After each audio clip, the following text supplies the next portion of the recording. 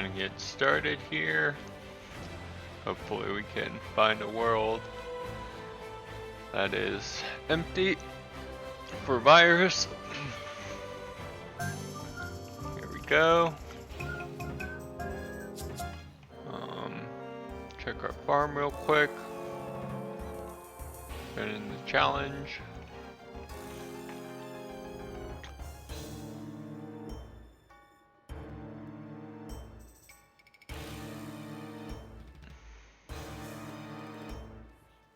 South Bend.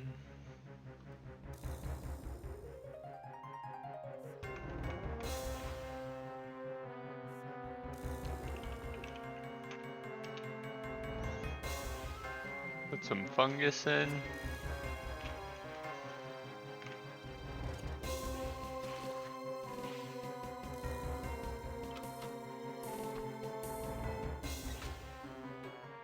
There we go.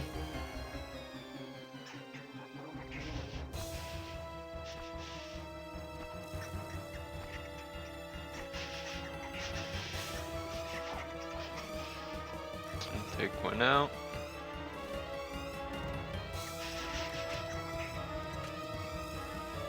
Store the storm barn. And let's head to fires. Here we go. Gotta empty our gem bag.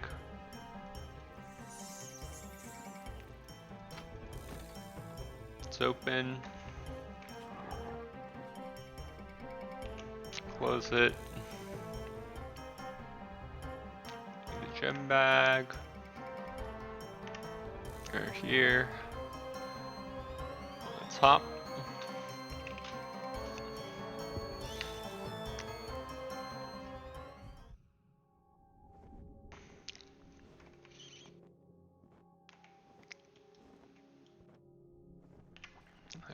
Someone's here as well.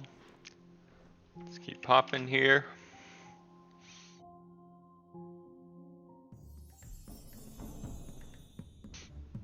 Thank you for the follow, PT Peanut, whenever that happened.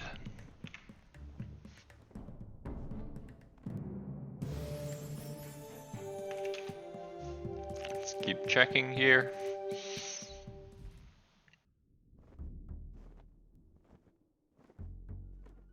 Oh, we're good. Found a good world here.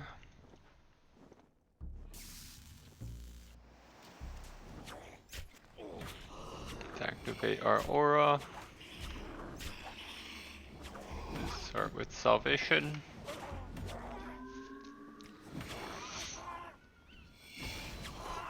Go.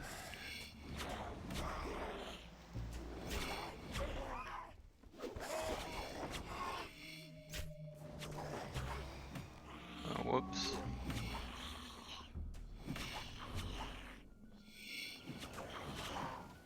Take care of these. Let's get the loot up.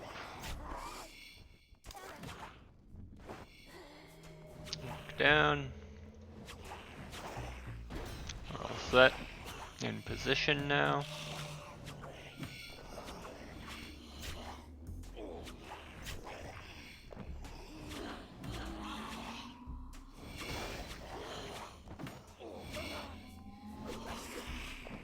Alrighty. Here we go.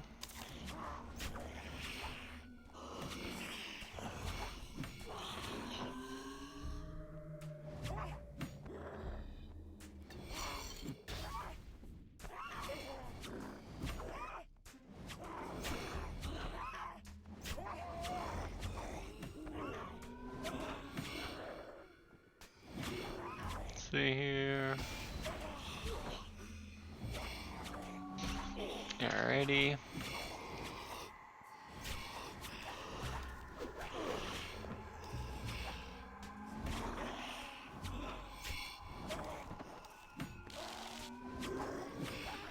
Good.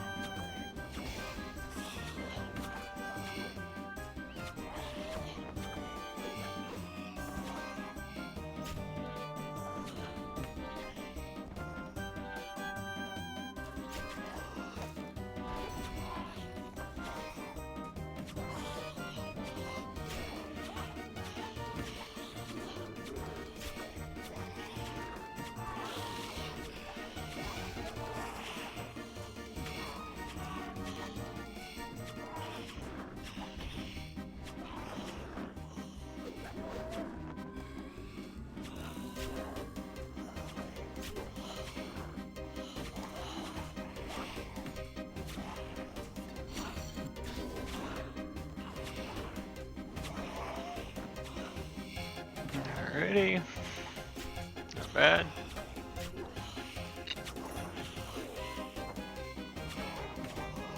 Only took us 3 tries. We're set here.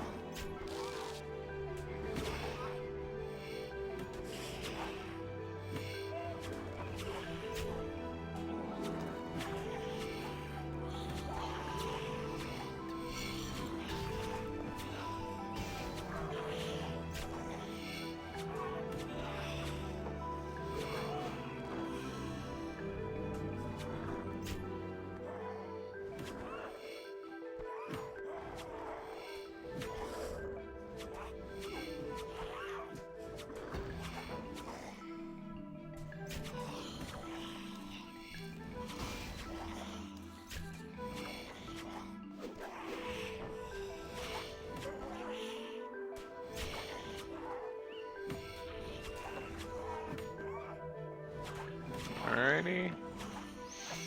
Get some more loot. We're good. Just chilling here.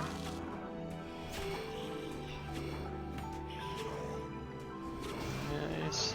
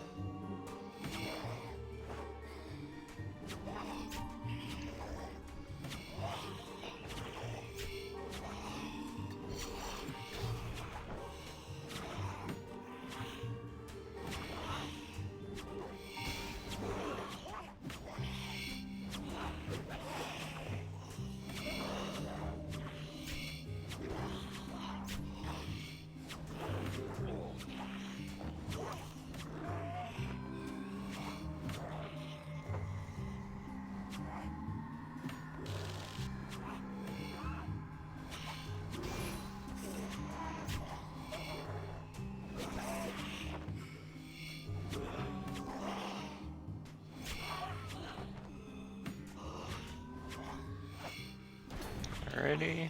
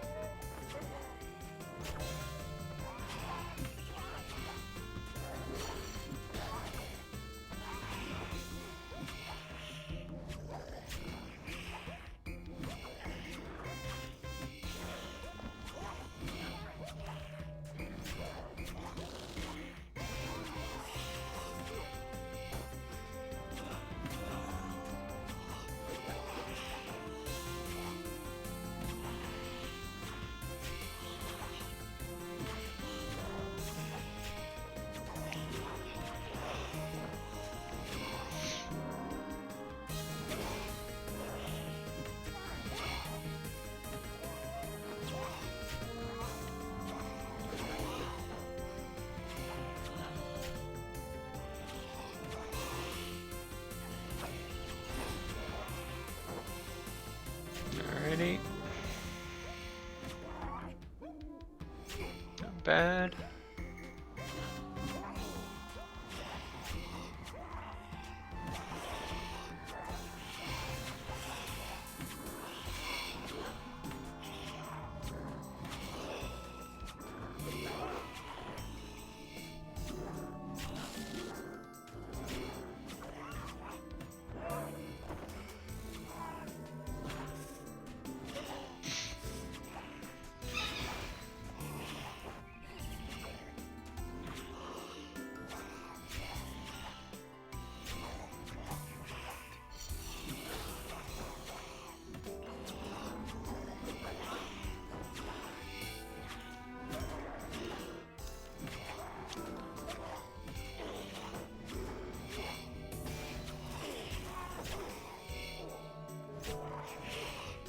Alright.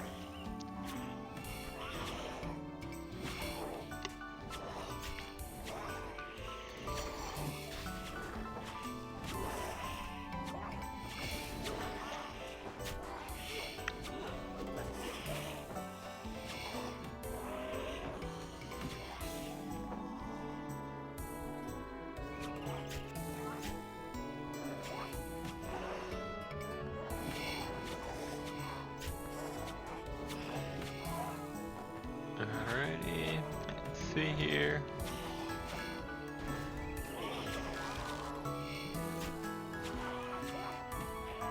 Change a few things here with scanner stuff.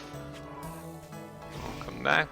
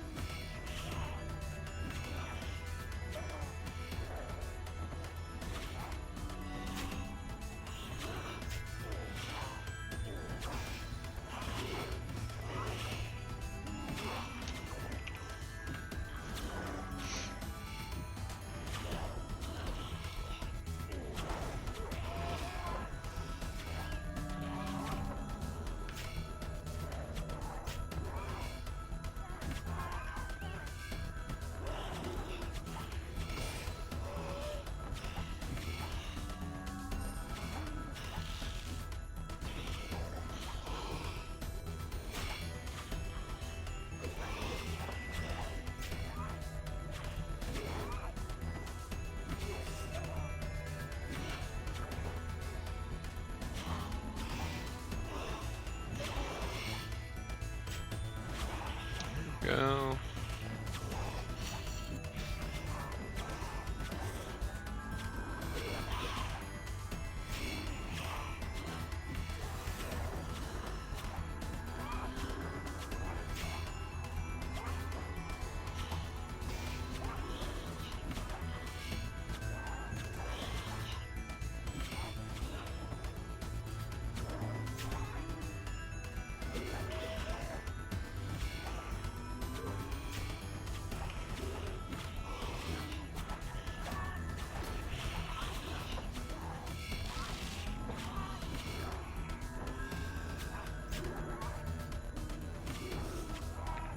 Alright.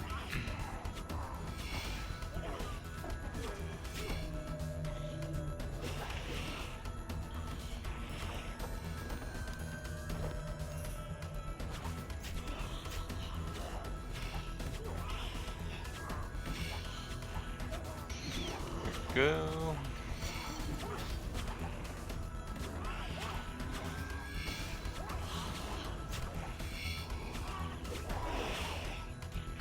Good. Just checking some things.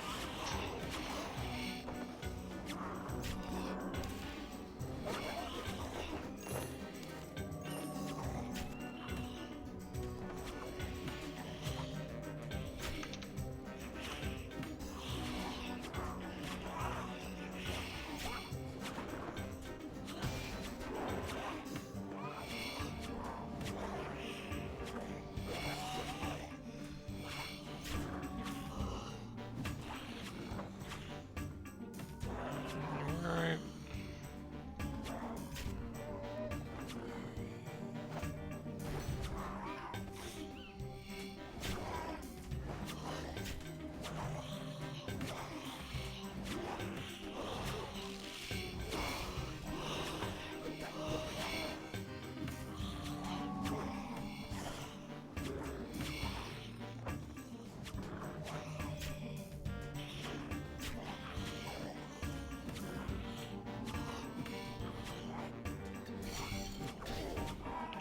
Go. Let's loot.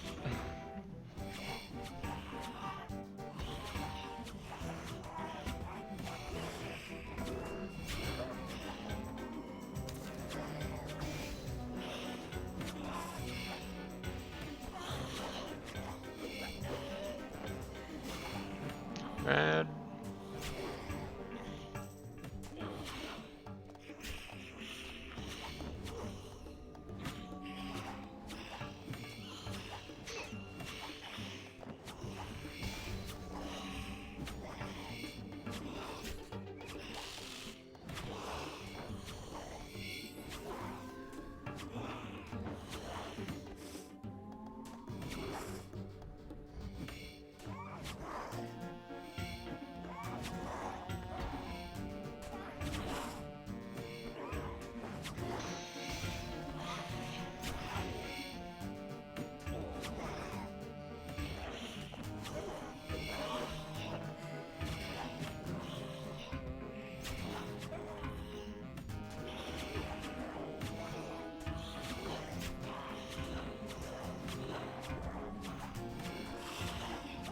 Go. Get all that loot.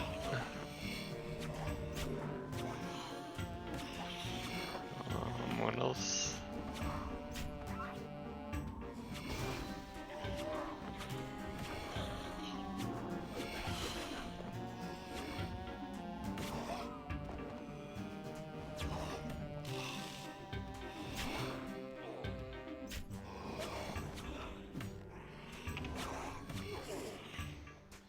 good.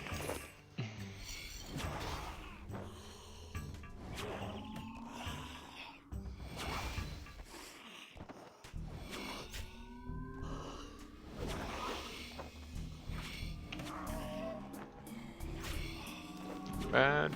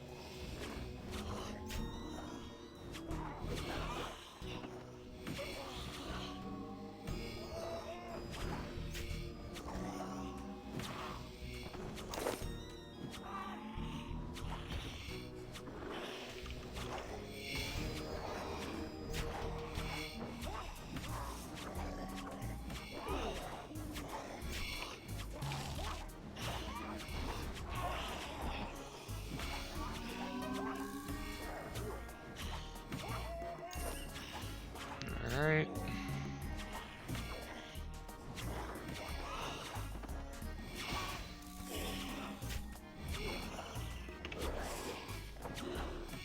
This is good.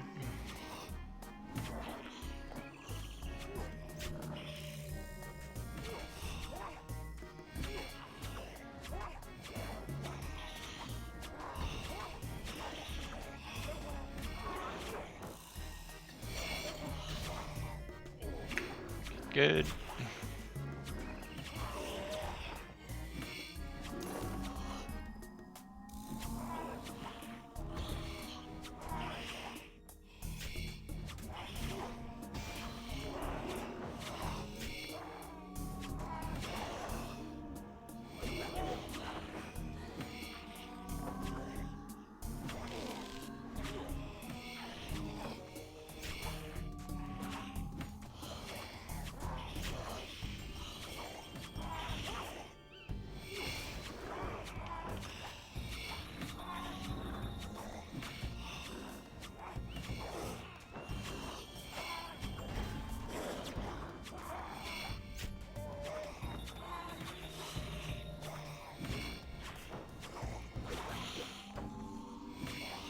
Alright, let's see here.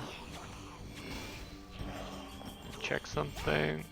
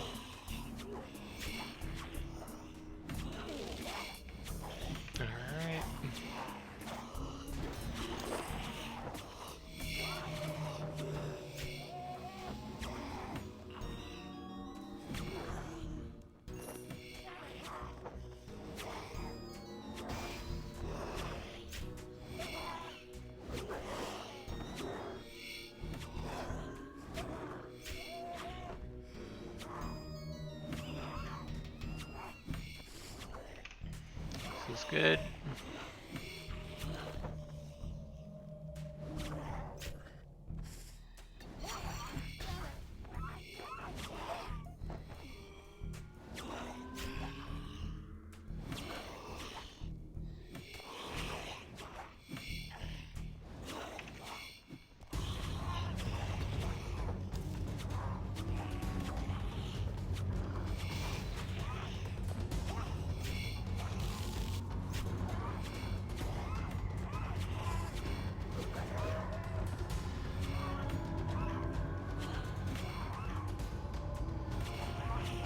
Alright, modify this.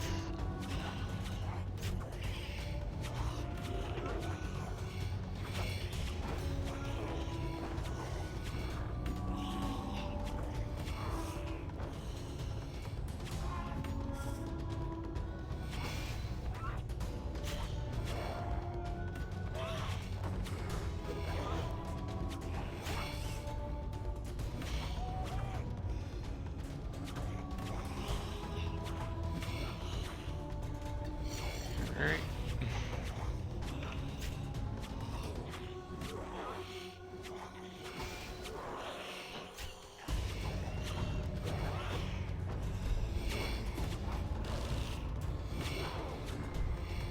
Here we go.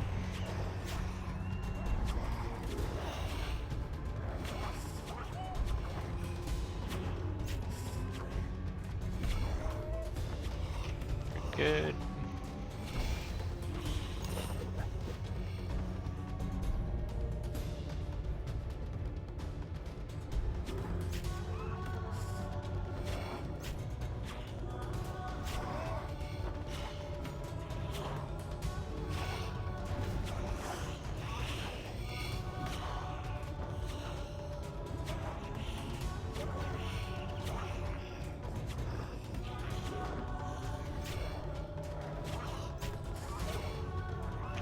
Right.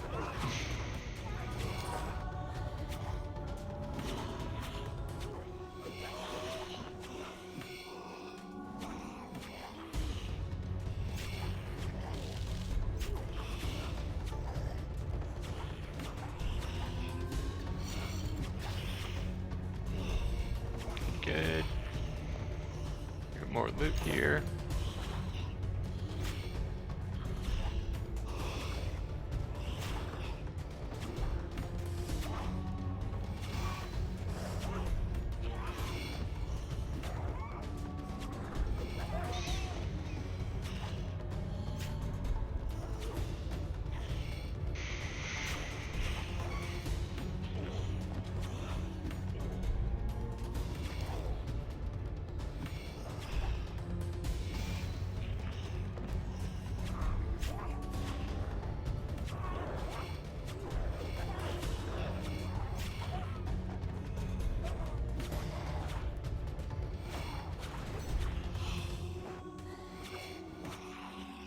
There we go.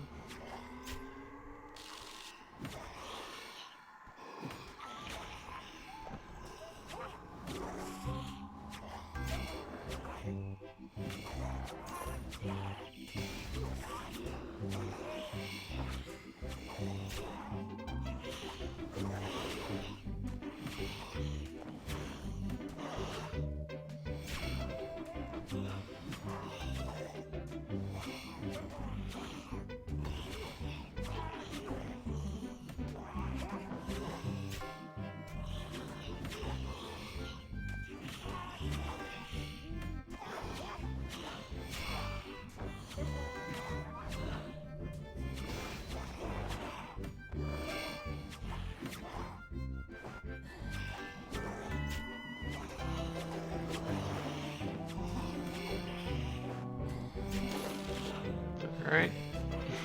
Let's see. A couple more adjustments here.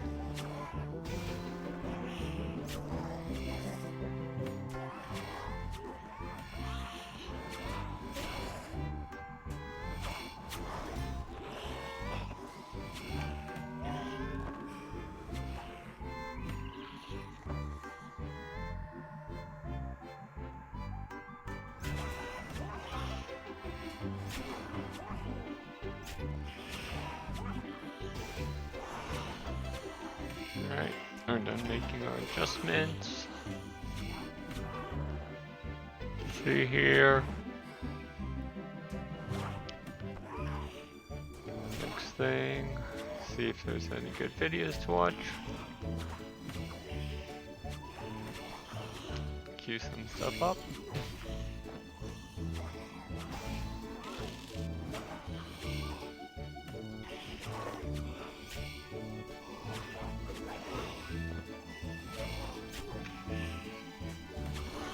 Alrighty. What else do we have here?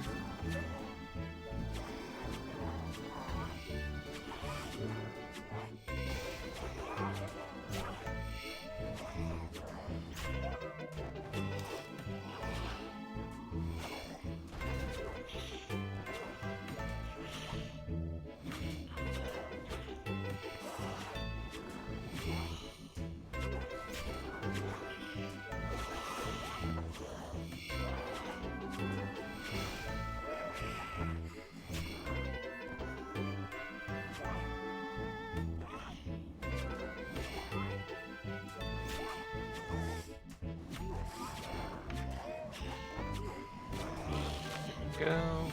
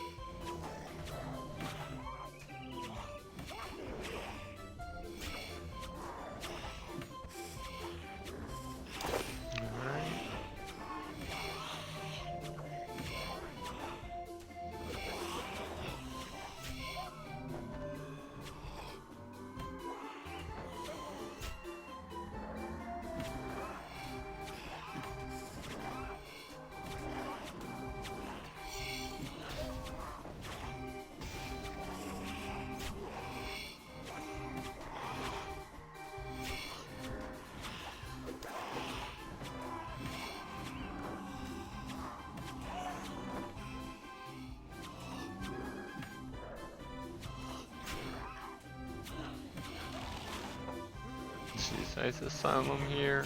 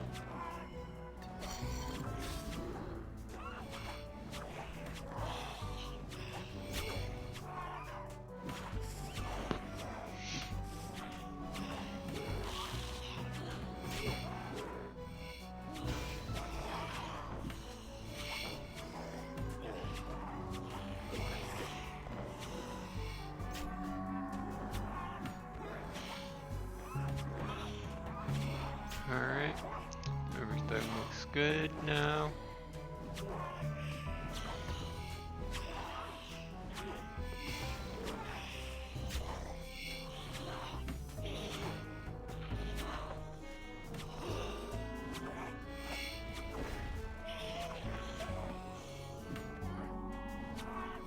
Just checking some emails.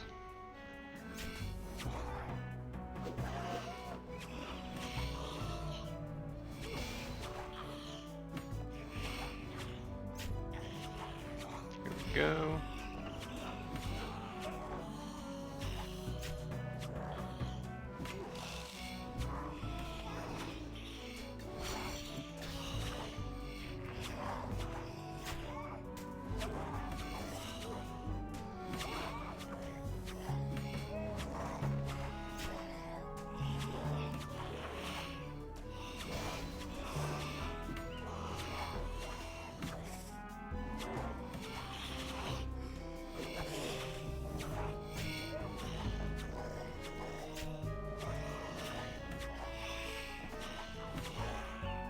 Everything looks good.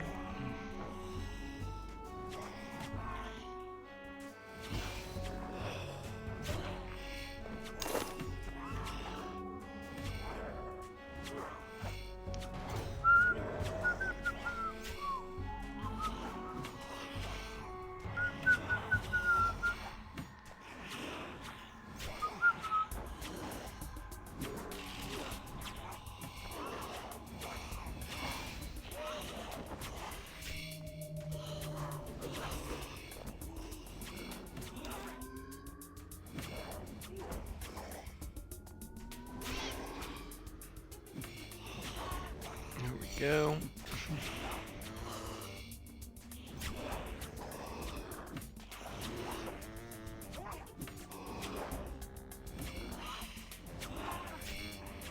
Good.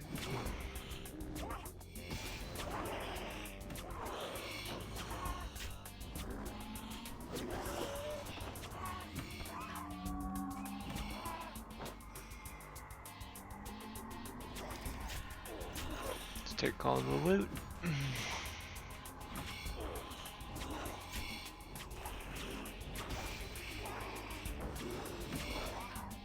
And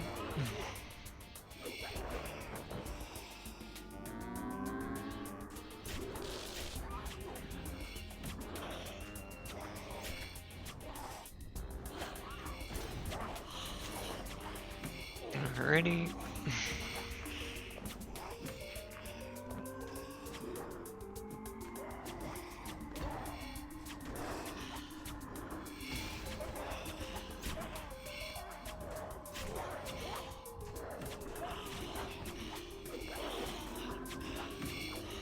Here we go.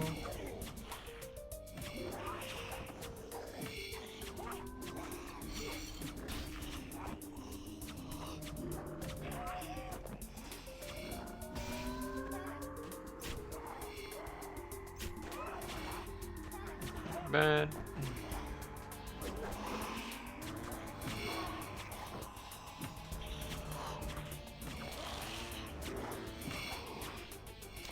Good.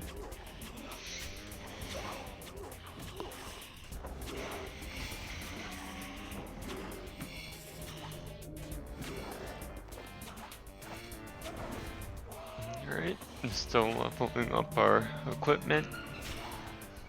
We don't have to siphon yet.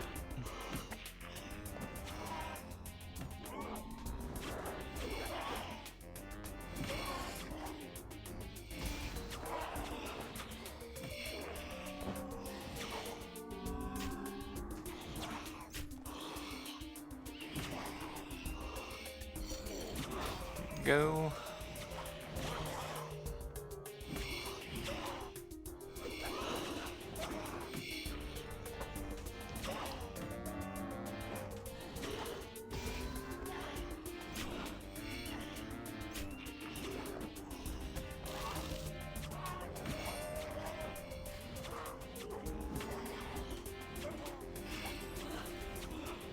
Add.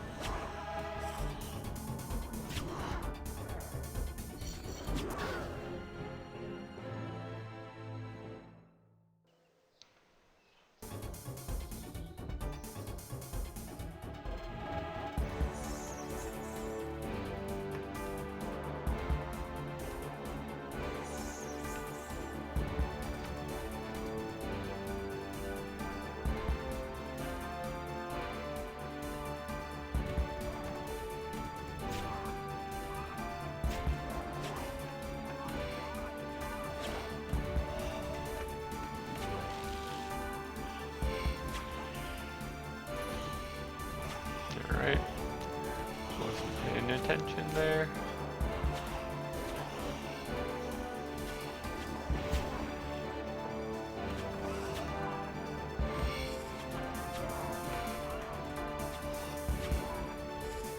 We died, but we're back now.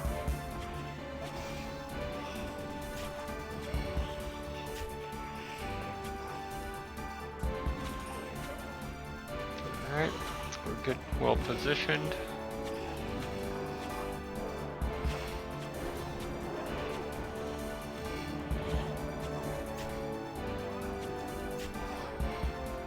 This is good.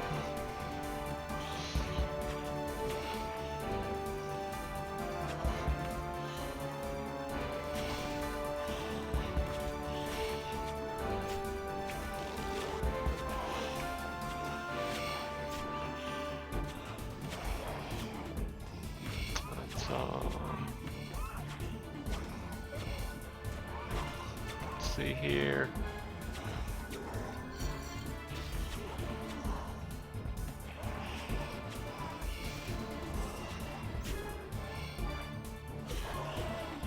Everything looks good.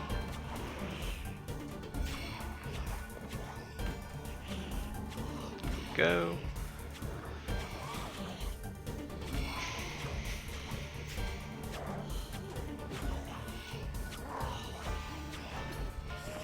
Good.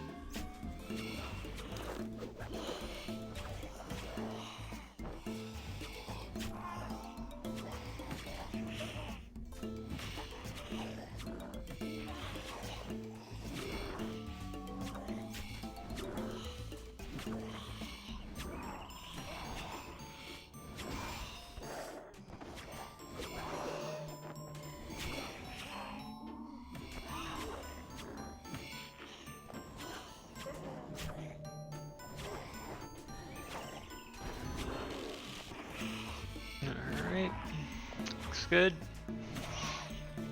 Let's loot.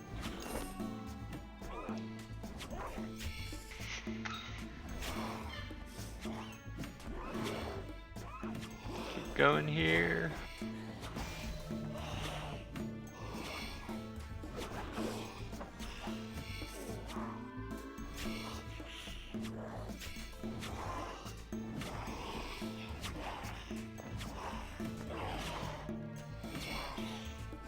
Bad.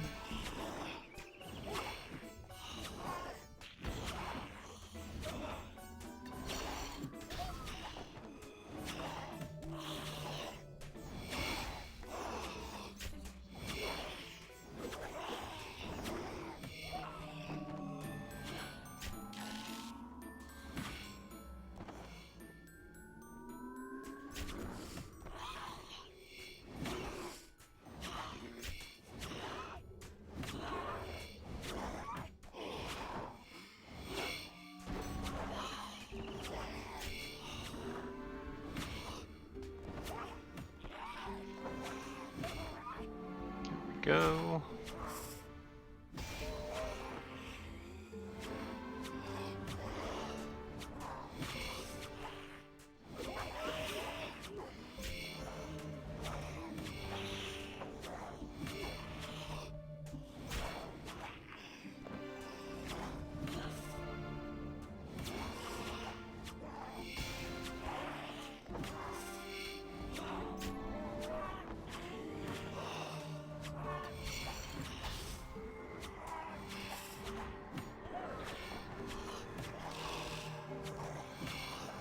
Alright.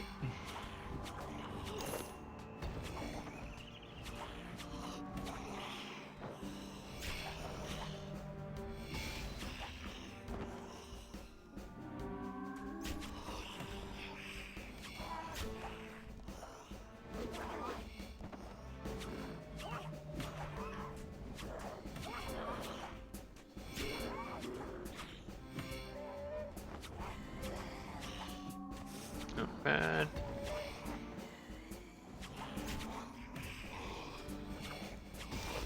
There we go.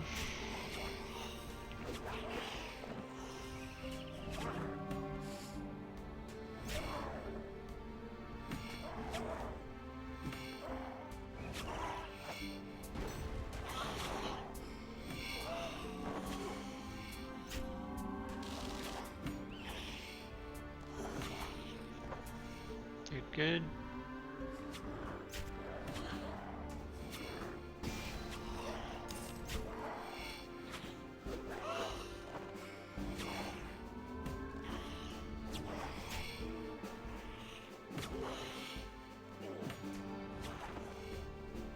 See here.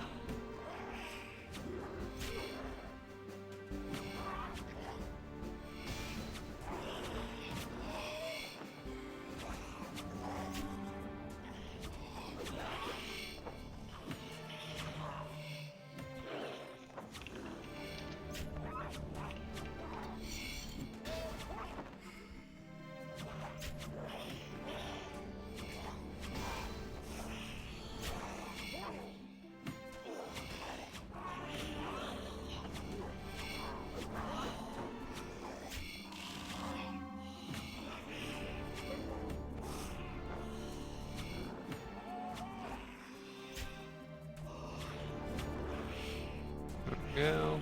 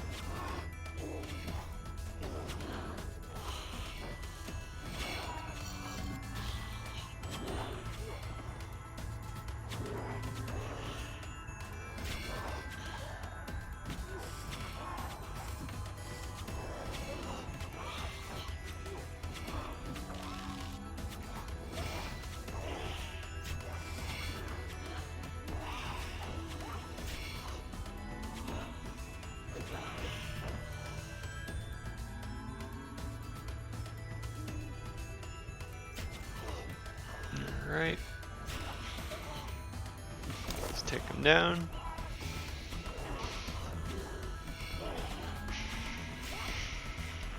Taking down all the fires.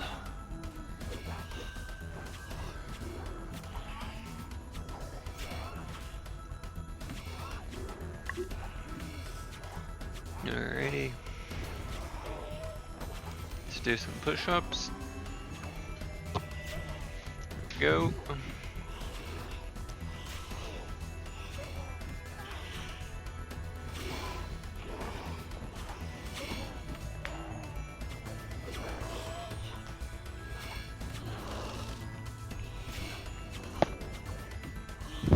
That's good.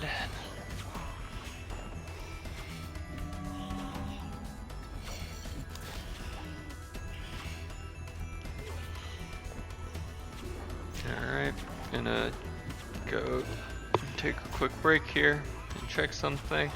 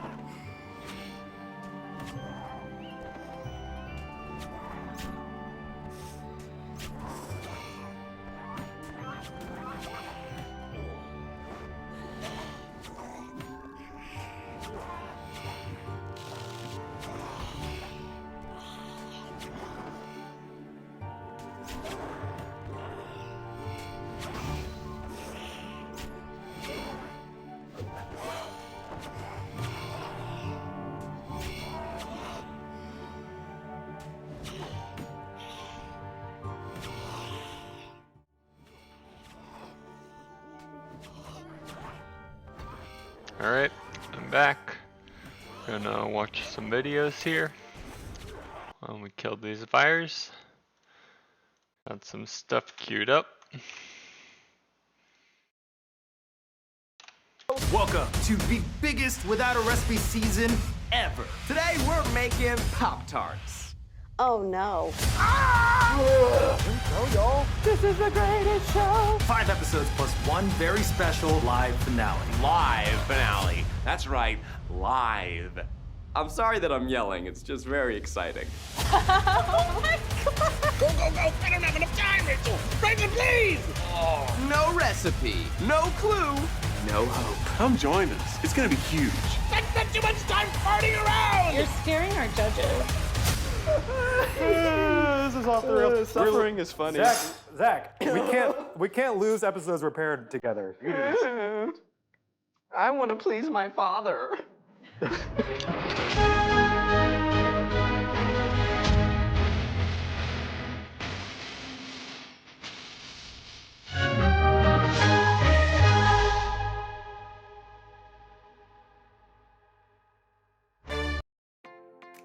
Is your home's foundation on the move? Cracks in walls, sticky windows and doors, and uneven floors may have you feeling uncertain. But signs of foundation movement may not be as worrisome as you think. LiftTech is Colorado's choice for honest foundation evaluations. If we find a repair is needed, we'll treat your home like it's our own. Because keeping our Colorado family safe is just as important to us as it is to you. Call LiftTech today to repair your Skip. Sorry there. The Try Guys are back in the test kitchen for a brand new season of Without a Recipe. I don't know. I'm already nervous. This week they're making Pop-Tarts. I think it's a pie crust, right? We're making a pie crust. Will they find themselves in a jam? Are we even doing this right? I think we're just playing with the tools. Or will they be toasted? Nicely toasted. I'm really counting on this being almost entirely butter. Over the course of 2 days, each baker will have 4 hours to complete their dish and present it to our panel of judges. Welcome to the judging of Pop-Tarts. Hi everyone, I'm Rosanna Pansino and I host one of the most popular baking shows on the internet. Hi, my name is Jennifer Yee and I'm the chef owner of Baker's Bench in Chinatown, and we are a mostly vegan bakery. Hi, I'm Monique and I am a Michelin-starred pastry chef. So I started baking when I was first an intern in Rome, and then after college I went to pastry school in Paris, and then I worked in a few different places, and one of those places was in Hong Kong, where I was the executive pastry chef at the time, and we got 2 Michelin stars. I think pastry seems hard because there are some parameters that are very precise. If you understand the limits, there is actually a fair margin for creativity and innovation. A Pop-Tart is a very commercialized version of what was originally intended to be a scone. It really does qualify to be a pastry because it has a dough component, a filling, and an icing. The Pop-Tart itself is very simple, but sometimes the simplest things are the most difficult to execute well. Tender, but crumbly. I do think you have to be able to toast a Pop-Tart. If you were going to attempt this without a recipe, I would suggest having a plan. I don't think I've had a Pop-Tart in 20 years. I don't really know the Pop-Tart flavors. I just know Pop-Tart when I see it. Last season, I was evil Eugene. But, as many commenters say, oh, it's so nice seeing Eugene not be so angry and closed off. He's so good now. He's so sweet. So this season, you're getting the true final form. Good Eugene. Cue angel music, spotlight, glitter, halo. That's the graphic. Pop-Tarts. How do you make them? It's a pie crust, but instead of a pie, it's a little pocket. Are you traditionally good at Pie crust? Am I good at pie crust? Roll the tape. Yeah. Well, my pie's garbage. How did that even happen? I don't even know what to do. No, I'm not great at pie crust. This season, I'm gonna win every single one. Hashtag Zach Sweep. I don't know what Pop-Tarts are, really. I've never had one. I didn't eat Pop-Tarts growing up. My parents wouldn't let me. And then no one at lunch wanted to trade me. I don't know what they are. They're flaky, right? Pop-Tarts come out of the freezer? Right? You've never had a Pop-Tart. I've never... They come out of the freezer, right? I'm pretty sure. No?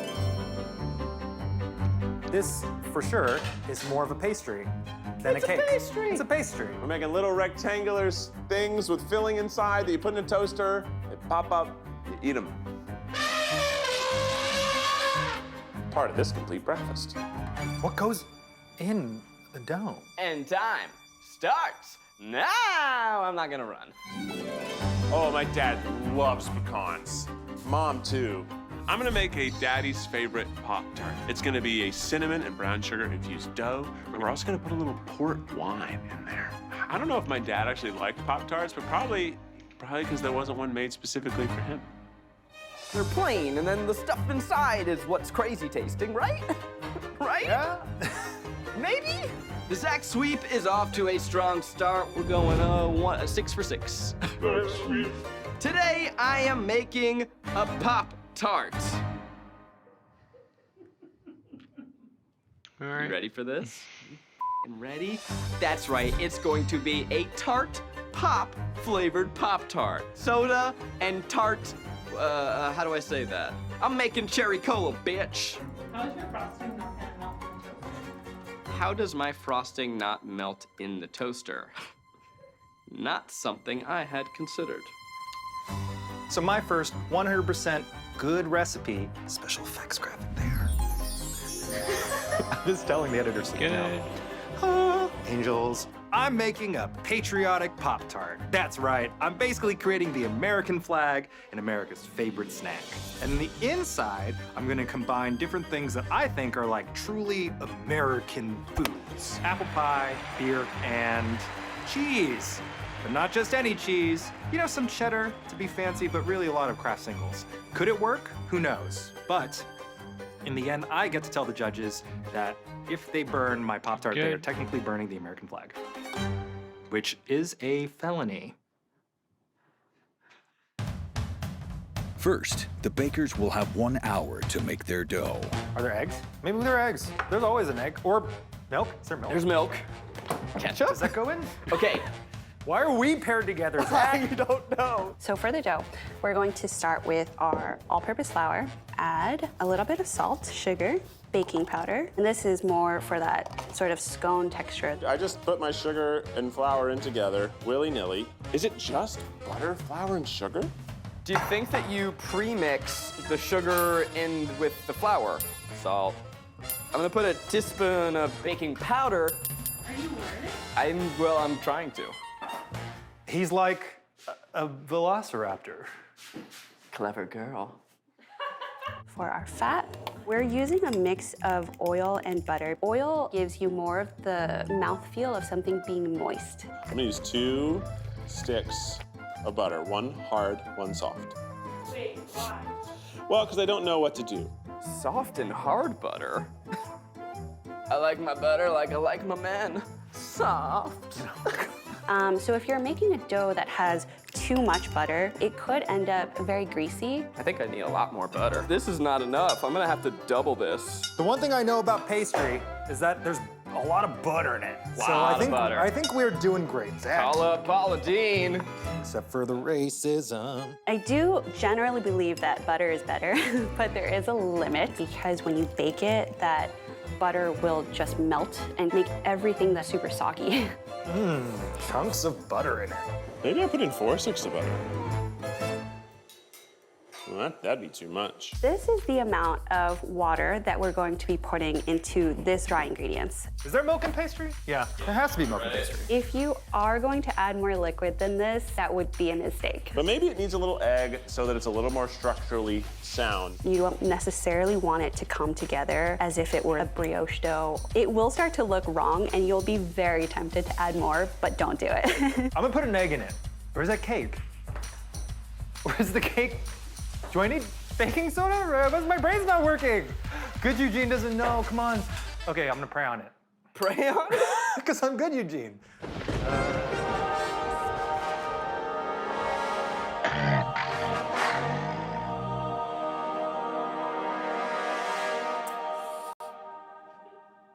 The higher powers are telling me to put an egg in it. Okay. America. Should we start singing patriotic songs? I would love that. This land is your land, this land is my land, from California to the... This land is made for you and me. Well, sometimes not for you or me, Zach. Yeah. Yeah, it depends on who's in power. Yeah. Jews will not replace us.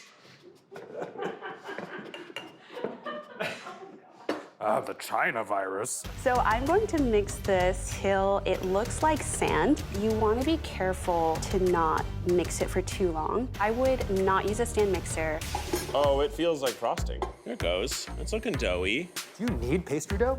We're trying to avoid kneading the dough as much as possible. I would just mix it very, very little. Every motion, you are going to start developing gluten. Developing gluten is always what's going to lead to something that's very tough and dense and heavy.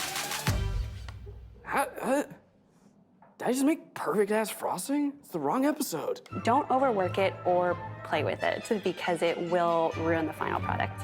These colors are America. This is gooey. Is it supposed to be like bread dough that's not that? And you can see that it's still really crumbly, but I am not going to work it any further. Gather it gently and coax it into a round.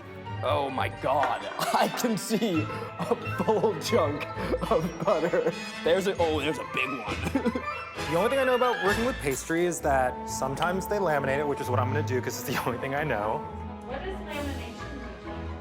Whatever it is, I don't think I'm doing it right, but I think my experimentation is super fun looking. What the hell are you doing? Early mistakes will compound as you continue to work. Everyone say lamination. That looks like the most delicious psychedelic tortilla ever. So you want to be precise and ideally not too frantic. No one freak out. I think I made a croissant on accident. Oh, I'm so sorry to all the bakers out there. And with the rest and the fridge overnight, it will come together. Look at this. It looks nice. Aesthetically, it looks nice. You know what to do. I just noticed it kind of looked like a good flesh tone. A nice chin. I made a little man.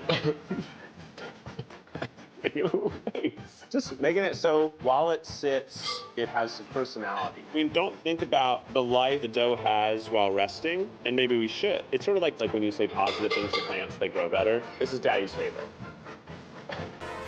So I'm making Daddy. My dad's name is Don, so this is Doan Habersberger. Oh, his eyeball fell out. Uh-oh, his pupil fell out. Let's just match that back in there. There we go. You think he's cute? Yeah. Yeah, he is cute. You need a kid that will keep up all season long. Sure can.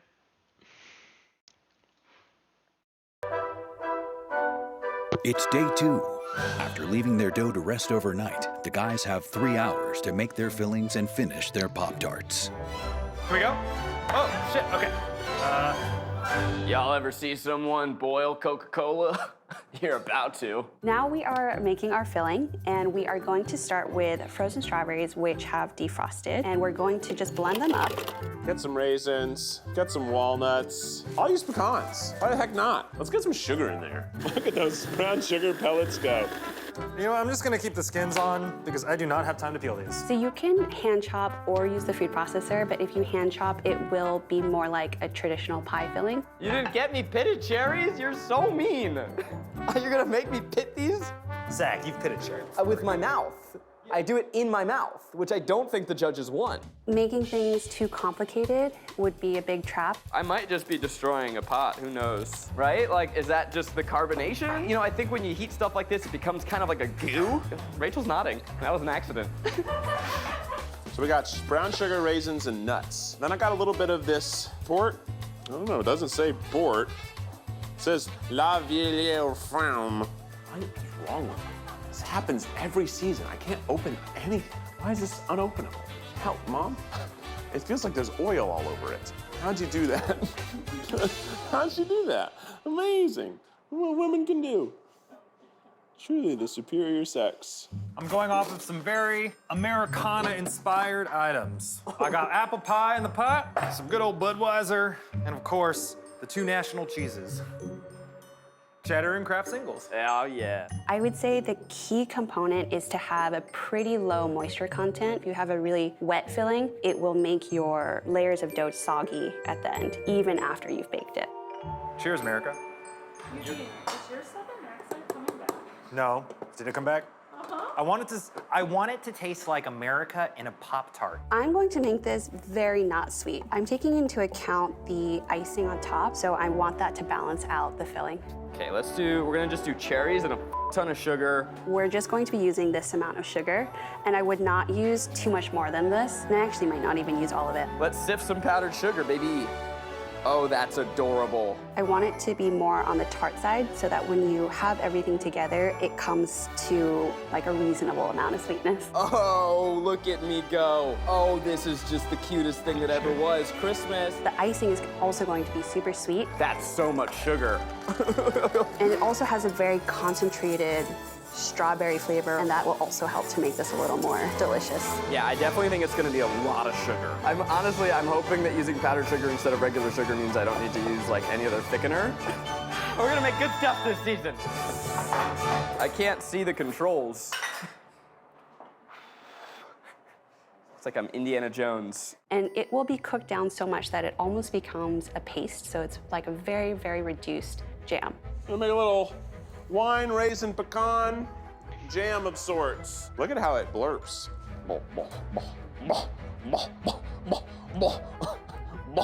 I want it to taste like, you know, America in a bite. I think the beer is gonna be pretty good. I'm worried about the Kraft singles, but I'm going for it. You know, no one's forcing you to do that. So we're seeing it partially reduced. You can see quite a bit of the liquid has cooked out. We're going to add strawberry jam that is store-bought because it already has pectin in it, which is a thickening agent. This is just not a jam, it's a soup. Honey will make it thick. It is phenomenal. It is the sugariest thing I've ever had. So while this is cooking down, we're actually going to roll out the dough that has chilled. I'm gonna go ahead and cut him right down the middle of his face because we need 2 equal dough chunks to roll out. Get a little bit of flour. I don't know if I actually need it or not. Do not use flour to roll it out. Just stick with parchment. Everyone is wondering what this looks like. If you add flour, it changes the actual consistency. You are going to create more and more gluten, which we are always trying to avoid. Oh no, it's so frozen. But look at that lamination. Now that I really think of it, I did not eat that many Pop-Tarts as kids. Yeah, Eugene, that looks like something someone voluntarily made in the kitchen. I'm using a branded Pop-Tart as a size guide because this way it will 100% fit in the toaster. All right, I've made a little pattern for myself to try to keep them close to uniform. Well, I figured this was about the size of a Pop-Tart, so I'm going with this. And we're going to dock the holes through which the steam will vent out. So the whole time we're going to be whisking that because if I let that go for too long, it's gonna scorch in like a minute. And then we're going to refrigerate this and do the same with the bottom dough. I'm like measuring this all perfect like as if that's gonna be what makes and breaks my design. Rachel, what's the time? The way that it looks in the pot is more or less how it's going to look when it's baked. Done. All done. It looks like a mincemeat pie. I can smell the wine. Maybe I'll put a little cinnamon in this. Yes, so off the heat, we're going to season it. I am particular to salt, vanilla, and if we feel like it, some acid. Kraft singles. Ah, just like Mama used to make. Oh, so cute. Oh, so cute.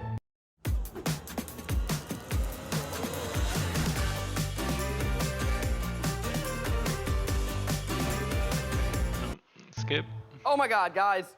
Guys, it's happening. Coca-Cola goo. Tastes nothing like Coca-Cola. Yeah, I think I made caramel. Oh, that's what brown sugar is when you melt it. I make caramel. I like a piping bag for fillings because it gives me a lot of control and precision for where I'm going to put the filling. Should I just start building them? And hope? This isn't a, American Pop-Tart, so I'm trying not to scrimp on the insides, but I think it might bite me in the ass in the end, because I think these are gonna burst. For the kids who love their beer-flavored Pop-Tarts. You need to have a margin just so that your filling doesn't leak out. I'm putting down a nice heaping of cherry goo and then little caramel rocks. I feel like Pop-Tarts aren't that full. I'm really nervous. I'm just trying to power through it. I'll cry later. This is called crimping. Ooh, I know how to crimp. Uh-oh. This crimp is just ripping it apart. I don't think it's cold enough. Generally speaking, for sticking any kind of pastry, you want some sort of liquid. Egg white or eggs are usually the strongest. Okay, that's a tart. Unimpressive, yes, but we can mold it to look nicer. I got it. I'm gonna write Dad in little holes. Oh, yeah. Okay, oven. Yes, these definitely need to be baked all the way through in the oven because the toaster is more for just rewarming as opposed to cooking or baking it. So I'm gonna let them stay in there for 12 minutes to an hour. I'm just gonna throw it in. 350, let's go. Coming through! Wow, these are beautiful. What? Okay, bottom to top. Great. Ah, let's go make some frosting. So in the meantime, we are going to make our royal icing because it's really, really strong. It is heat proof. You can toast it and it will stay completely intact. Let's pedal to the metal here and try to make some kind of simple frosting that's not gonna melt. Really simple. It's just powdered sugar and egg whites. Royal icing is so simple, so anyone can do it. Butter, sugar, marshmallow, and Santal gum. Classic ingredients. Inside we have sugar, Coca-Cola, butter, corn syrup, food coloring, and flour? Is frosting milk? I would avoid making buttercream for this application because it will absolutely melt and probably destroy your toaster. Okay, I'm gonna take a look at my first batch, see how they're doing in here. You tell me, but that looks like a frickin' Pop-Tart. Corn Diddy Sweep is alive and well! They're all cracked on top. You think that was from the dad? I think this is right. Okay, I'm gonna run these over to the freezer. Coming behind you with the hot stuff. Yeah, they're all crickety cracking. Maybe I won't put the dad in some of them. Wow, this is stressful. After leaving their bakes to cool in the freezer, Get every second of cool it can. the guys only have 10 minutes left to finish their Pop-Tarts. Okay, so these three are still rather warm, but these 6 are pretty good. They need some sort of design element. The plan was to make Coca-Cola frosting, and that's not gonna happen. Well, I've got a couple options. I've got my cherry goo. I've got 2 very, very bad frostings. The goo is like the best goo that you've ever gooed, and I've been gooed on a lot, let me tell you. Okay, I'm just gonna go for it. Come on, Pinterest. 4.5 minutes. Ugh. Rushed. Everything's warm. My legs are melting. I'm going old-fashioned with this. Dads are simple folk. We gotta mow the lawn today. 1 minute. They're holding their shape. I can't believe it, but they are the ugliest things I've ever seen. Should have done the flags last. What was I thinking? Melting, melting, melting, melting, melting. Go, go, go! I don't have enough time, Rachel! 5, 4, 3, 2, 1. Hands up, bakers! I ruined it. Hands up, bakers! That was That's tough. beautiful. Pop-Tarts! Zunk!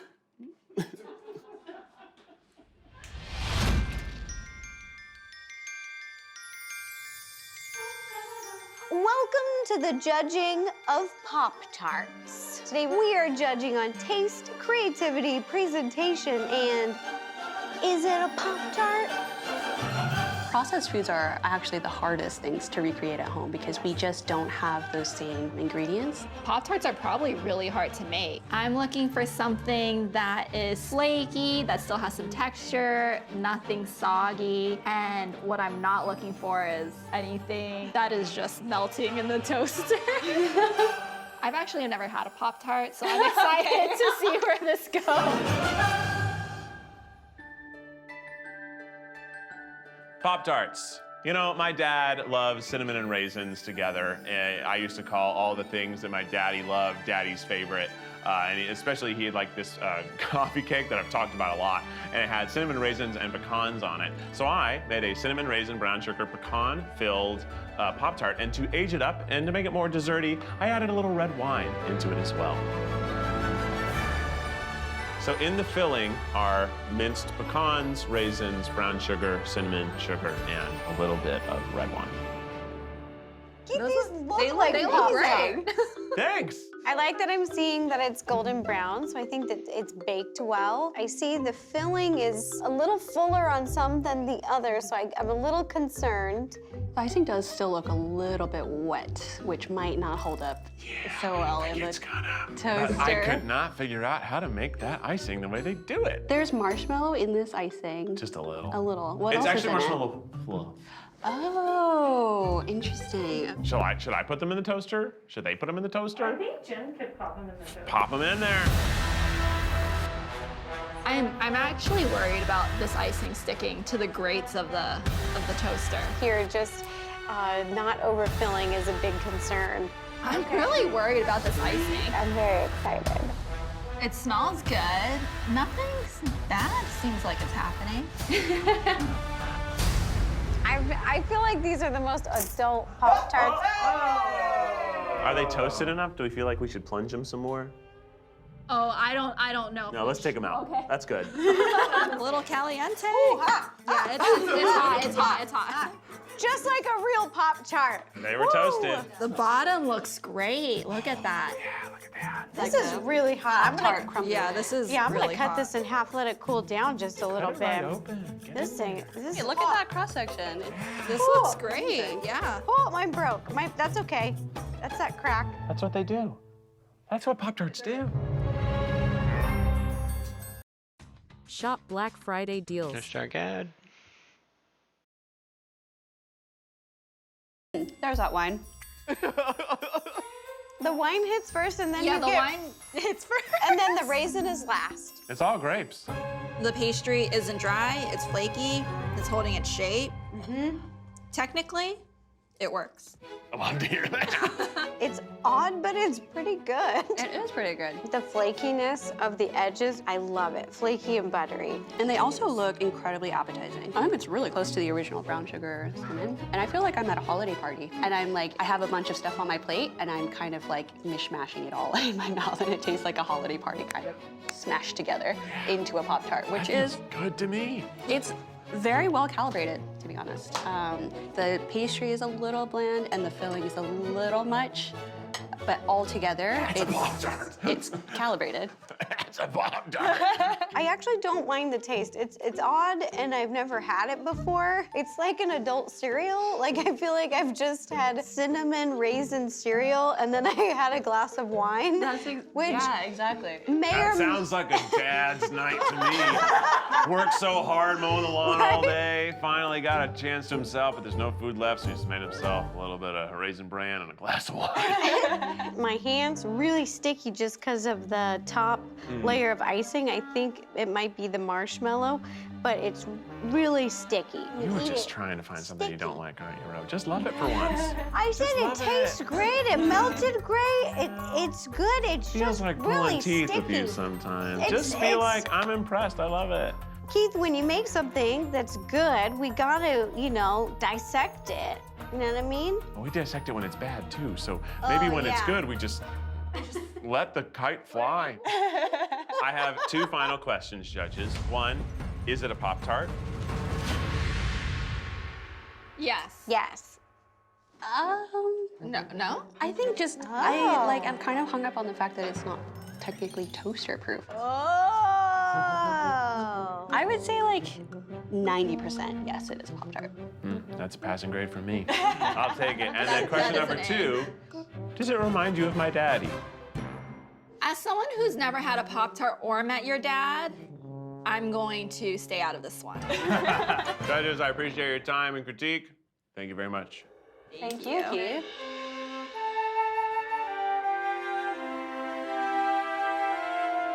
Out with evil Eugene, out with that edgy stuff. This season's all about good Eugene, and what's sweeter than the United States of America? So I proudly present to you, ask not what your Pop-Tart can do for you, what for you can do for your Pop-Tart. The patriotic tart. Whoa. What an artistic expression. Very artsy.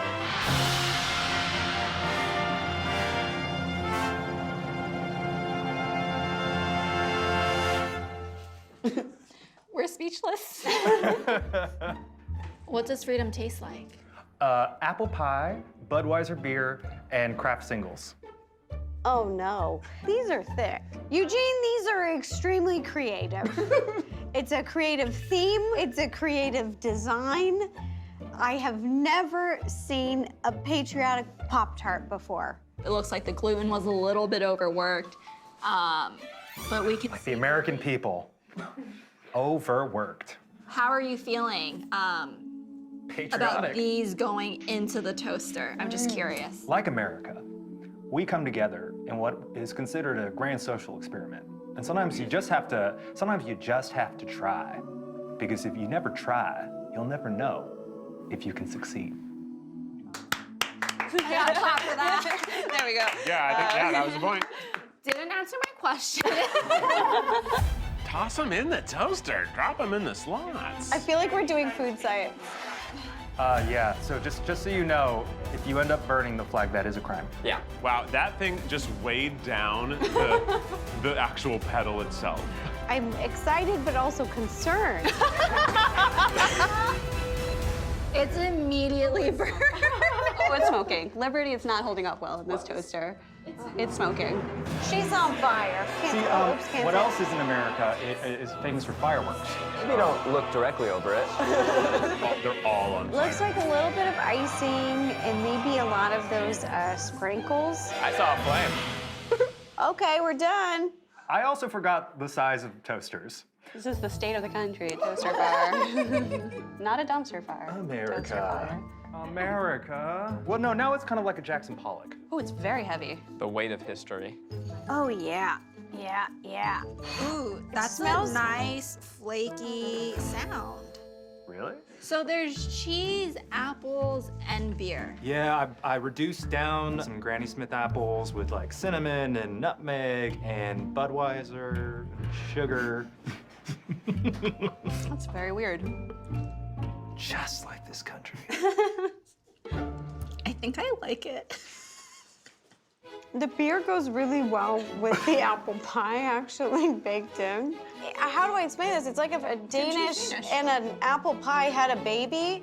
It's very weird, but it's not bad. My palate is just a little confused because it's never had this before. I've never taken a bite of a Danish and then taken a bite of an apple pie. The color's a little, Yeah, the color but it tastes good. You did a laminated pastry. You did a great job. I hate to say that it's actually like weirdly good. That's what I'm saying. I don't think I'm down, but it's good. I'm really confused about my No, I feelings agree. right now. I'm not sure what just happened, but it was pretty good. It's sort of similar to Keith's, where if you eat the disparate elements, they're a little funky, but it's very well calibrated. It's really flaky and it's holding its shape really well. To do Tell that us how without a you recipe made it. is Yeah, very, I'm very really impressive. impressed. Honestly, I'm not even joking. Why does this filling work? I don't get it. You're just like mind Just like, I hate it, I kind of like it. It's sweet from all the sugar, it's tart from the apples, it's salty from the cheese, it has depth from the beer. You just like hit every taste bud. Just like this beautiful country. No, not really. Judges, is it a Pop-Tart? Yes, for me. Yes. This is difficult because you've got a great filling, you've got a great crust, but I don't think it toasted and it caught on fire. So it's not a toastable Pop-Tart. I would say being toastable is part of the challenge, so I'd say in that area, it's lacking. And we appreciate the commitment to the theme, including your dress. That goes very well with the creative aspect of this. My dad would wear this shirt. For sure. Hashtag ad.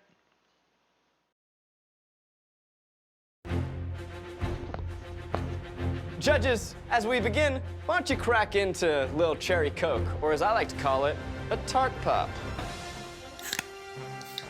Yeah, you get it? Because I made a Pop-Tart Pop-Tart. It's cherry Coke Pop-Tart. Let's do this. Pop like how they say in the North. Oh, Gotcha. It's a weird white people thing.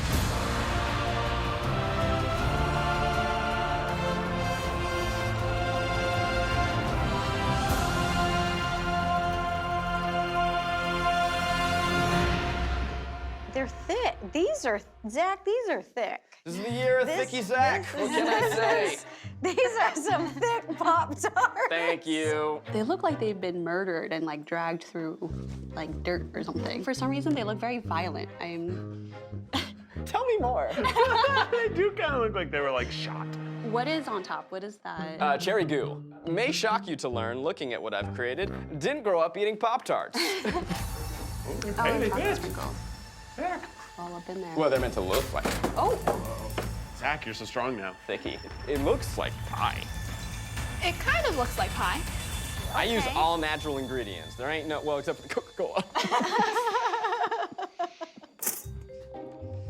Oh, they look charred. So I reduce the cherries, and you have like chopped up cherries with some sugar, and then I also have a Coca-Cola caramel in there. How does one make a Coca-Cola caramel? Well, I tried boiling Coca-Cola for as long as possible, and it just never became a goo. The color of this is beautiful. Zach, I hate to say this because of the thickness. Don't say it then. My dough didn't bake all the way through, and you'll see this layer right here.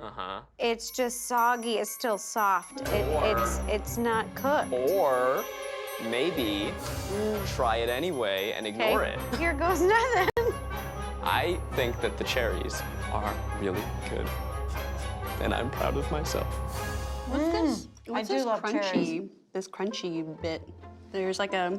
There are like chunks of something. Is it sugar? Oh, the caramel! Oh. Guess it doesn't melt in toasters. It's tasty though. It's Yeah, good. let's go there. Kind of more like a bread or a biscuit. Oh my gosh, it does taste like a biscuit. You also didn't roll yours out very thin. No, I mean, I definitely rolled We it. know. I really actually loved your cherry filling. It's good, right? It was good, but it's just the dough, dang it. The dough's messing me up here. It's raw. I think it would be perfect if you subtracted one whole layer, so it was like a tartine, you know? You overworked your dough a little bit. I would have liked to see a little bit more flakiness, which would have come from larger pieces of butter. I had that really good, and I thought that was a bug, not a feature. I made sure to get rid of those for you. Oh my gosh!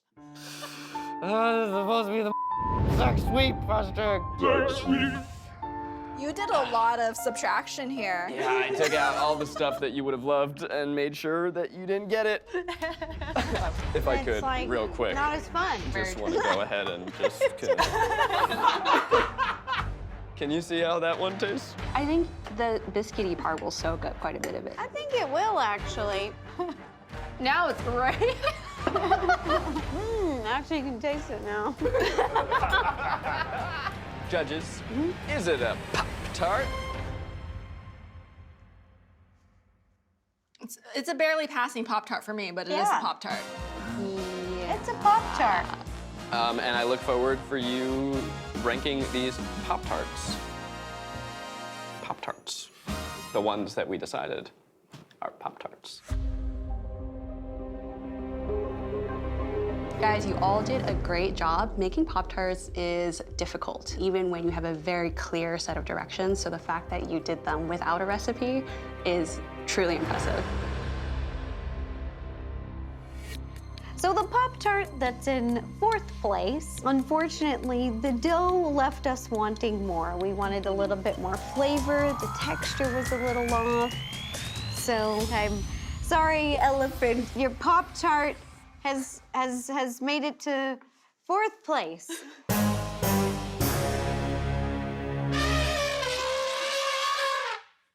You're scaring our judges. Okay, so in 3rd place, we do have a thick boy. And this one caught on fire in the toaster. It didn't have one of the best doughs we tasted all day, but it did have one of the best flavor combinations. So in 3rd place, we have Zach. Oh, you tricky Oh, you really gave me hope for no reason. Oh, I thought I was getting into. Why'd you do that? You didn't have to do that. That was so rude. close, You didn't have to though. do it It that was way. so close. You knew you needed to do it. You knew you were taking us just stabbing right in the heart, just giving me hope that I didn't deserve to have. You're stabbing me. Don't pour a beverage on it next time. So it's just so hard for us to choose because we genuinely enjoyed both of them. Eugene's, you really blew us away with your creativity. You really followed your theme all the way through. The flavor combination was something that all three of us enjoyed. Not sure why, but we enjoyed it. Keith most resembled a Pop-Tart to us. The flavors are really nostalgic. From a creativity standpoint, maybe didn't really take us home there. Never met Donald Happersburger. You'd be blown away. The winner of the Pop-Tart without a recipe is Keith.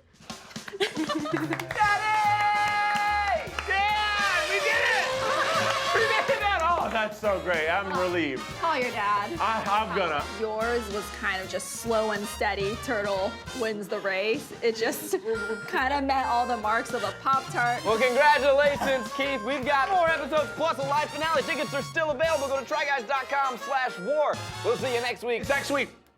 Zach Sweep. Third place, Zach Sweep.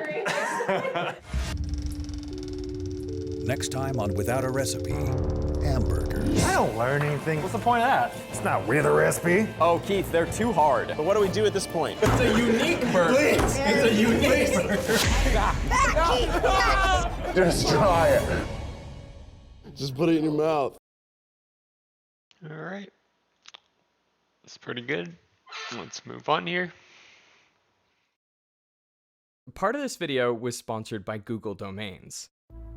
This is a US government warehouse that sells almost anything you can imagine. Blueberries, steel, cigarettes, limestone, a standard bullet, and even some things you don't want to imagine. I also see you have domestic sludge there. This is domestic sludge. So when you flush your toilet and it goes through the sewer and it goes into a wastewater treatment plant, the first step is to get rid of all the solid material. We took that, dried it down, so it's a nice fine powder. I wouldn't recommend smelling it. What is the purpose of all this stuff? Why are they selling it, and why is it so expensive? Does it ever feel like you're living inside a sci-fi story or something? You know, I've been here for a long time, so I don't think of it from that perspective, but I should say yes. The science fiction element to me is like, there's someone thinking about that? There's someone collecting that? It seems so fictional. Like, why should a place like this exist? There are apple leaves and peach leaves, oyster tissue, bars of zinc metal, carbon dioxide in nitrogen. In these vats of liquid nitrogen, there are samples of marine animals. Mussel samples, dolphin samples, whale samples, birds as well, bird tissue, and some human tissue as well. But perhaps the weirdest thing they sell is something really mundane. Peanut butter. It looks like a peanut butter. It is peanut butter. It's creamy. It's probably the most expensive jar of peanut butter in the whole world. We essentially pay for a company to make generic peanut butter. We might have 2,000 jars of generic peanut butter, and what we do is we then go through and measure the fats in these jars and figure out how much of various compounds are in there, and we actually then slap on a label and provide a certificate at the end. Have you ever eaten some of this peanut butter? All of these things are not for human consumption because I don't know if I could actually tell you how old it is, but it's old enough that you probably don't want to eat it. How much does it cost? These are not sold at commercial grade prices. So this jar of peanut butter is not $3.99. This jar, I believe, is around $1,000. This is not something that would be viable for you to make your peanut butter and jelly sandwich with. An ordinary jar of peanut butter costs less than $5. And on the label, you can see the ingredients and the amounts of different nutrients like protein, fats, sugar, and sodium. Those values have been measured by the manufacturer using different machines and analytical techniques. But how do you know those results are accurate? Well, this is where the government's standard jar of peanut butter comes in. It is mixed up so carefully and thoroughly that each jar contains exactly the same substance. We take great pains at homogenizing these things to make sure it's consistent. Then scientists at the National Institute of Standards and Technology, NIST, take years to painstakingly identify the quantities of all the different compounds in the peanut butter with specified uncertainties. This peanut butter is then known as a standard reference material, or SRM. They sell these perfectly characterized SRM samples of peanut butter to researchers and manufacturers so they can calibrate their equipment. Essentially, the buyer knows that their equipment is working properly if, when they run the standard peanut butter, they get the values NIST supplies on the certificate. We've spent a lot of time to make sure that we're confident, and we can spend years studying the amount of fat in here and try to figure out exactly what those numbers are. So what you're paying for is not really the peanut butter, it's the knowledge of exactly what is in the peanut butter. And so this is what really drives the cost of a standard reference material, is our ability to assert the truth. We produce what I call truth in a bottle. You might think, why does it matter that the label on my peanut butter is accurate? But it is way more than the things on the label that NIST measures. Peanut butter actually contains naturally occurring aflatoxins. They're a carcinogen which can cause liver cancer, and they're produced by fungi on the peanuts. So if your peanut butter is made from a bad batch of peanuts, you want the factory to be able to accurately detect elevated levels of aflatoxins. And they're able to do that because the standard peanut butter contains a known level of aflatoxin that can be used to calibrate their equipment. The FDA, sample peanut butters and look for aflatoxins? A lot of times you actually have commercial laboratories that measure it in accordance to the FDA. The FDA may encourage them to use a reference material, standard reference material, to make sure they're getting the right numbers. FDA may not be handling it themselves. There are different challenges to measuring the components of different foods. Fine powder, for example, is easier to characterize than goopy peanut butter. So it's helpful to have a standard material that closely matches the target in composition and consistency.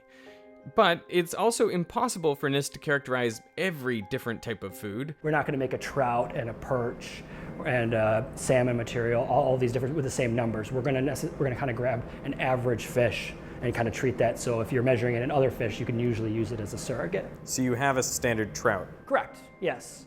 Tell me about meat homogenate.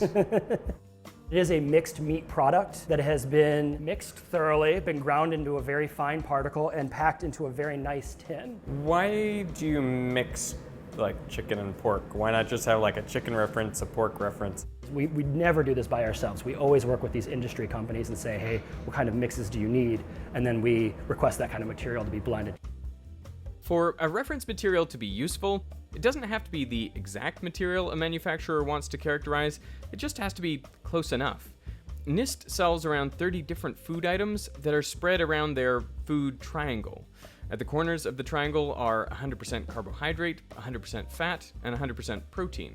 So based on their mix of these three macro ingredients, all foods fall somewhere on this triangle. And to characterize each one, you would want to use the closest standard reference material. If you're trying to do your measurements and tell a regulatory authority that I'm making a food that's a kibble, but I'm measuring it against peanut butter, they're going to be saying, well, but peanut butter has a wildly different fat content. So what we want to give them is something, a matrix that looks as much as possible as what they're used to dealing with. They even have a standard diet mix. This is called typical diet. Through surveys, they identified what the average American eats, and they purchased it all, and they blended it all up, and then they freeze-dried it into a nice fine powder. It's like a light gray powder, and this represents all the nutritional components that an average American would consume. So it represents the sugar content, it represents the proteins that you might have, any vitamins you might have, any fats you might have, is all in a little jar that we puree up. In total, NIST has nearly 1,300 standard reference materials. This is our warehouse, and so it's approximately 20,000 square foot warehouse in which we store all of our inventory, our products, the SRMs. And so we are a business, and so what excites me about this, being on the technical side, is that I get to run a $20 million business within the federal government. We sell about 30,000 units a year, so each order is about three units. Half of them are sold domestically and half are sold to an international audience. You can see all the prices on our website. So it's shop.nist.gov is the e-commerce storefront for all of these materials. You can search for whatever you want. You can search for peanut butter. You can search for meat homogenate. If I had $1,000, would you sell that to me? There is some control to who we sell to. I feel like this is unfair. I'm a scientist. If I got $1,000. NIST won't sell to just anyone, but there are plenty of websites that do, and this part of the video is sponsored by Google Domains, the easiest way to set up an online modeling in 20 have a good social media Google domain website quickly. Use Snatoms.com. How super fast users are. Two-factor to help me under just 12% off for food you need standards for. In the early 1900s, like 1905, there was a huge issue with the quality of steel that was being used in rail cars, both locomotives and on the tracks. Yep. It was that they knew what they had to have in the alloys to make it work. It's just that all the foundries that were making them had no way to compare their results of the material they were making to with all the chemists knew they should be making. And so Congress basically said to National Bureau of Standards at the time, we need you to come up with standard samples of steel so that everyone can be on the same page.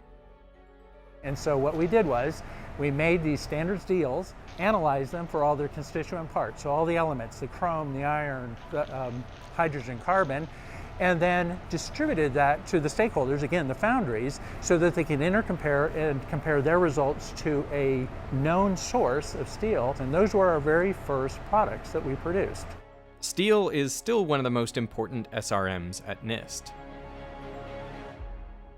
What's your best-selling product? Those are called Charpies. Charpies? Yeah, okay, let's go look at a Charpie. If you want to test how strong your steel is, what Professor Charpie, Mr. Charpie came up with was a test where he set up a pendulum, and at the end of a pendulum is a weight. And if you pull that pendulum up to a certain distance, you can calculate its potential energy. At the bottom of the swing of this pendulum, the arc, is a vise. And in the vise is held a standard piece of metal called a Charpie. And this has a little V-notch in it. So the idea is that the pendulum comes through and breaks this thing, and then it goes up on the other side, and from that you can then calculate the amount of energy that it took to break this piece of steel.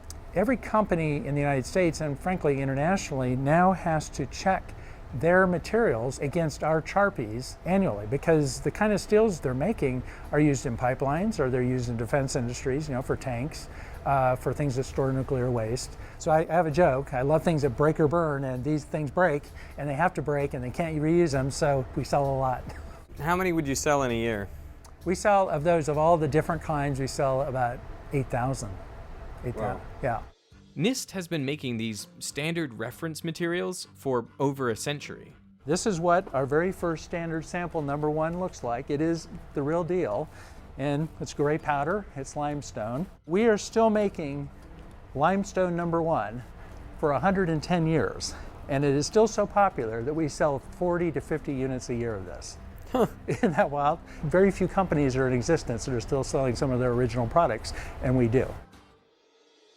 Most of the SRMs we've discussed so far are used for calibration, but there's another class of SRMs used for validation. This means they're used directly in industry tests to ensure consistency. An example is cigarettes. Evidently, smoking in bed was a real issue. People were like catching on fire. And so there was a lot of regulation as to how materials in your mattress or in your sheets or your bedclothes should react to a combustible source. And we produced some standard cigarettes that essentially, along with the ASTM tests, would help a manufacturer determine how flammable their furniture was, or their bedclothes, or their mattress. And for those tests to be consistent, the fires must be started with a standardized NIST cigarette. Fires started by smoky materials are the leading cause of death by fire in the home in the US. Products like this, but also with the regulations that were in place and just the educational campaigns that went on, have saved many, many lives. But they also have standards for things you would never expect, like a standard bullet. When a bullet is fired through a gun, that the rifling in the barrel imparts marks to the bullet. Forensic labs then have to measure these grooves to match the bullet from the crime scene to others fired by the suspected weapon. But how do you know they are accurately measuring the grooves? So this has standard marks on it. They replicated a bullet, putting, I believe, essentially nano indentations on it. So very, very fine marks, and have mapped it on this bullet. They weren't fired through a gun, they were manufactured. So to validate their equipment, forensic labs can run the standard bullet at the same time as a bullet from a crime scene, so they know their measurements are accurate.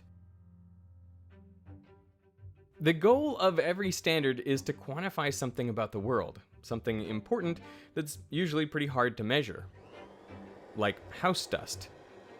In the early 90s, we worked with maid services, and we got vacuum bags. We went to hotels, went to motels, took all the vacuum bags that we got from all of these hotels and houses and everything, mixed it together in a big pot, so it's fully mixed, so every little jar has the same number of chemicals, has the same amount of material in it, and then we measured everything in there. And the reason why I find dust is interesting is because dust is, from an environmental point of view, is a really good way to tell what you and I in our house are being exposed to.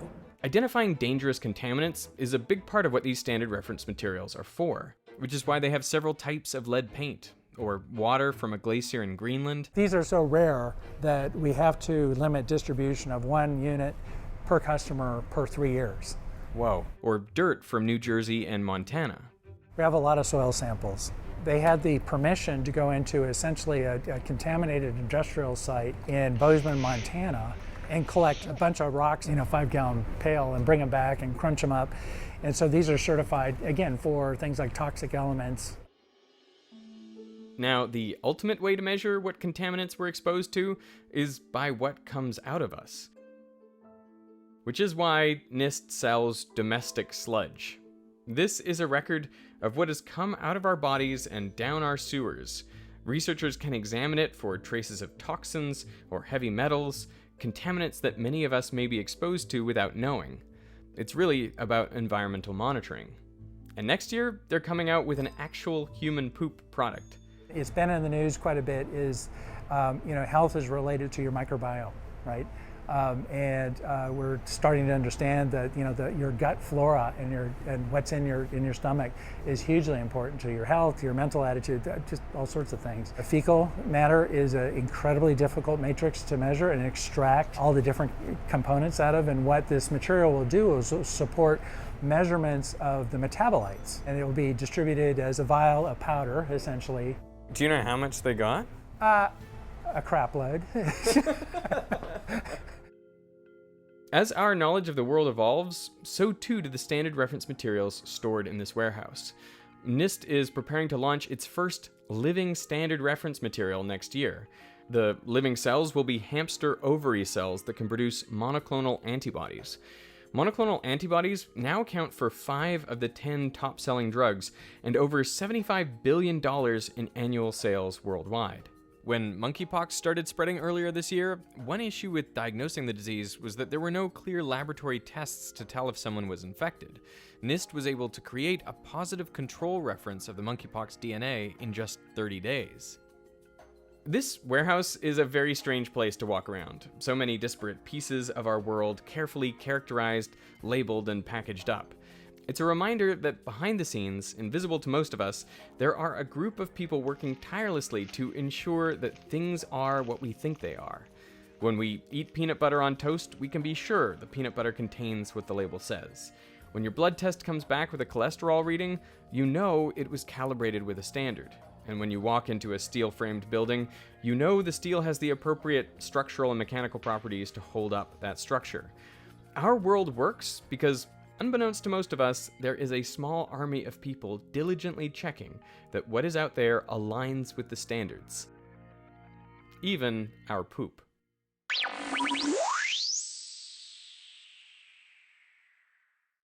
Shoot. Alright. Let's move on. We are 20 days, 23 hours, and 30 minutes into the new Mystery Tech era, in case you're trying to keep track at home. I was pretty close on that one. Why is it metallic-y rattling? I don't think that's good. Caracorder. As a Caracorder owner, you have helped us take one step closer to achieving our mission of getting the whole world to type at the speed of thought. Oh. All right, great. I'm gonna hate this. Also, that doesn't look like it goes on your head. I'm very afraid that this is what my keyboard is gonna look like. So I've seen this on TikTok, and this might actually piss you off more than any item that we have had on Mystery Tech ever. Oh, no, no, no, no, no, no, no. No, no, no, no, no, no, no. That's not a keyboard. That is, oh, good Lord. So it's a bunch of joysticks. You go up, down, left, right. Oh. Do you see how scuffed up it is, like straight out of the box? Quality-wise, it seems a little meh. Now, to be fair, I think you can take this apart. So it's got one of those like retractable cables. Well, I don't know what that's for. So if you want to have them separate, I think you can take it out of this, like you unscrew these screws here and you take off the metal support. You can get pretty quick with this. Might be surprisingly intuitive for not Austin because he can't touch time. Wait. Why is Matt sprinting? The last time I saw him sprint like that, it was because he got to go home. What is it? Oh no! Yes! Yes! Yes! Yes. So this was an early episode of Mystery Tech. Actually, this was like maybe a year or two ago. This is a game controller. It's fully 3D printed, and essentially you put your hand in here, and then you can kind of push up, down, left, right. Like, I hated this with a passion. This is almost worse. Can I have a laptop so I can just get upset already? Because I know we all know where this is going. Let's just speed this up here. I'm going to attempt to type. Gonna be bad. First of all, let me just start pushing some things and see what happens. So do you want to look on the guide online before you just go in this blind? No. Well, I'm just typing. I just typed the word Tron. U-T-O. I'm typing weird words here. So there's combinations of gesture to get different letters. If you go to their website, they actually have classes that Why would I take walk you classes? through it. You try and tell me that I need to learn something for this episode of Mystery Tech? Yeah, he didn't even go to college. He didn't even go to high school. No, he did. He was And guess who's the boss? yeah. I'm just typing ooh, oh, no, no. Oh, no, ooh, oh. I've heard that song before. Okay. I will say, without a proper guide on what I'm doing here, this is very difficult. One of my little nubbins is an actual mouse cursor. It's crazy because this is like the ultimate lazy man input device, but also it requires so much effort. This is like learning, what's a really obscure language? English, apparently. Ow! This item is fairly cheaply made. You know, it's just regular, very cheap plastic, which does not feel great. Oh, this is gonna get embarrassing. Their build cost, $17. The actual cost of this, $179. This is $300. That's like a Steam Deck for PhD students. Sorry.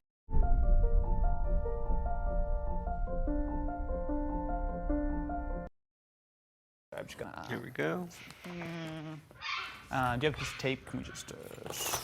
No return policy. What? Come with me, friends, as we swim through the ocean of mysterious technological inventions to our next item. I was really hoping you were saying you were flying because our next item involves the air. The Nreal Air. I've seen people talk about these. As far as I know, they're like a HDMI display that goes on your face. It's all in Japanese. I did not know that Nreal was a Japanese company. So we had to import this. I don't know how everyone else got it, but everyone did sponsored videos, Jared. Everyone else got paid to do what we're doing for free right now. I don't know what I'm getting myself into here. We've got our Nreal glasses, which do come in a nice little carrying case, so I'll give them that. We got a polishing cloth. We got a manual. Get to know your Nreal Air. So we've got some like little nose bridge things. So. Okay. This is what happens when you don't let me read the instructions. You did read the instructions. We've got ourselves the glasses here, and oh boy, these are interesting. So from the front, they look pretty normal, but on the inside, you can see what looks to be like a combiner. So we've got ourselves a USB-C to C cable. So if I put these on straight, wow, I can't see anything. Okay, how do I look?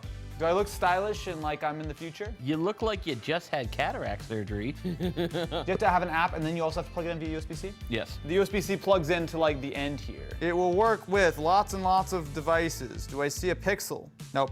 Don't work with no pixel. My entire activation and setup process is running inside of Edge right now, so that is cool. Oh, I heard a Windows chime. That's bright. Ow. Was not ready for that. Okay, let me try that again. So essentially, to kind of describe what I'm seeing, I would say the display is like 50% of my field of view. Okay, let's pull up a YouTube video. So I'm gonna watch This Is. Apple killed the lightning port apparently. So what I'm seeing here is essentially a complete mirror of the laptop display, but in the glasses, which means that it's very bright. The color, the clarity, the sharpness, I mean, it actually looks honestly better than the actual laptop. Like a 70-inch, like nice looking TV in front of me. And the audio is also pretty decent. It sounds like Matt's talking into my head. You know what I bet this will be fun for is actually gaming. Because you've got a really huge personal display in a way that, even though it's technically AR, it feels much more akin to something like a really nice looking, like say, Rift display or Quest display or something. But the difference is there's none of that kind of like head tracking, right? So as I move around, the screen is staying exactly as if it's like tied to my face. And also the fact that it's not full VR, right? Like even though the screen is quite bright, I can kind of see through it a little bit, especially if I turn the brightness down. I can easily see all the way through to the camera. But as I turn it up, it pretty much sort of drowns out most of everything. But anything that's slightly darker, it mostly gets rid of. How much in this? So that's the thing. We bought this before it was officially available in the US. Oh no. So on Amazon right now, it is $380. When we had to import it, it was $460. Okay, that's a lot of money. Even 380 bucks I think is a lot of money for this, but okay, let's give it a fair shot. I'm gonna plug this in to a Samsung phone that is supported. Okay, I'm now verified my Nebula account. Oh, it's updating the glasses again, so I'm updating. Oh, well, it's now in DeX mode. Also, the glasses have turned themselves off. For 380 bucks, there's real potential here in using this as a head-mounted display that can give you some massive like 100-inch display right in front of you that's 1080p, clear, crisp, you've got audio built in. Problem is that while all this AR stuff seems super promising, I can't get it to work. So, can you just fall asleep? I'm like so bored with this thing. Dun, dun, dun, dun, dun, dun, dun, na, na, na. Dun, dun, dun, dun, dun, dun. I'm just feeling in a Wii mood. Night Watch, the dock that turns your Apple Watch into a clock. What the what? It already does that. For all Apple Watch series, my BS radar is going off hard. Is this gonna be one of those stupid like magnifying glasses? It says like magnify the face. I hate this already. Is it even a dock? Amplify the sound. What? What sound does the Apple Watch make? It is the Night Watch for all Apple Watch series. You can magnify the face and you can charge it up, parentheses, charger not included. You can go 150 miles an hour in your Ferrari not included. Okay, cool, thanks for letting me know, Night Watch. What the f is that? Oh my god, they killed Daft Punk.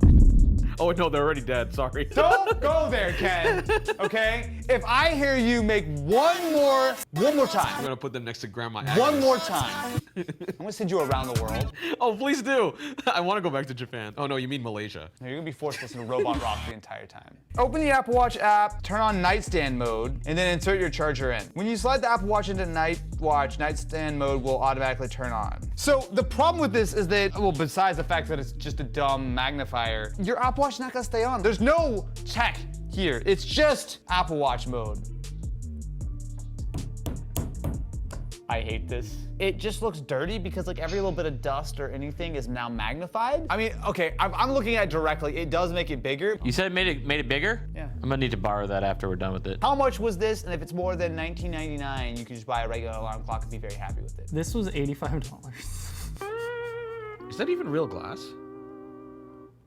Who chose this item? Wasn't me. God chose this item. That's the only one who can save you now. Oh wait, I know this one. There's a story behind this item. Before I even open it, come closer. So, for this item, I was reached out to by a certain person who shall not be named, who offered to pay me to say nice things about it. I know. Is this a screwdriver? I did not take Linus's bribe money to be sponsored by LTTstore.com. So you were stupid enough to do it for free. Oh, shit. Okay, right. Well, okay, let's take a look at the LTT screwdriver. We've got ourselves the Standard and the Creator Edition. Apparently, people are all screwed up in the head about this. It's very orange on the inside. Got a piece of paper, and we've got the screwdriver. All right. Ah. That sounds nice. So you've got yourself your bit storage on the inside. There are no bit, okay. The bits are somewhere. So we've got the black handle with the orange tip and the silver shaft. This thing is not cheap. This is like what? $70. That's more than I paid for my electric screwdriver. So you've got a pretty good selection. You've got some Phillips, you've got some Torx, you've got a little Magnum one, which actually I like that. I will admit, I don't know how to review a screwdriver because it's a screwdriver. Oh, you know what I can do though? First of all, markets are down. Buy the dip. Buy the dip. Sell everything. Sell everything. Hold on to those stocks, honey. The world is full of financial noise. Our advisors use insights from global experts to keep your investments on track. JP Morgan Wealth Management. Sleep too hot? Sleep too cold? Meet the new Sleep Number Climate 360 Smart Bed. Visit sleepnumber.com to shop now.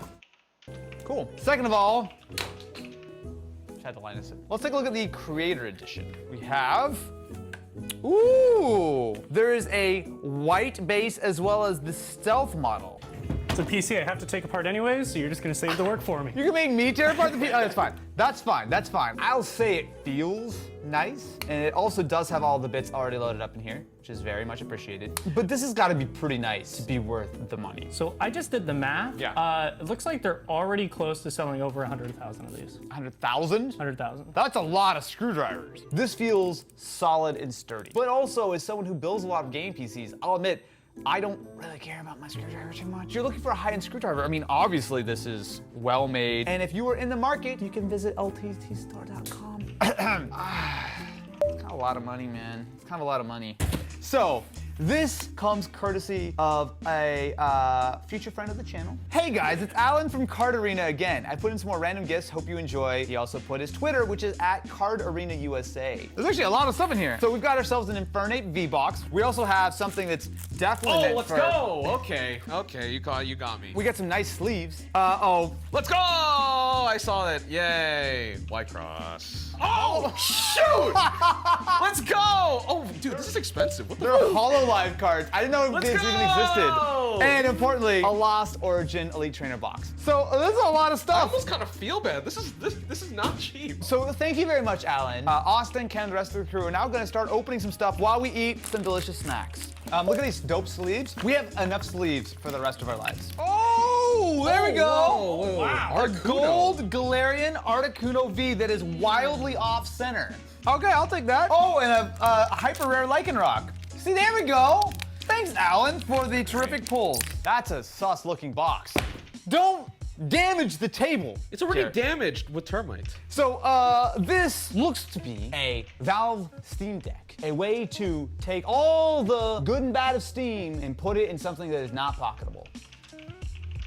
Doesn't smell like a Steam Deck because it's actually D-brand. So is this the kill switch? This is Project Kill Switch, yes. Okay, so I have seen this on Twitter, but have not paid any attention.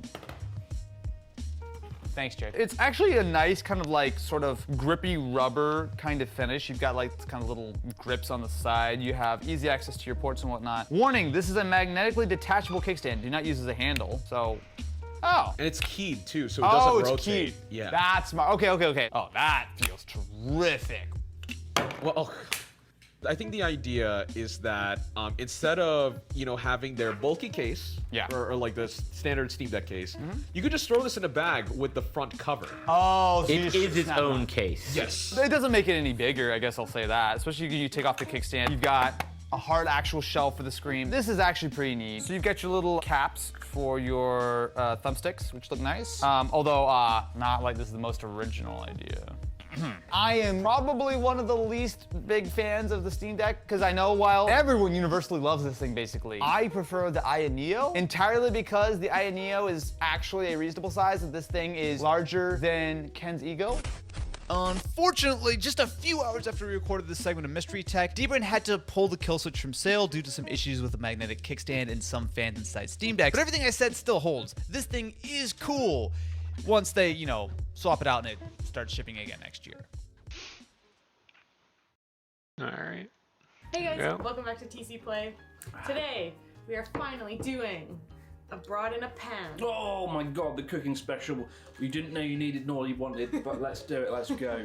What am I cooking? You're making me breakfast. Easy. Sausage, egg, bacon, mushrooms, fried bread, tomatoes. Japanese breakfast. Oh, okay. What's that? A puddle of miso and...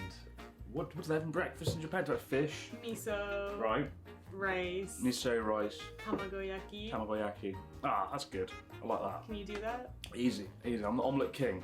But I mean, dashimaki tamago, what's the difference between an omelette, a normal like... Dashimaki tamago is kind of tricky because you have to roll it. It's a little hard to get the shape right. Like even I have trouble making a nice looking one. So I think that'll be a bit of a challenge, but honestly, if it tastes good, I'll be impressed. I'm not gonna worry too much about how it looks because I know it's hard. At least I don't have to eat this breakfast myself. Yes, can eat you it. do. We're both gonna eat it.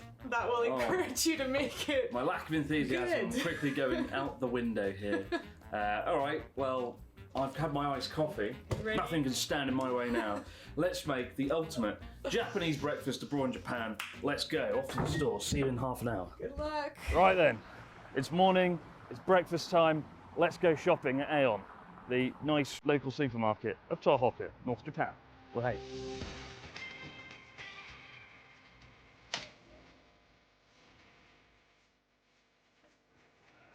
Alright. Miso paste. Good. Yes. Back in position. Bit of dashi fish stock. Yeah. Tofu. Yeah. This is a reputable brand. Done. Fresh wakame seaweed. Yeah. Chopped green onion. Yes. Bit of sugar as well. Yeah. Put that in. Tea to a good Japanese tamagoyaki omelette is a bit of mirin. Kind of like sweet sake and some dashi, which we've already got for the miso. So we're pretty much on course for the ultimate breakfast. Let's do it. Let's go cook it. The Evergreen Credit Card by FNBO. Earn unlimited 2%. All right, we got the goods. We got the breakfast. Now it's time to cook it. Hello, cats. Meow, meow, meow.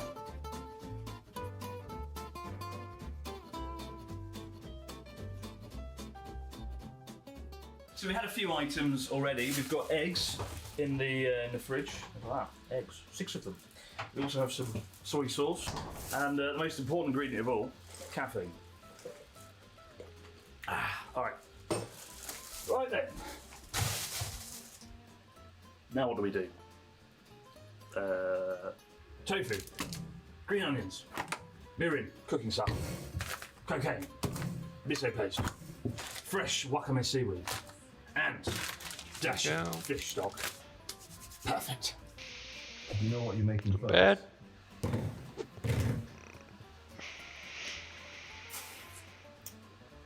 you remember what you're making at all? What we're making? Miso soup and omelettes. Right, yeah. Pan. That's the perfect size for an omelette, I think. We'll put that on there, and then we'll look at the kettle over here. Look at this. This fine kettle indeed can hold up to 25 litres of water. We actually are going to need this though to have the boiling water for the miso soup. So this is important. This is eggs, right? How many eggs does an omelette need? If I've got to eat it, Shah's got to eat it. I'm thinking 4. Is that a good number? Yeah, 4. Yeah, 4 eggs. All right. And then we look up how to cook a Japanese omelette, because I haven't a fucking clue. As luck would have it, my good friend Yosuke on Champ's Japanese Kitchen, he's just shown how to cook an omelette, the perfect Japanese omelette. Let's start from scratch here. What we want to do is make our dashi stock. The main thing that'll give our dashi naki tamago its flavor. Use about 80 milliliters of water. My Achilles heel when it comes to cooking is getting the right units of measurement. I find it very boring. I like to be quite adventurous. Put it all in, stick it all in, see what happens. Where's the, okay, so we've got our dashi fish stock. The stuff is the essence of what gives most of Japanese food its flavour. And it says here, 300 milliliters of water, or 1.5 cups. Put 1/4 of a stick in. So let's do that now. 300 milliliters. That's like 4 of these. Let's do that.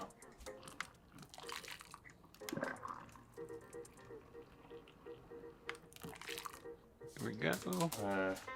How do you measure 1/4 of that? See, this is the problem, right? You got 8 grams there. I've got to work out what 1/4 is and stick that in. Normally, when I cook an omelette, I put an egg in a bowl, I beat it, I put it in the pan, job done. Japanese omelettes, they are very good. They have a rich, kind of savoury umami flavour, but they're so bloody difficult and so time-consuming. If you're me, anyway, that that's the reason I've never done it in 10 years. So there we have our dashi fish stock. It's probably more like that for 1/4, and in the bowl. I mean, already that looks kind of like dashi, to be fair. Dashi broth, so we're on the right track. When it comes to Japanese food, they're not very strong in flavours. I like strong flavour, so I like to put in more. Ooh, yeah, it's too much. It's too much now. How can we remove it? Can we use like osmosis or something to add more water? Right, add more water. Effort there, isn't it? Let's just put some sugar in. That'll cancel out the flavour of the dashi stock. 1 tablespoon of sugar. None of these are good at measuring. That's 59 milliliters. So 1 tablespoon. That's not a tablespoon, so I have to be careful here. That looks like a tablespoon, right? In, done. Give that a cheeky mix. And finally, we want to let that cool completely before we use it. He's got 3 eggs, so I guess I'll use 3. So as not to screw up the quantities that I've already screwed up even further. Boom. Oh, tasty, delicious eggs. I hope they haven't expired.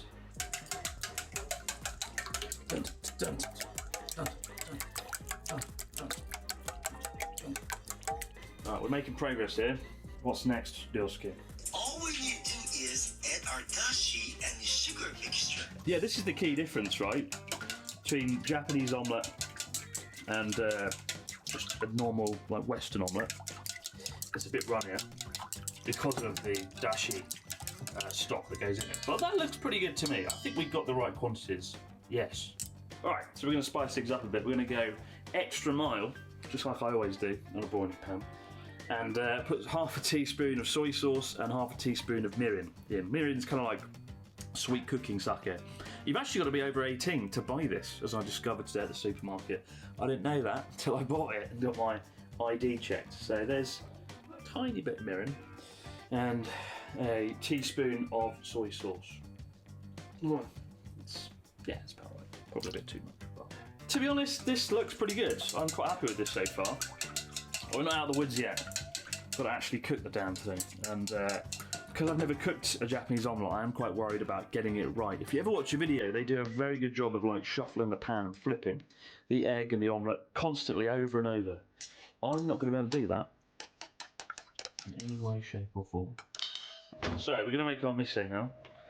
And we need some water. So let's take some water from here. Nice boiling water already. There's your water for the miso soup. We'll put that on the pan on a very low heat. Nice and simple. Got our miso paste here, like that thick miso paste with dashi already in it. So we've got the dashi fish stock from earlier here, but because we've already got it in the miso paste, just let that sit on the side. When it comes to miso, obviously you get to decide how thick you want it. Let's start with about a teaspoon.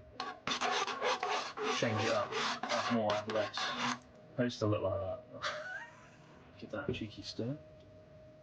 Now just splash all over Julian's camera. Thank you.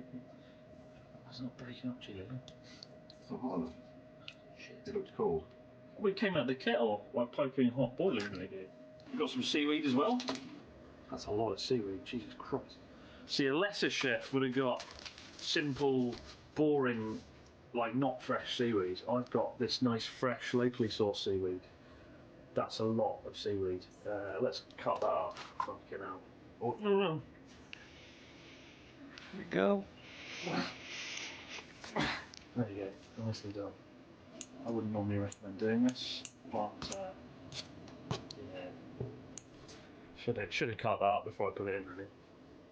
This is what happens when you use premium ingredients, right? Most people just have the dried nori seaweed and then stick that in, already cut, already sliced. Because I got this fresh, locally sourced seaweed, the fishermen literally come back from the beach this morning with this.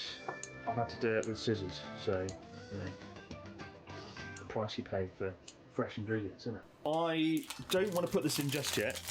I'm going to put this in the last minute because I don't want the tofu to cook too long in the soup, but there we go. We've very quickly run out of kitchen space here for everything. Don't get a Japanese apartment. That's the first step to cooking. Have an actual kitchen. No matter how much water I put in this, it just tastes like seawater. It's so strong. We did get the miso soup that had the dashi fish stock in it, which is very salty into itself, so yeah, lesson learned.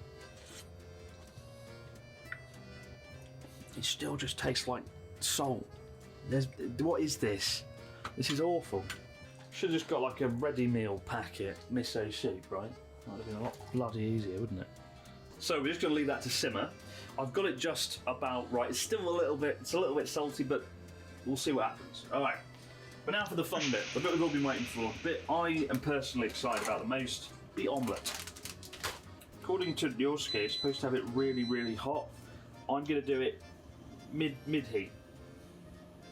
So we'll take a spatula and fold the edges of There our we go. egg until we get a rough rectangle shape. Alright, the egg's in the pan. So I've left some of the mixture in the bowl, which we're going to add in Down the pan again in with a our minute. oil and add another layer of egg mixture. Spread that around and lift up our egg from before so we get a new layer underneath. It's looking interesting. Alright, more mixture in the pan. Oh, over this floor. Christ. Sarah, can you chuck me a tissue? Yes. Maki means to fold in Japanese. Cheers, Yosuke. To be fair, it's the first time I've attempted to make this like really hyper complicated omelette. We have to flip it, put in half the mixture, flip it again, add more mixture. This is stupid. Why can't we make a normal omelette? The only thing is it does smell nice, so it's got that going for it at least. I think it'll be closer to scrambled egg than a Japanese omelette, unfortunately, though. There we go, and there we have it, a nice, fresh, Japanese scrambled eggs. Just exactly as I set out to make from the start. How long was it? A minute and a half. That's 10 minutes. I don't know how to do a minute and a half, so I'll stop it 30 seconds before. Meanwhile, our apparently fresh seaweed isn't a good idea, I've been told. As it itself is very salty and probably needs to be washed. Lesson learned for next time. Alright. There's a knife when you need one. Chop that into quarters. And just do that. Beautiful, beautiful, fresh, locally sourced tofu. In goes our nice, beautiful miso soup. Nice, fresh mochi rice. Probably the best part of the meal. Just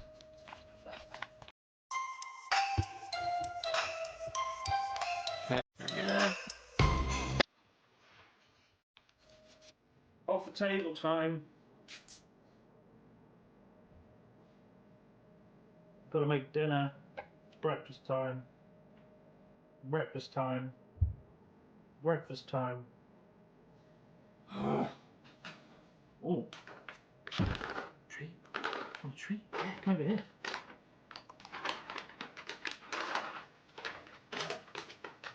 Yeah. Full. The table is mine. There is our rice. There is the miso soup. And the bit we've all been waiting for, the fresh, delicious Japanese omelette. Amazing. Take a look at that. Wow. Tell me you will want to eat that. What do you think then? This is the breakfast you've been waiting for. Fresh dashi tamago yaki omelette, miso soup with fresh, locally sourced seaweed and rice from a field in Japan. What do you think? Well, this looks like almost like proper miso soup. Almost. What do you mean almost like miso? Well, it's got like an entire thing of seaweed in it. Fresh though, isn't it? Fresh, Cut locally the sourced. tofu like once. Fresh, locally sourced ingredients. But it looks like it's got the proper ingredients. What about so that's good. the omelette? Well, it doesn't. It's not really an omelet. Turns out Japanese omelettes are Yeah. formidably complicated. They're really hard. So Have you ever made one? I've made one once. Yeah, it was quite difficult. I just don't see the point. It's It not. should taste the same. Well, it's nice if you can dip it. Yeah. Like at a restaurant, right? But in the Yeah. comfort of your own home. It looks like nice scrambled eggs, anyways. What about the rice? Well, these are cat. Yeah. These are cat dishes. What? So there's that. If a cat can eat it, so can we. Right, Maro? Yeah. All right, let's do All the right. tasting bit. What I'm really should I excited. start with? Well, I haven't. Yeah, start with whatever you want. What would you normally start with at this point? I don't know. Maybe the soup. I'll try the soup. Have you tasted it? Not recently. When I was cooking it. It looks a little watery. That's really good. Really delicious. Why is it so salty? Yeah, I know. I don't know either. It like it doesn't have any miso flavor, but it's really salty. It's probably the whatever the hell this is. It honestly must be the seaweed. It's so It's the salty. seaweed, isn't it? It burns. It like my taste buds are in tatters still. Oh, that's a shame. I don't think I can eat that. Let's Yeah. try the rice. The rice is probably the safest bet. Mm. Oh, that's good. I don't think you cooked it enough, but What? it's edible. Oh, that's great. I like my rice slightly undercooked. So. Of course you do. Right. It's okay. It's edible. All right, the Look at eggs. that. The eggs. Oh, the eggs are nice. Mmm. Bit cold though. They taste good though. You did a good job flavoring them. Yeah. Really? No, they're really good. We eating the same egg here. You don't like it? Uh, I think it's really good. Like if that was in a roll, it would be a proper dashimaki. tastes a little bit. It needs a bit more sugar, I think. Really? I think they're perfect. I can't eat it. That's just I don't like it at all. Really? Well, 1 out of 3 dishes isn't bad. I like it. Sean likes the egg. I like the rice. That's 2 out of 3 dishes then, really, between us. So a success. It's over 50%. It turned out a lot better than I was expecting. Really? Yeah, like I didn't think any of it would be edible. Like my only resounding memory of you trying to cook, I was cooking some dinner and I asked Chris to like boil the pasta for me. And he asked me like what temperature to make the stove for the water, to boil water. Well, I didn't know. No, that's nonsense. That you did. Nonsense. You did. Well, you enjoy that. I'm Go get a real gonna breakfast go to McDonald's. now. McDonald's still open, isn't it? Still get a McMuffin. Thanks for watching, guys, and to the first and last episode Please of be Broad in the a Pan. last. For the sake of Charlotte, this will probably be the last episode Thank God. of Broad in a Pan. But yeah, like, subscribe, do all that stuff, and come on over, have some eggs, because I don't want them. I don't want to eat them. Right, let's go get some mega muffins. Bye, guy. Also, we're having rice today. It's California? From Costco. Californian Costco rice. Although the rice is Japanese. Japanese style rice. Japanese style rice, yeah. Alright, that's all we have for now. Let's see here.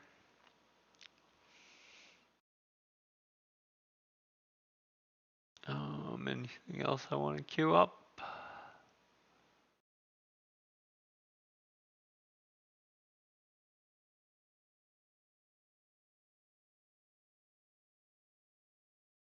Okay.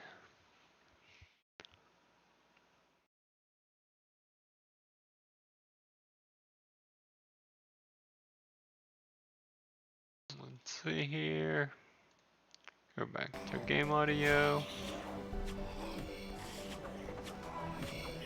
There we go.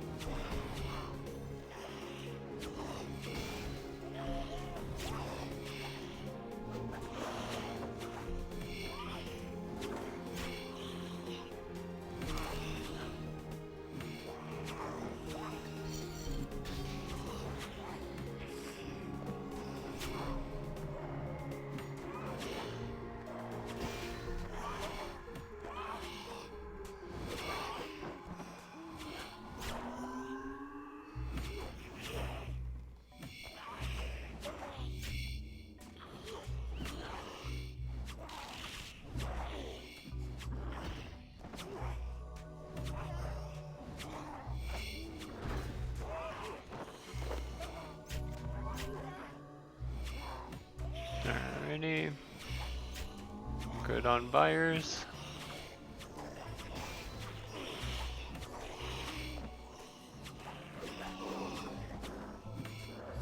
Okay.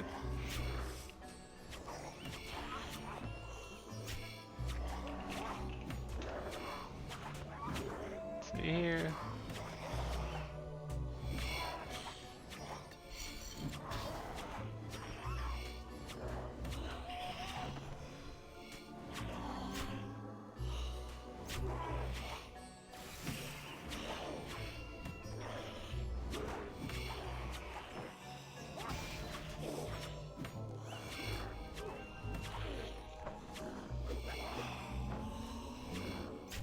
Good.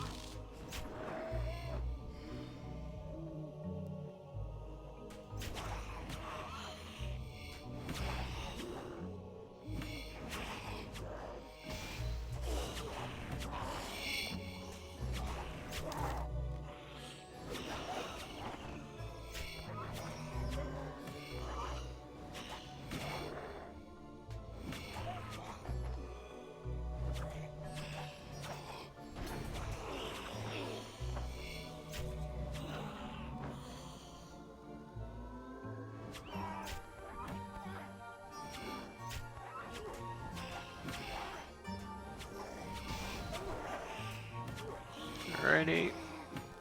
All good. Let's see. Get all of this.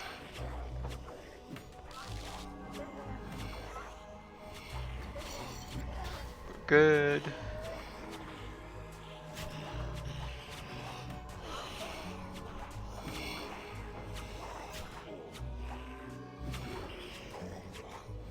Let's go siphon my plate body here.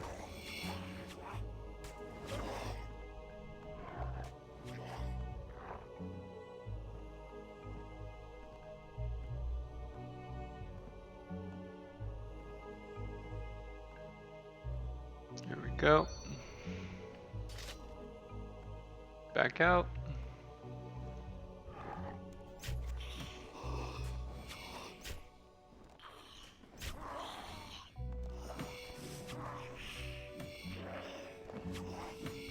Alrighty, that's down. Let's get that hidden, which is good. And let's take this guy.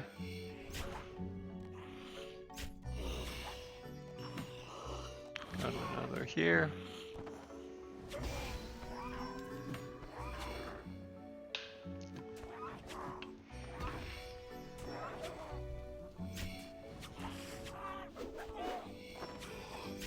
Good.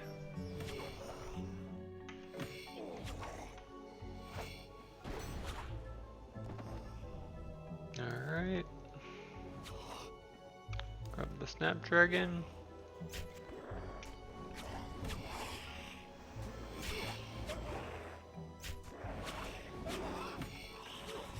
Go.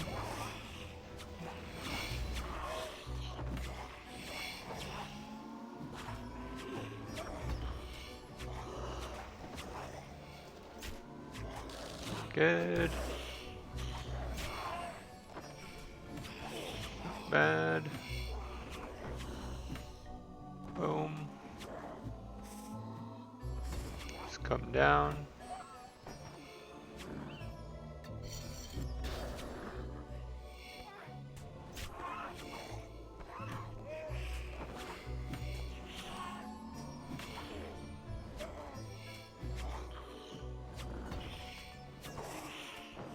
Go. Bad. Now we're positioned. That's good.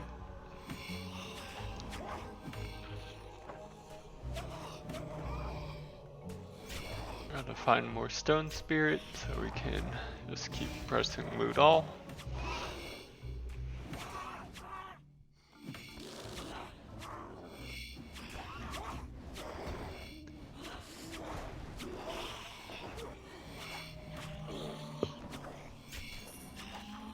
Here we go.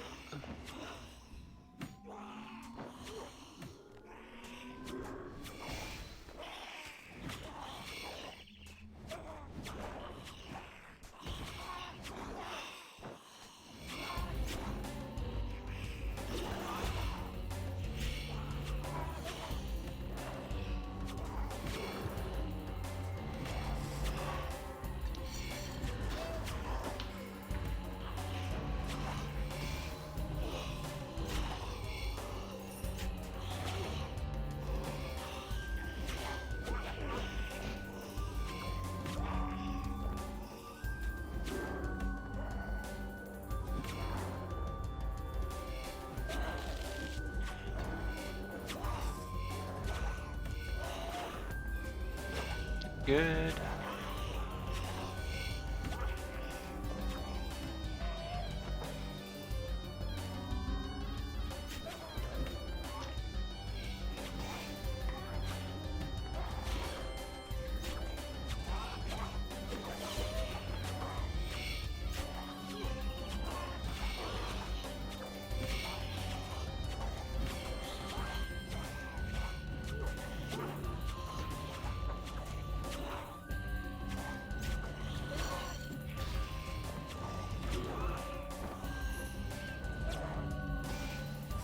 Go.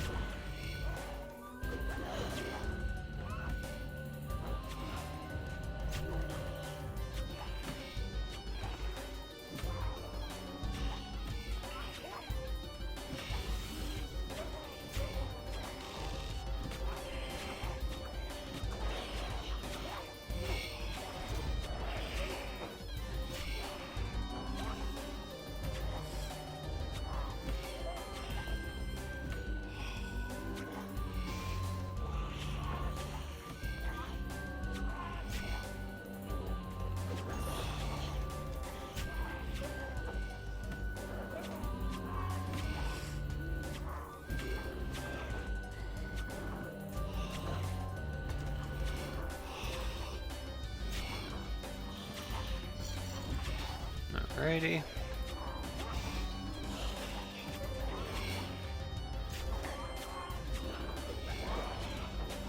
Good.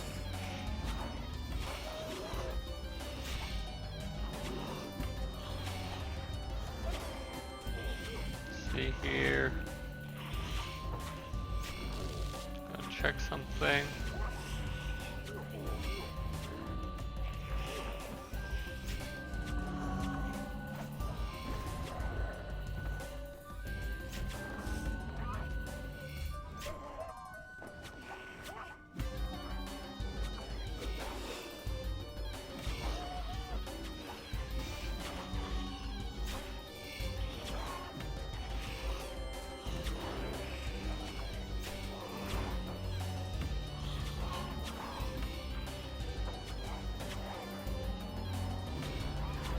Good.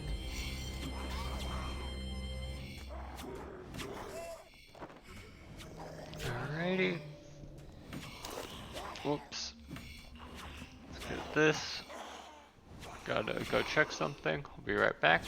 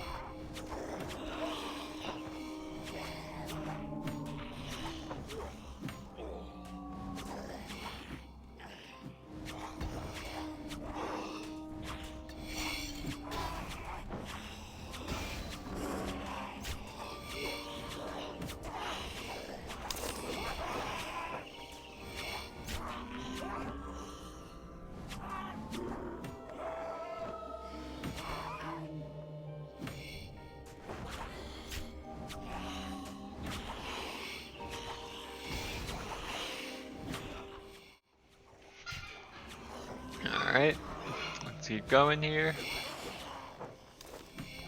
Take these guys down.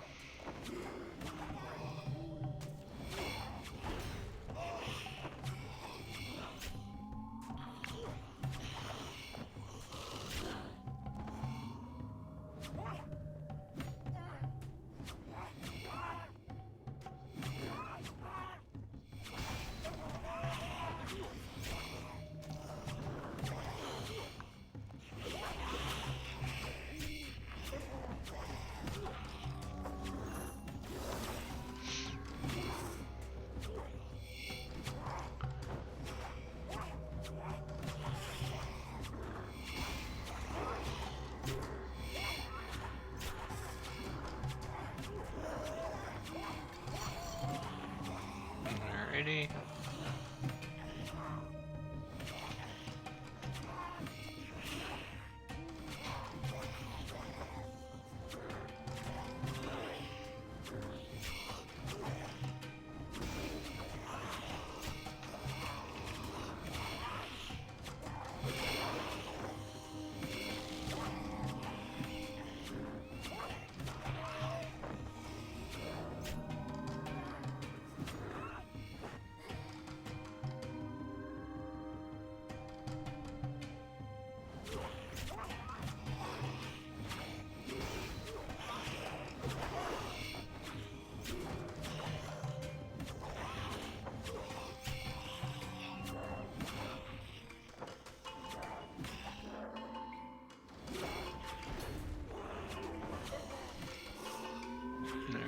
Alrighty.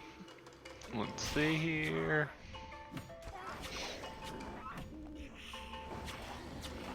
Get all that loot.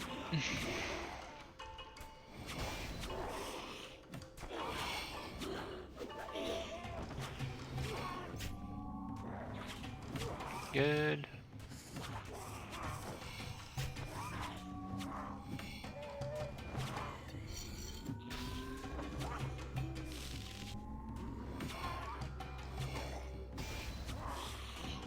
Bad.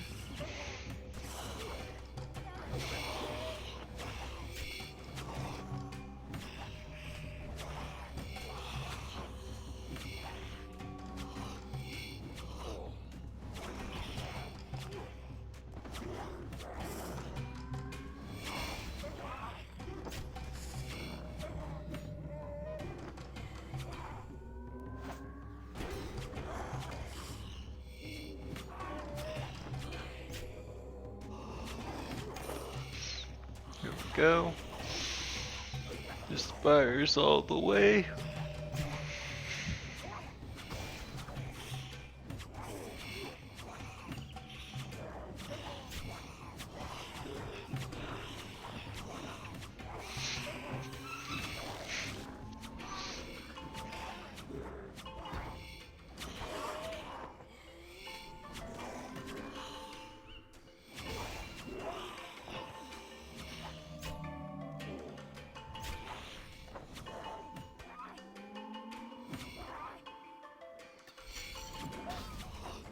Good.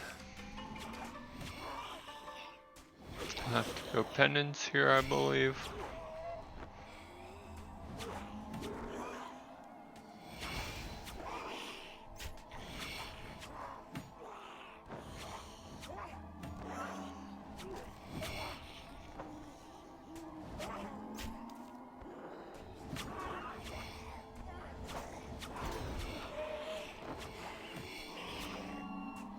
Go.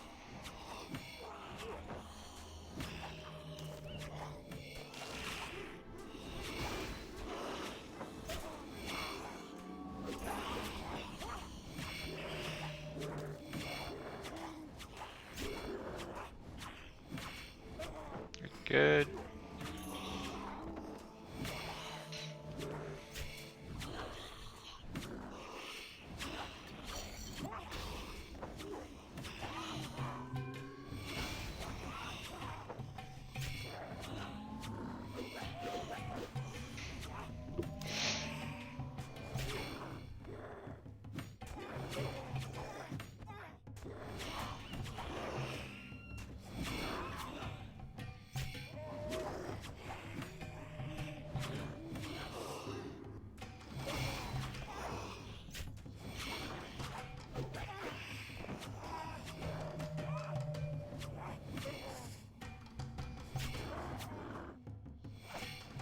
Bad.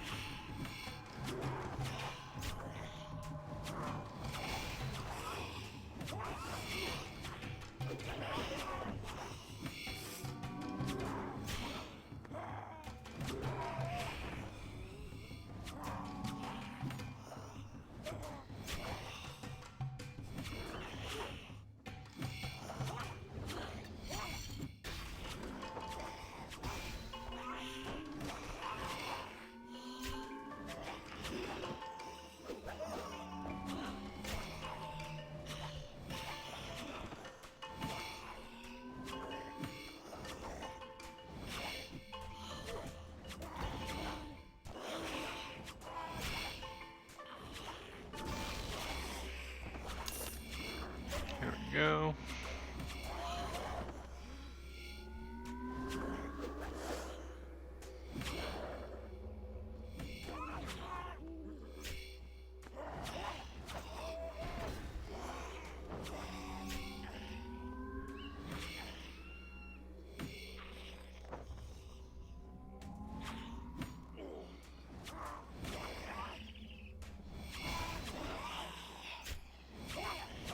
Go.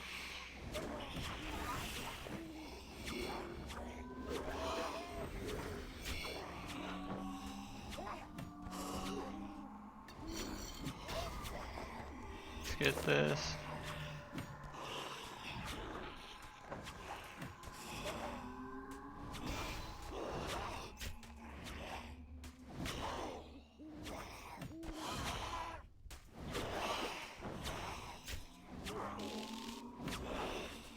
Go.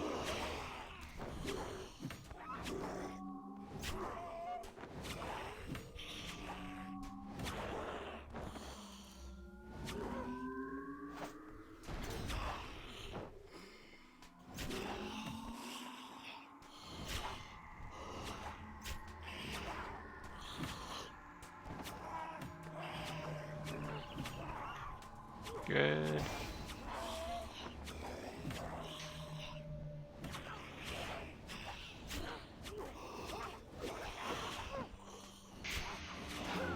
Bad. Whoops, we died. Let's head back.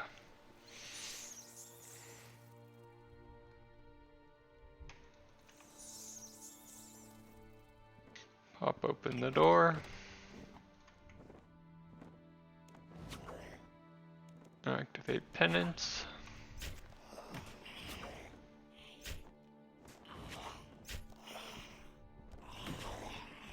And use our curses.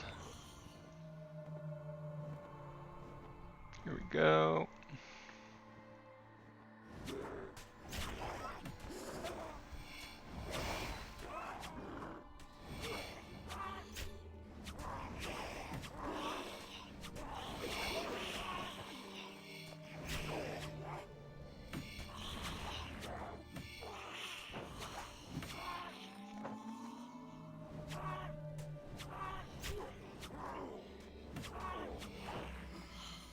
Yeah, we're good.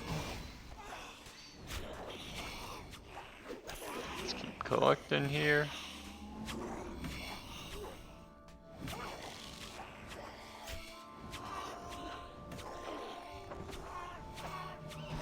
Boom. All good.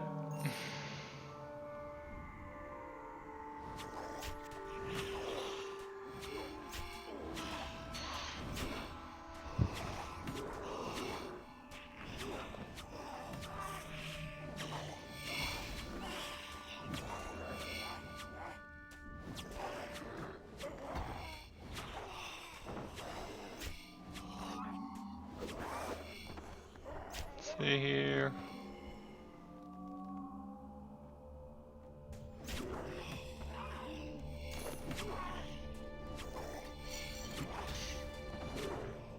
I've just been going hard up wires.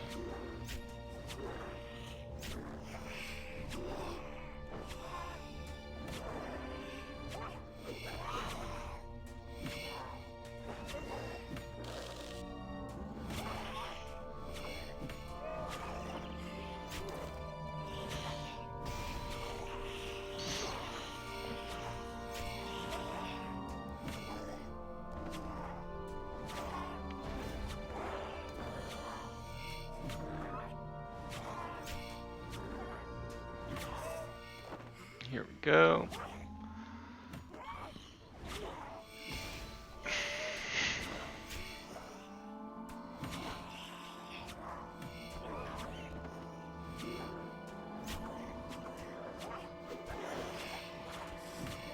It's all good.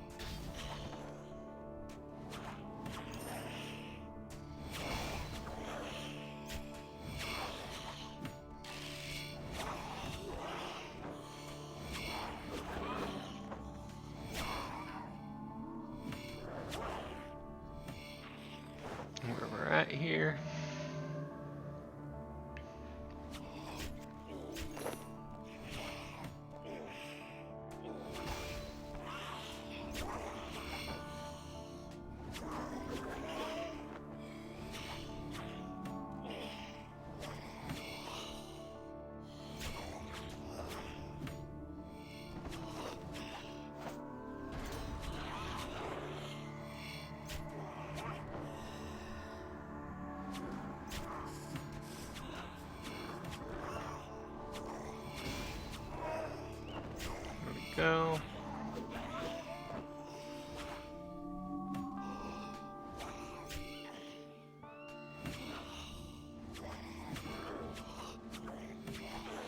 Bad. Let's collect.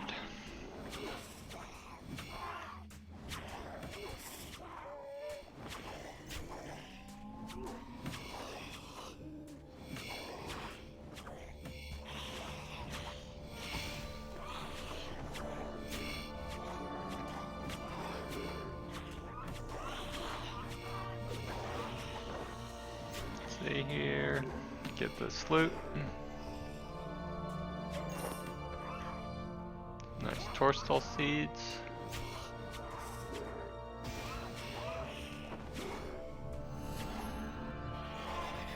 Whoops. Made a mistake there.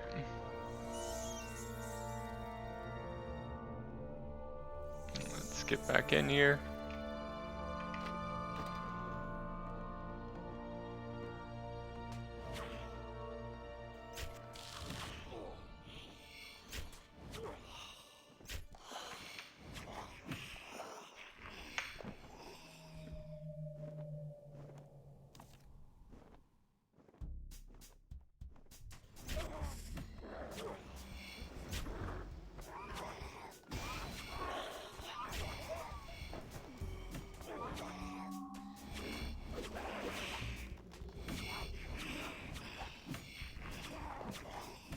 Go.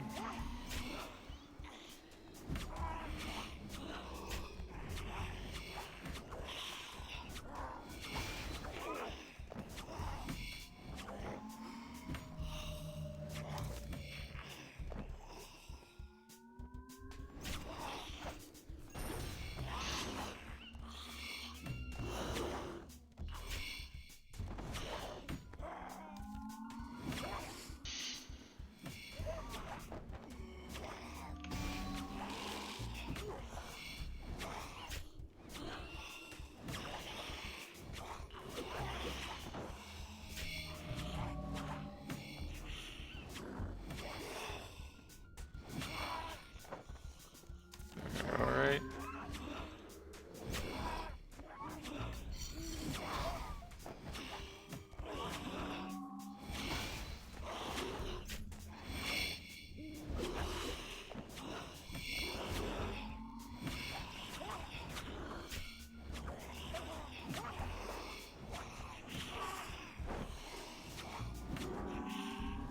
See here.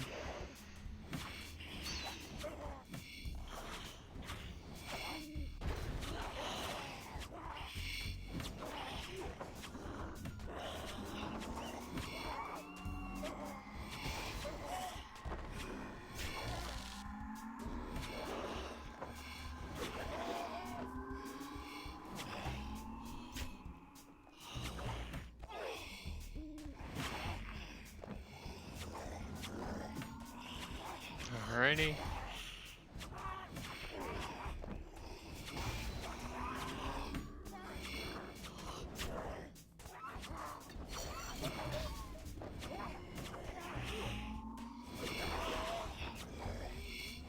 Good.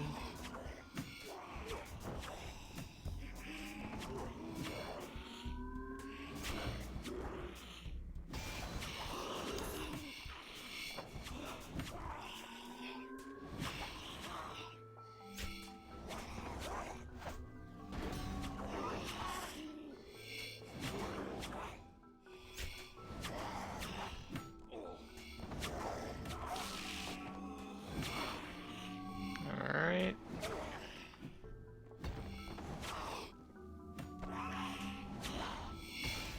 It's all good.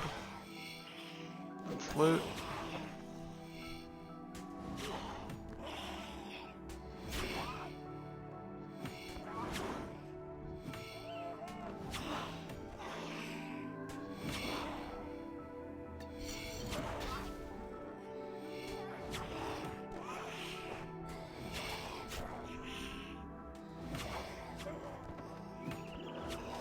Alrighty. Seems good.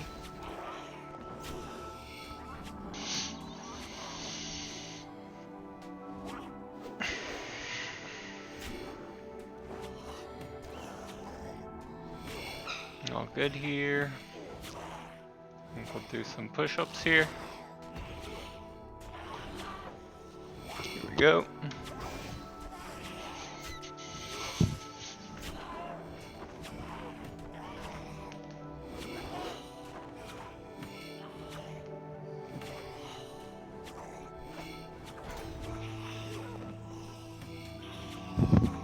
Alrighty. It's good. Gonna go grab some water. I'll be right back.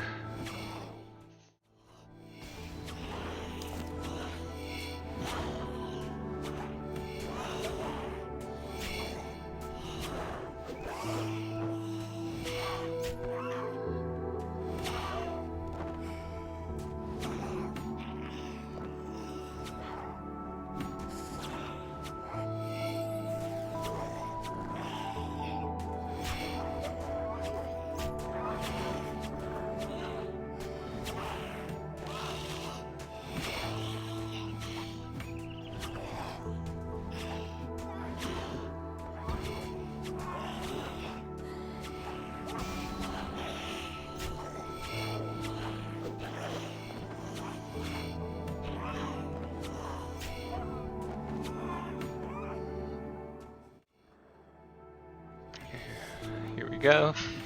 The ice asylum went through, which is good. And then let's grab all of this.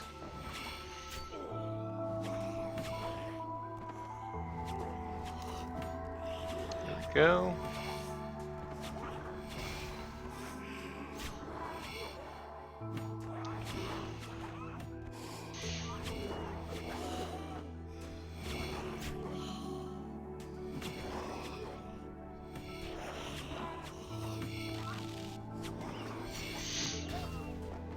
Ready. Gonna go to lunch now. Retake down this fire.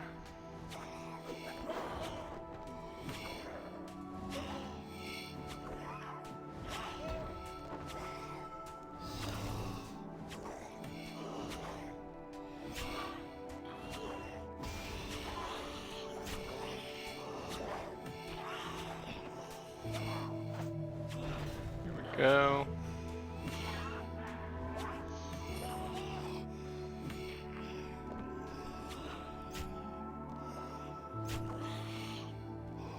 All right, lunchtime.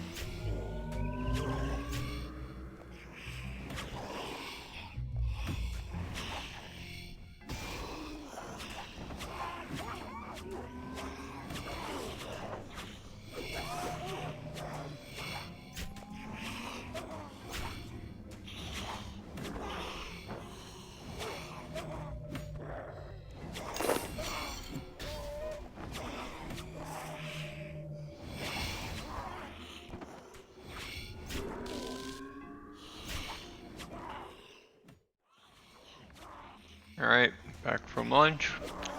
Still just taking down these buyers here. Let's see.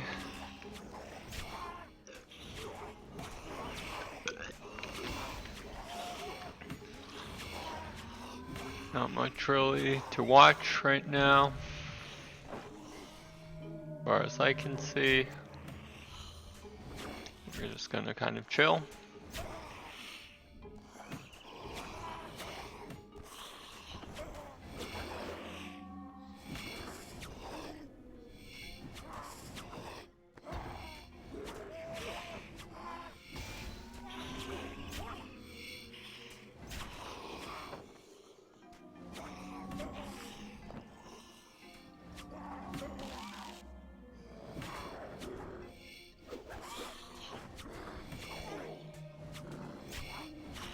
There we go.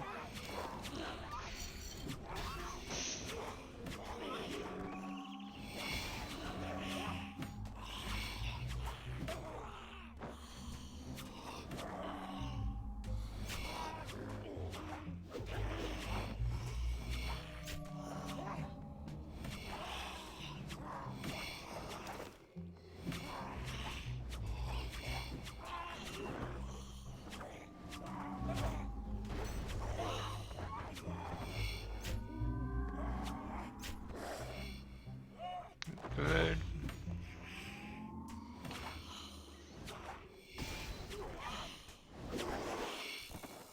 Not bad. We're all good here.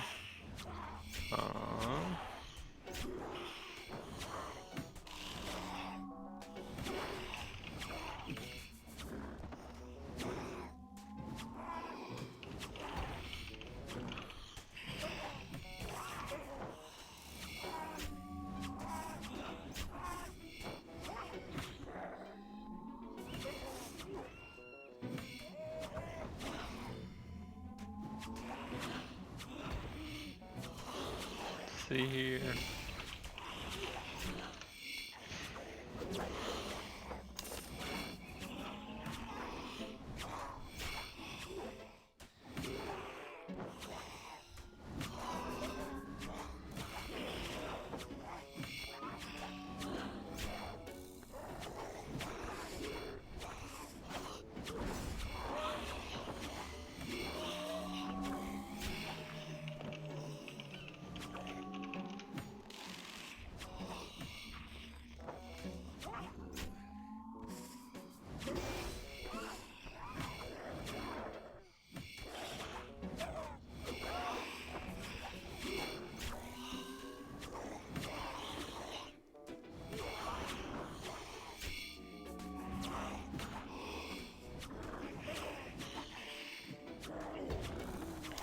Alrighty.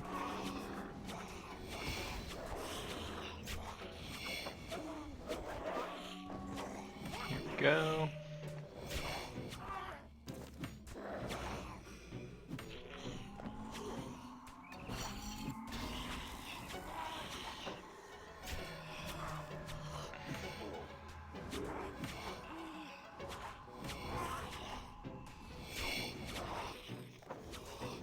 See if there's anything else we gotta take care of here.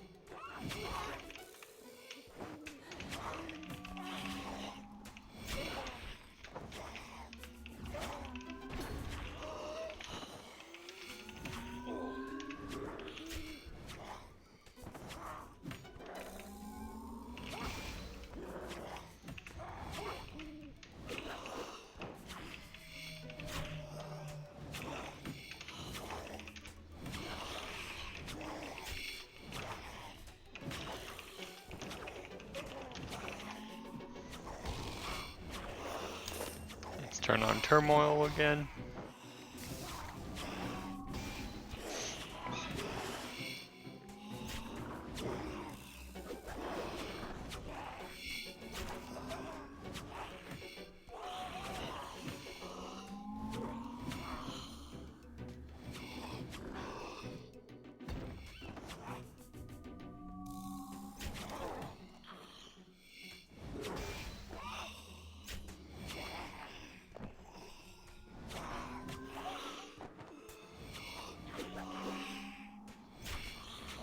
See here.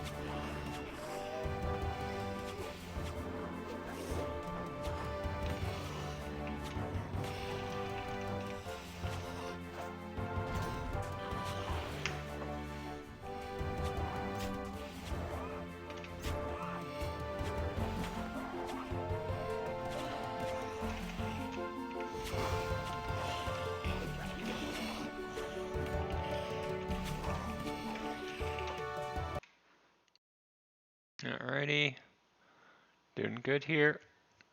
Let's activate another ice asylum. And turn off turmoil.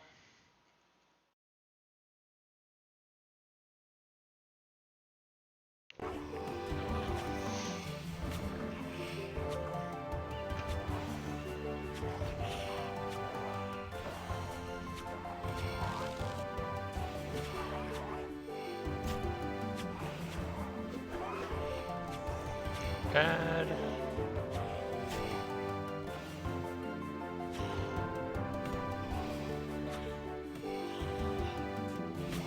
we go.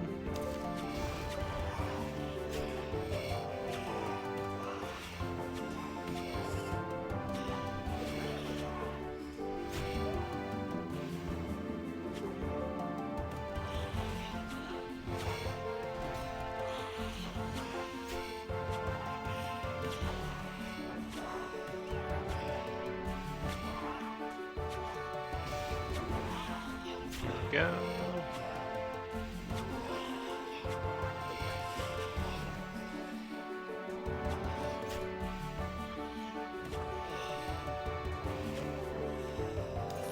Let's turn off turmoil now.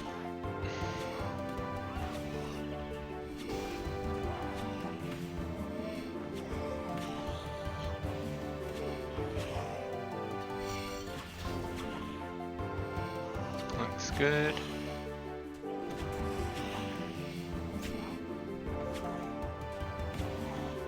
See here, what else do we want to do?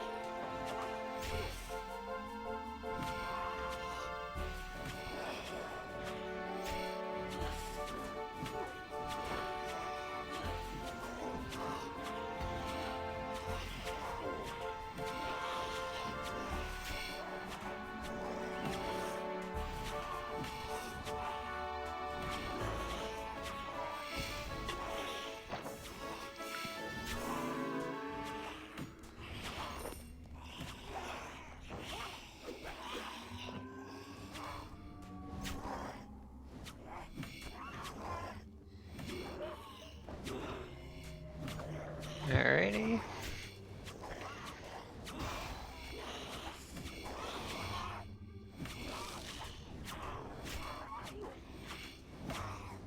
Good.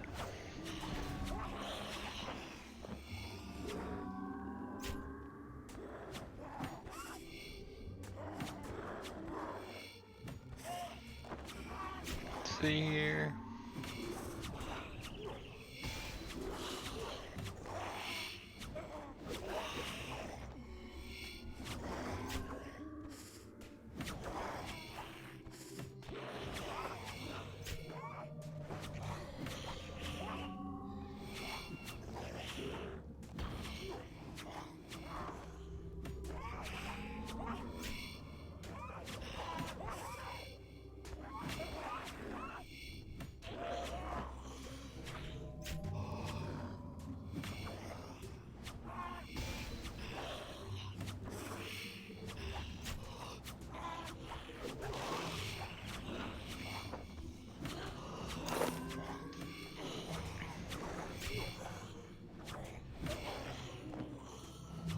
Alright.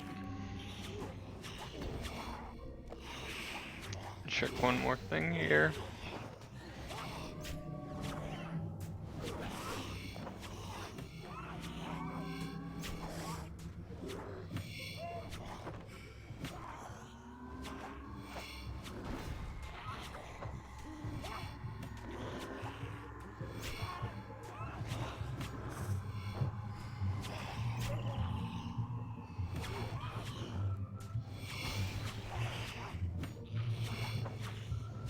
Go. Not bad.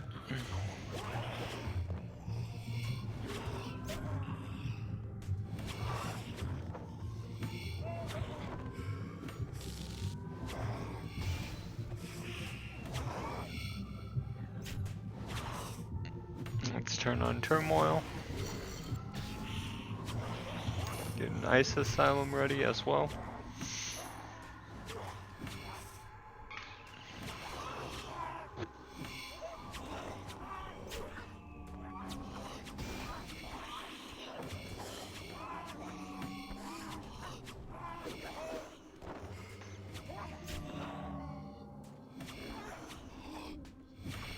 Go.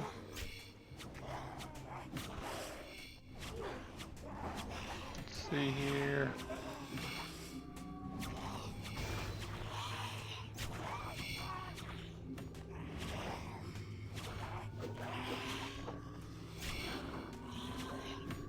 We're close. Yeah, being able to sustain our ranking.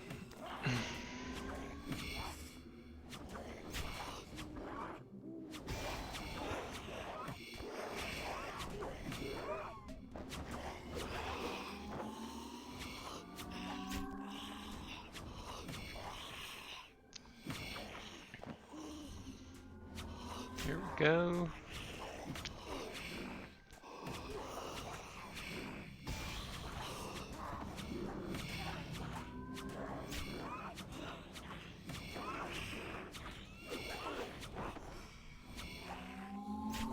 Good.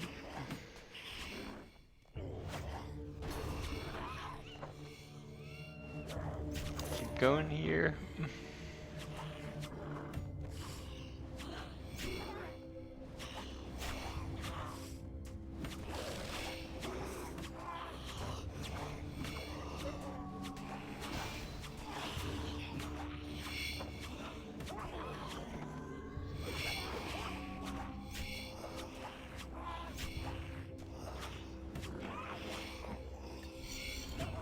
Not bad.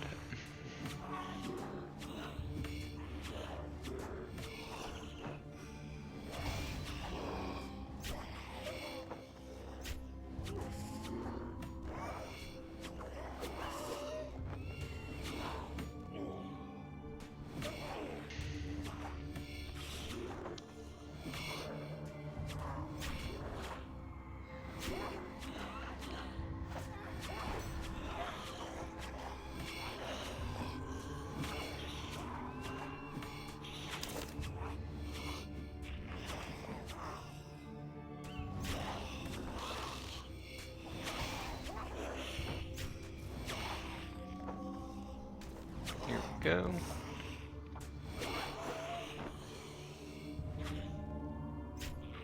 Good.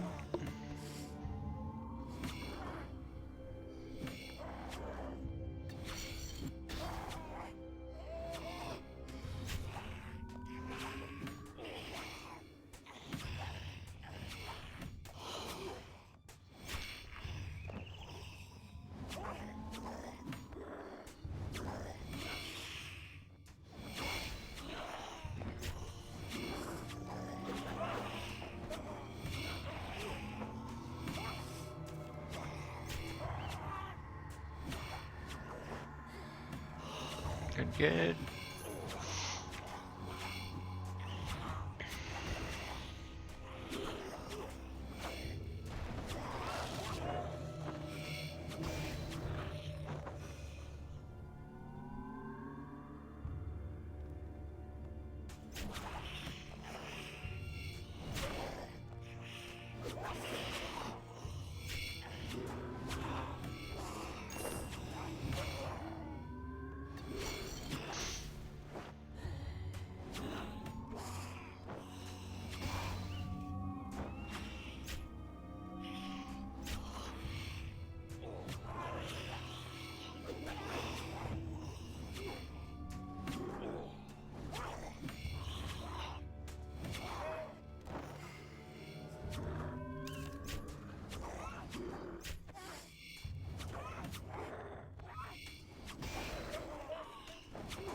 Go.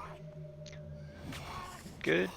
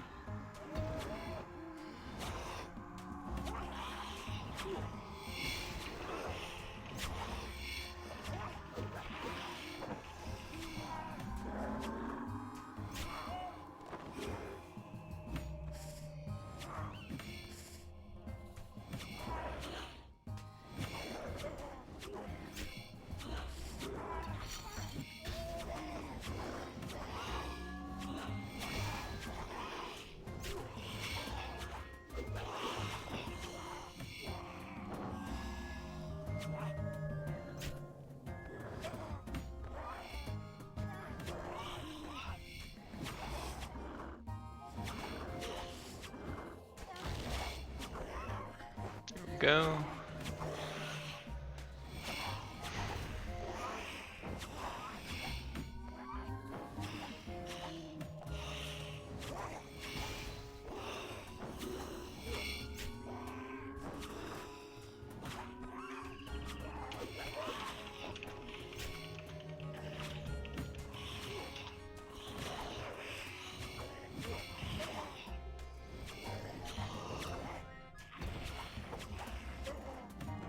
Alrighty.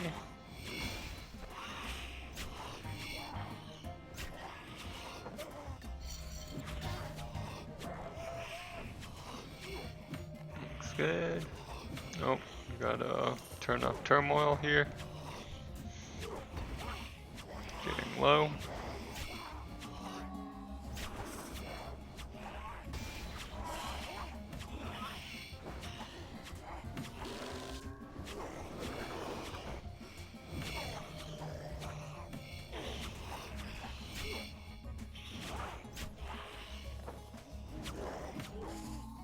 Good.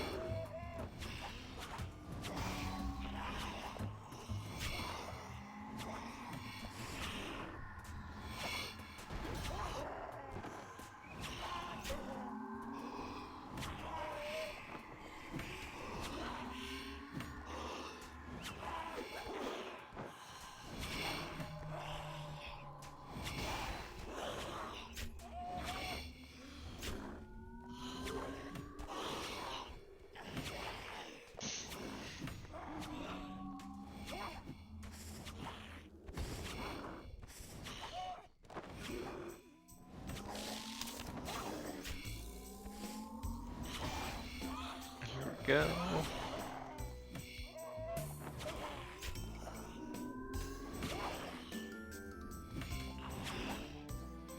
Not bad.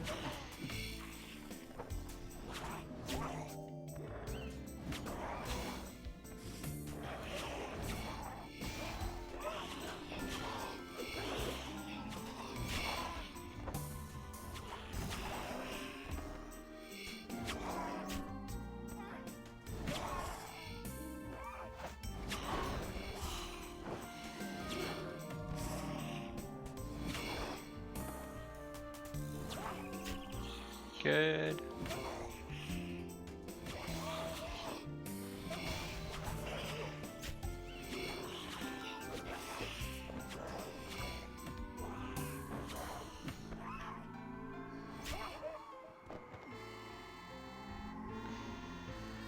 Not bad.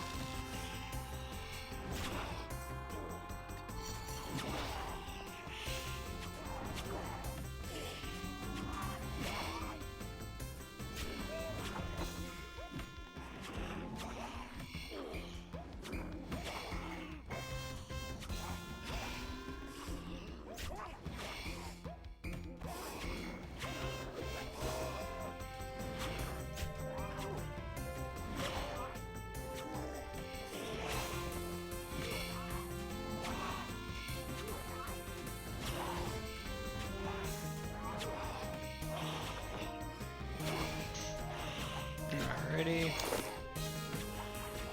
We don't need thermal quite yet. Can probably use Ice Asylum. Will be good.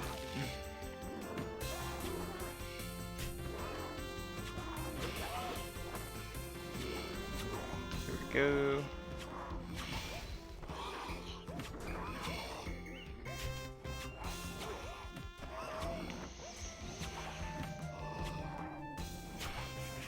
Our Asylum's almost ready.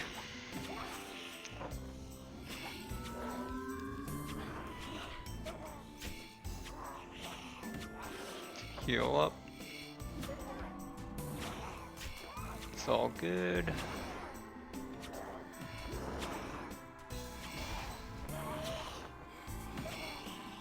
Alright, let's turn on turmoil again.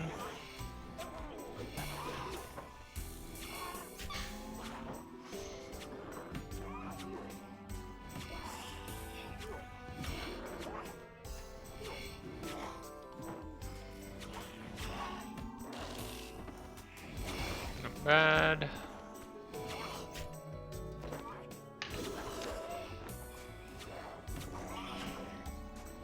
Go.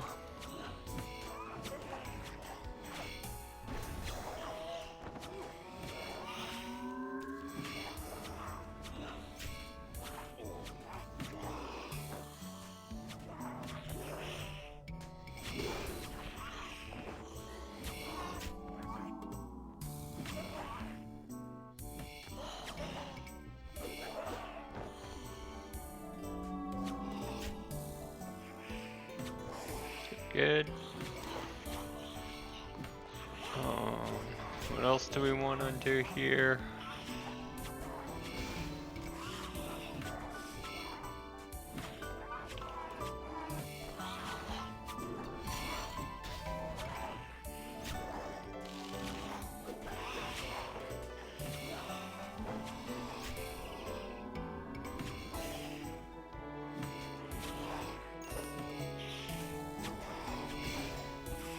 I might use the... Alright, our aura's up here. Let's activate Salvation. And I'm gonna use the restroom real quick, so be right back.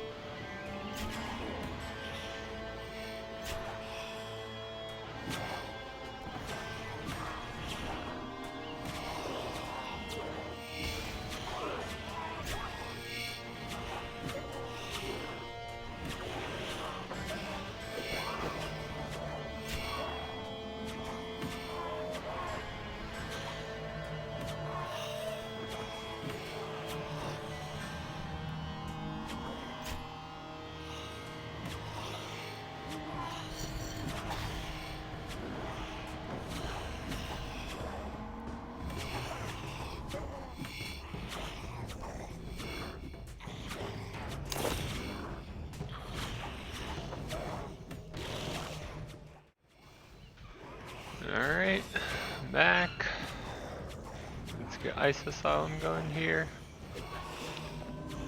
Get ourselves to heal up a little bit.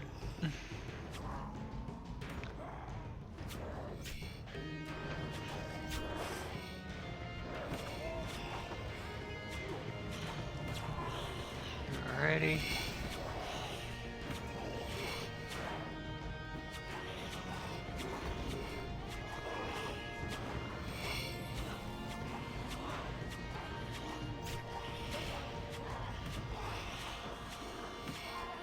Here we go.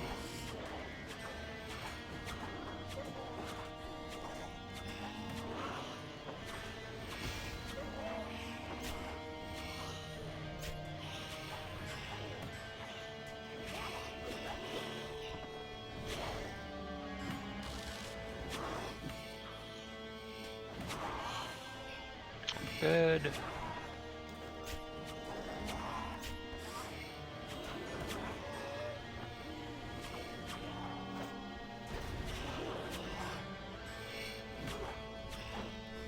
Let's do some watching here.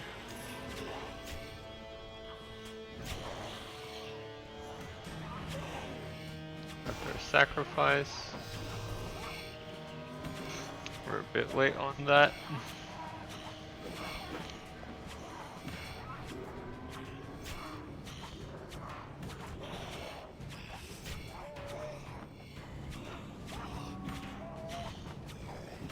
See here.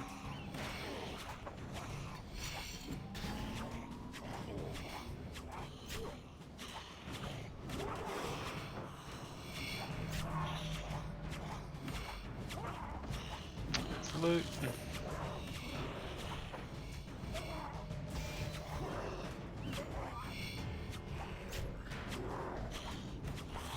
And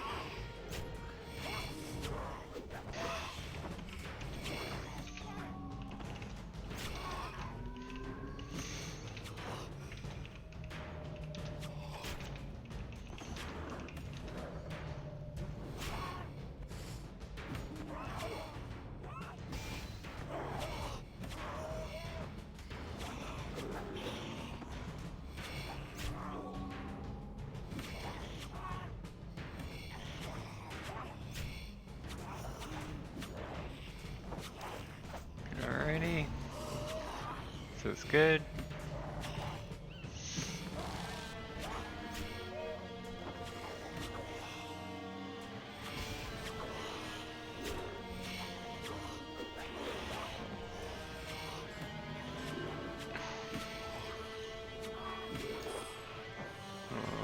What else? Alright, we're gonna start watching here. Watch Joey surf.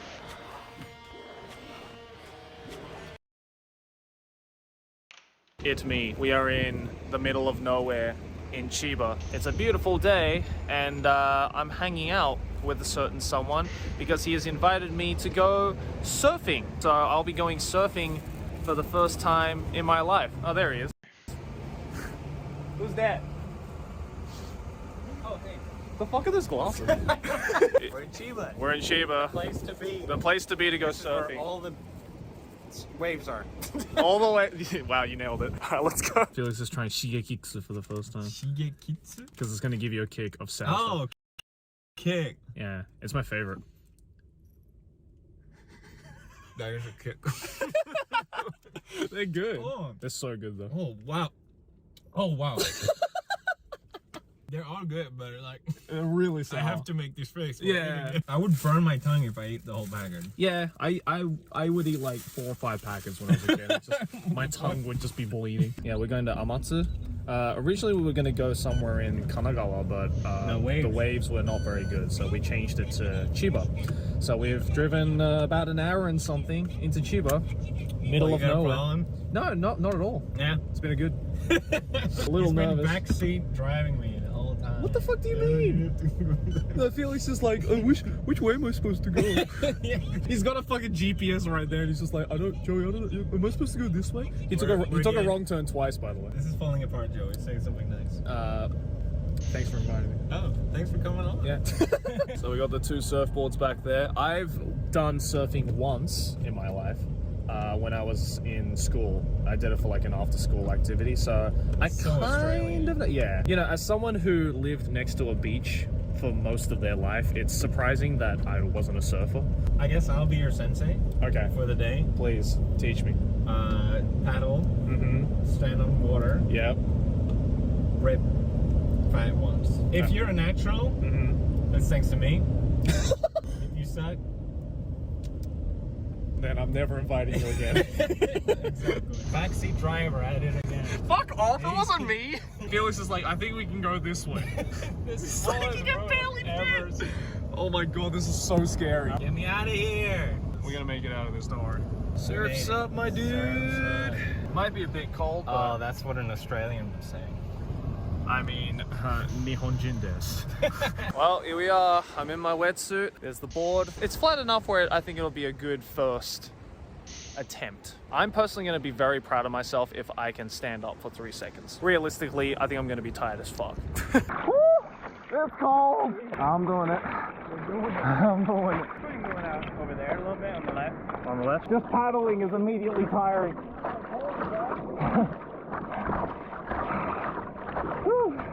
But the water's nice. Yeah, it is. Oh. Perhaps. Going for it. Oh. Just missed it. Oh.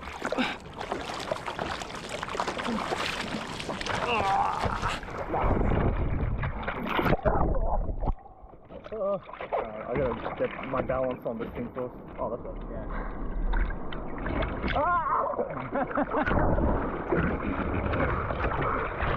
That's a lot. At least I'm wet all the way through now. I think I've been in the water for about 10-15 minutes and I'm already tired. Over there I feel it's breaking better. Fuck, I'm sad I didn't film that. Just got fucking eaten alive by this random wave. Oh. They come out of nowhere and they're so far out. Yeah. I don't get it. And then they die before they can break. Yeah, right? Maybe go out farther. I can't see any that's breaking out further. It's the problem. It's like even flatter out there than it is around here.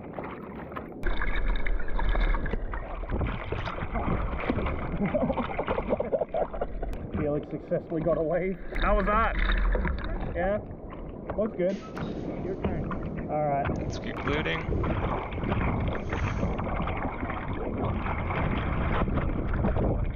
What about that? Let's stop this real quick. Need to check something. Be right back.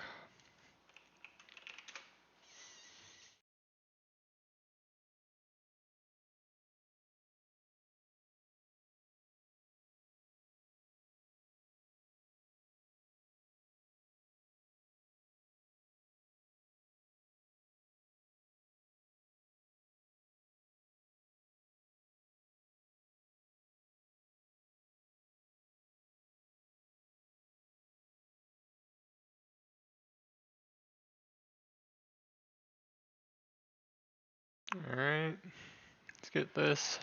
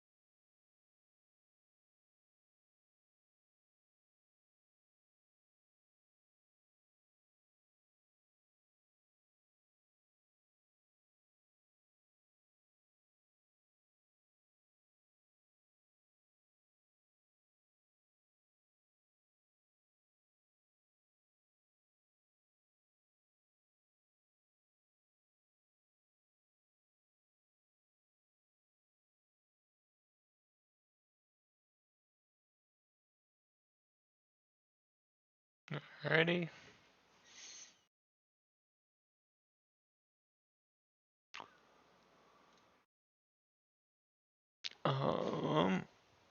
Gotta go grab something. Be right back.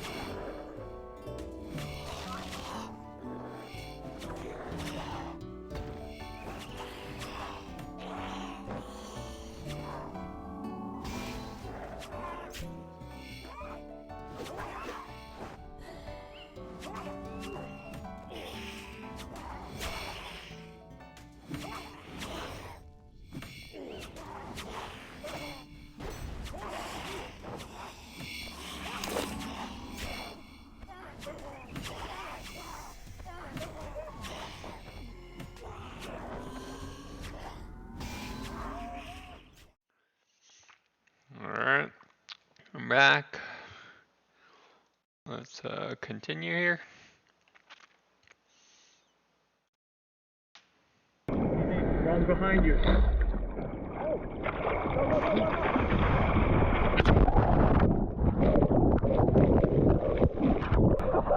Oh my god! Oh my god, I just ate shit. That was the one.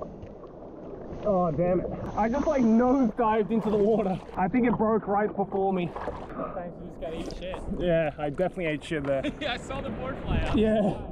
I went in and then the front of my board just went like that. Oh no. Yeah.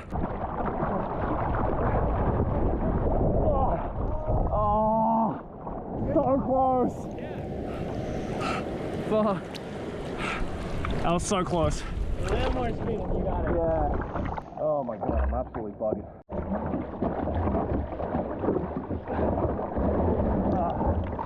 Okay. Damn, she makes it look so easy. Oh shoot. Just check it.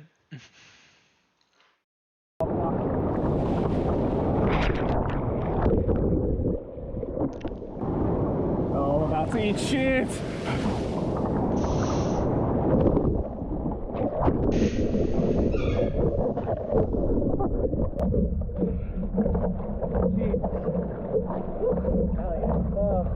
We rode the waves. We it was rode- like, It's just whooping. you got a fat white.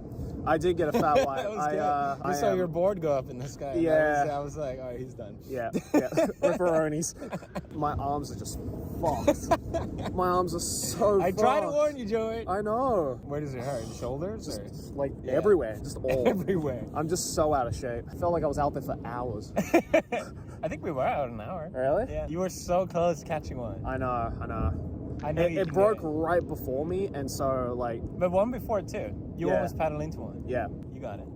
I believe in you. Alright, thank you, Felix. There's this, let's see what will come first. Me catching a wave or my arms falling off. Is that how it feels like? That's how it feels like.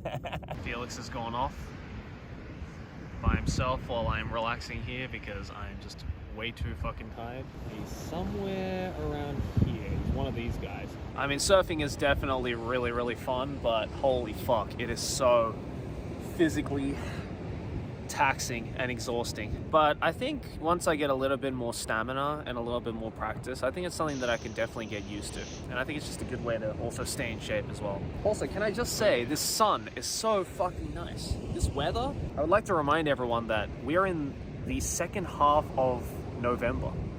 This is the winter. This does not feel like winter at all. Right, there he is right there. There's the pooty man. Oh.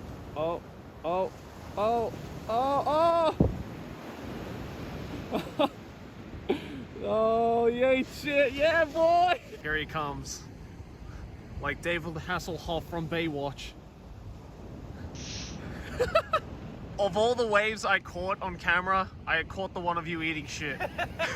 You did like 2 more beautiful ones after that. I was so sure I wasn't gonna catch it, and Yeah. I'm like, oh, I'm riding it.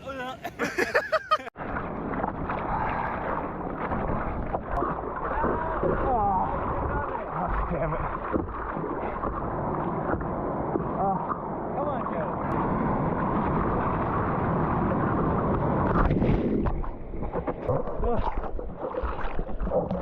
I can't paddle out, my arms are so tired. I'll push you, come on. Huh? I'll push you, come on. Get it, boy! But Dad, I don't want to go out. No.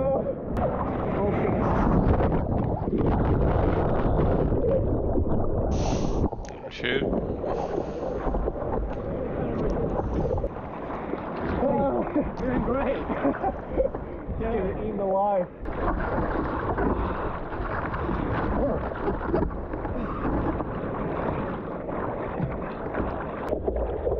There we go.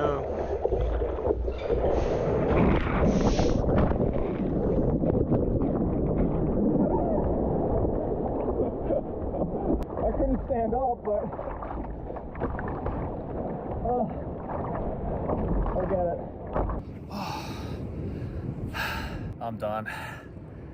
Oh my god. I knew surfing was gonna be physically taxing, but Jesus Christ. You know, what I can say though is, for one, it's fun as fuck. I unfortunately couldn't catch a wave today.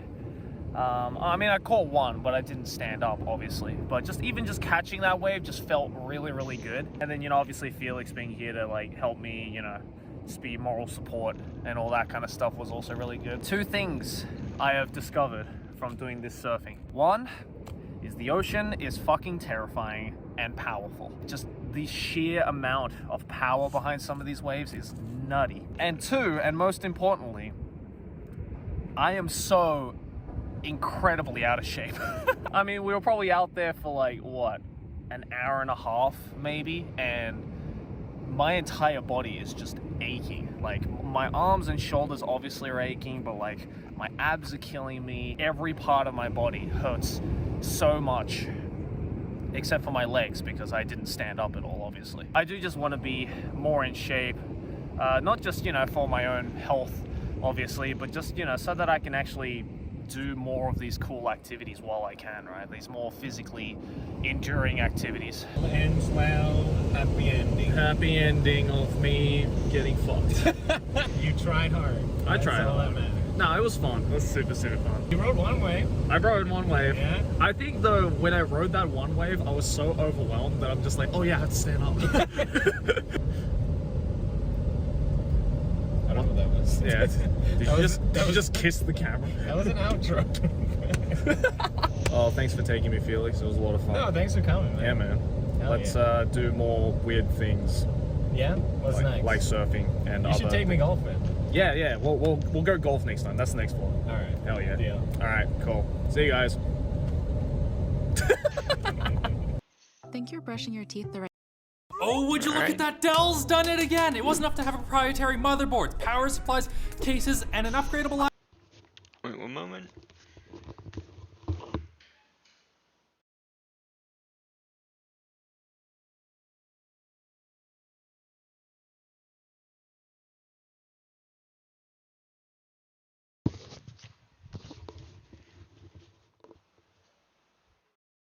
laptop that never actually got an upgrade. Now you have to have proprietary memory as well? Ugh, stop it, jeez. What? Okay. Oh, wait. So anyone can use this memory standard they invented? This changes everything. In fact, this Dell Precision 7670 might be the most important laptop of 2022. That's because without it, the ability to upgrade memory on a laptop at all could have become a thing of the past. Don't believe me? Well, you will soon, after you believe the segue to our sponsor. The Ridge. Their new beveled rings come in premium materials like carbon fiber, tungsten exchanges. Has a long and storied history of completely bogus proprietary crap. One of the most recent ones being the Alienware Area 51M, a laptop that Dell said would be upgradable until it came time to actually offer the upgrades, and then they got all, well, technically it was as long as you stay within the same hardware generation on us. So what makes me trust that the upgradable memory we're talking about today will actually be upgradable? It's because rather than going it alone, Dell is working with JDEC, and by extension, JDEC members, to get their new memory module turned into an open standard for laptop memory going forward, and it is super cool. The first thing that jumps out when we remove the bottom panel of the Precision 7670 is the massive green memory module here that looks like no memory module I've ever seen before. This is the CAM module, or compression attached memory module, and looks pretty cool, I guess. But why? Well, currently the memory in your laptop is probably more like what's in this XPS 15. SODIMM, or small outline DIMM modules, have been around for 25 years, and that's one heck of a run for technology. But with the speeds we're expecting to see in the coming years, they're simply running out of gas. Why? Good old signal integrity. The longer the wire, the greater the signal loss and the greater the latency. Look at the fastest memory products on the market. HBM, or high bandwidth memory, is mounted right on the package, mere millimeters away from the processor that it serves. The GDDR6 memory on a 4090, all of that is within a couple centimeters of the GPU die. This keeps the wires as short as possible. By comparison, the chips on a SODIMM might as well be in Narnia, with a minimum wire length of around 7.5 centimeters. This is super easy to see on our XPS 15. The CPU is soldered to the motherboard right here, and the traces need to travel all the way underneath these memory modules, back up through the connector, and then around finally into the package dies. There are DDR5 SODIMMs in laptops. However, if you've been paying close attention, you've probably noticed that machines with soldered RAM have been enjoying a speed advantage compared to their SODIMM-equipped competitors. For current gen DDR5, it's not an insurmountable problem. The theoretical max for SODIMM is about 10,000 megatransfers per second, but it's already proving to be pretty difficult in the real world to get those kind of speeds, and DDR6 will definitely surpass even that theoretical limit. You're probably wondering why we can't just simply turn these SODIMM connectors around. That's a good question, and our best guess is that it just becomes impractical to pack enough zigzagging traces in this small little area so that every single wire is the same length. something that is crucial to maintain perfect signal timing. Now let's turn our attention to CAM. We've got the CPU right here, and the connector, yeah, you can't get much closer than that. Even with the largest CAM modules, we're looking at a 50% reduction in distance to the CPU. That is fantastic. But there's another big reason laptop manufacturers have been soldering down RAM: physical size. If you're looking to make the thinnest and lightest machine you can, the SODIMM connectors can easily end up being the tallest component on your motherboard. So if even a couple of millimeters can be saved by soldering down that RAM, it's gonna happen. Unfortunately, such devices are completely unupgradable and very difficult to repair. Thankfully, CAM removes that excuse as well, or at least helps mitigate it. On top of supporting much higher memory speeds, CAM is 57% thinner than SODIMM. That helps not only keep devices thinner, but even helps facilitate better airflow over the memory packages. Back to speed for a second. For the moment, CAM only has a speed advantage at 128 gigabytes of RAM, but Dell wasn't trying to set any speed records on its first outing. Annoyingly, the business users that use the Precision lineup want stability instead of all-out performance, so we'll have to wait until CAM shows up in Alienware or something to see how fast it really can go. Not everything about CAM is radical though. Mechanically, this design is very novel, but electrically, it is very similar to SODIMM. The bill of materials between the two is nearly identical, so switching between CAM and SODIMM is purely just a packaging problem. There's even a CAM to SODIMM adapter, they're so electrically interoperable. This is also pretty cool. See how there are 2 SODIMM slots on a single CAM adapter? That's because CAM supports 2 memory channels per module using shared ground pins to reduce the total number of connections. And because of these similarities and simplifications, CAM shouldn't be more expensive than SODIMM in the long term. Currently, you can expect to pay about $1 per gigabyte more for CAM than SODIMM, but there are no licensing fees to use the design, so as the wonders of economies of scale come into play and more of these modules get made, we can expect the price to come down to match or even slightly undercut SODIMM. Just like how we've undercut ourselves by making the color block hoodie only $50, lttstore.com. It's not perfect though. CAM offers a less flexible upgrade path than SODIMM. For instance, if you want to go to 64 gigabytes from 32, there's no way to reuse the RAM that's already in your laptop. The CAM module, you just remove it, and then you have to put a whole new one in. That assumes that the new one even fits. Like motherboards and power supplies, all CAM modules should come in standard sizes, but there are more than one standard size. For instance, this 128 gigabyte module is much larger than the 32 gigabyte one we have in our system. But then again, SODIMM users can run into similar issues as well, especially when it comes to double-sided modules. Another point worth mentioning is that the standard doesn't appear to be 100% nailed down, so we could potentially end up in a draft N sort of situation. For those of you that aren't Elder nerds, back in 2006, wireless networking was in a similar spot to where laptop memory is now. Router manufacturers wanted to continue pushing the envelope for speed and network capacity in their products, but thanks to a bunch of bickering between Intel, Broadcom, Texas Instruments, and others, the 802.11n, now called Wi-Fi 4, only existed as a draft standard. In spite of this, router brands started selling draft N products anyway, only some of which ended up being compatible with the 802.11n standard when it was finalized later. This led to some customers buying bleeding edge routers that promptly turned into e-waste. The same thing could happen with this current iteration of CAM. To be clear, I doubt the specifications for CAM are going to change very much, but we know that ECC support is still coming, and all it takes is for one pin to go from ground to signal or something like that to make the memory in this laptop incompatible with future modules you might buy on Newegg or wherever in the future. So with that in mind, should you take a risk on this machine? Well, first of all, the Precision 7670 probably wasn't made for you anyway. This is a machine you get your boss to buy for you. It has a bunch of features you can easily pitch to a business like smart card reader for greater security, systems management, certified drivers, that sort of stuff.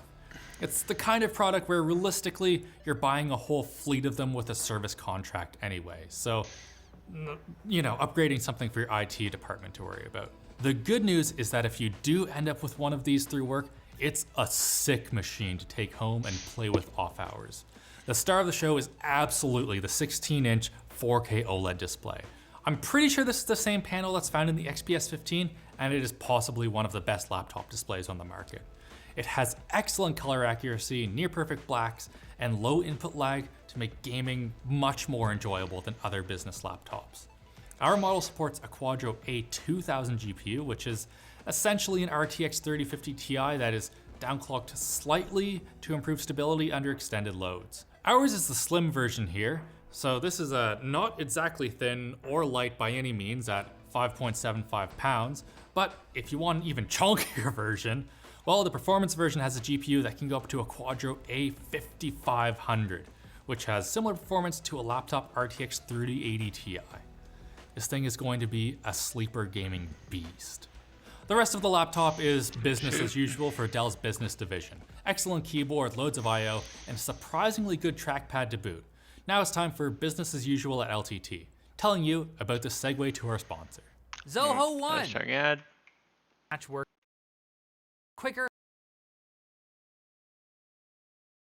So if you like this video, maybe watch our review of the XPS 13 Plus. It is very strange, but I also liked it. Bounty. Alright, I'm gonna take a quick break here.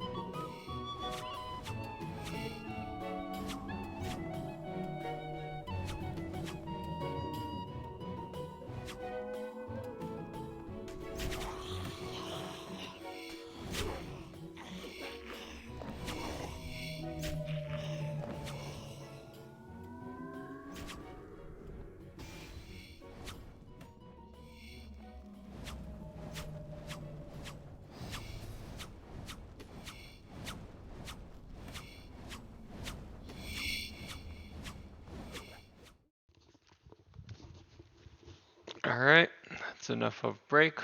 Let's keep going here.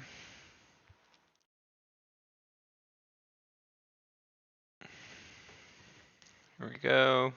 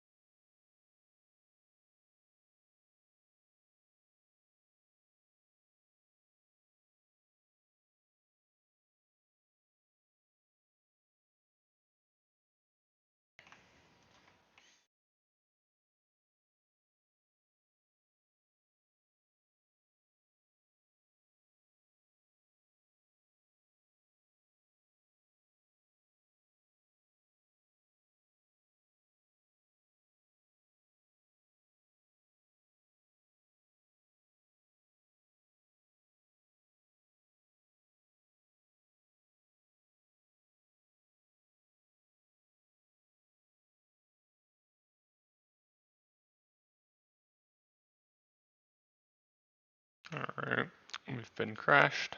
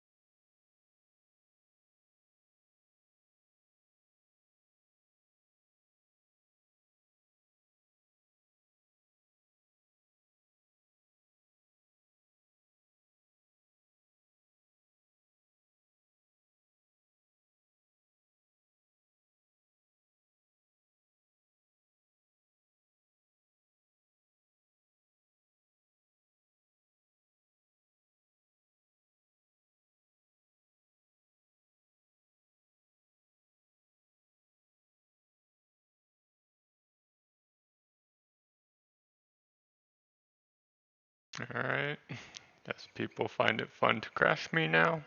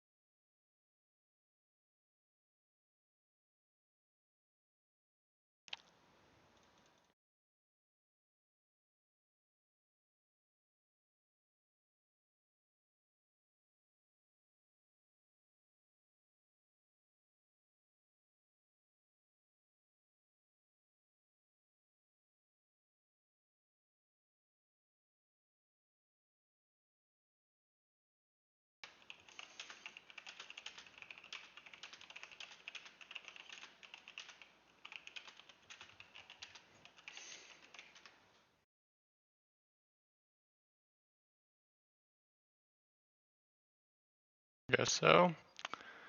Guessing it's a cool kid move now.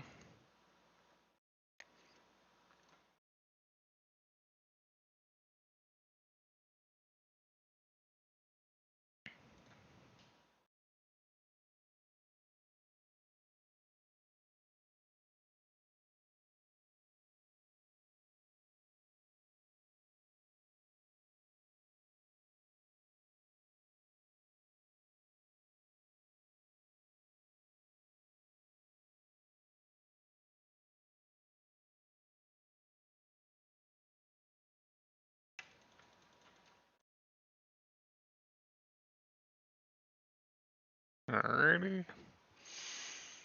They're gonna call me depressing. Oh well.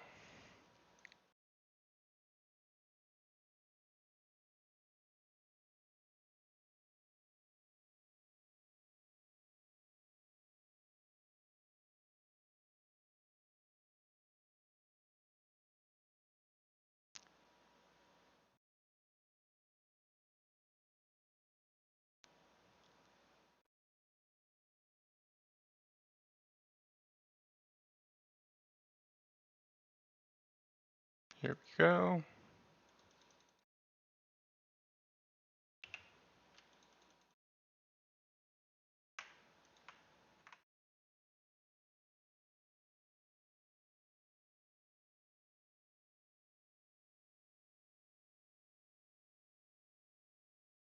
Alrighty.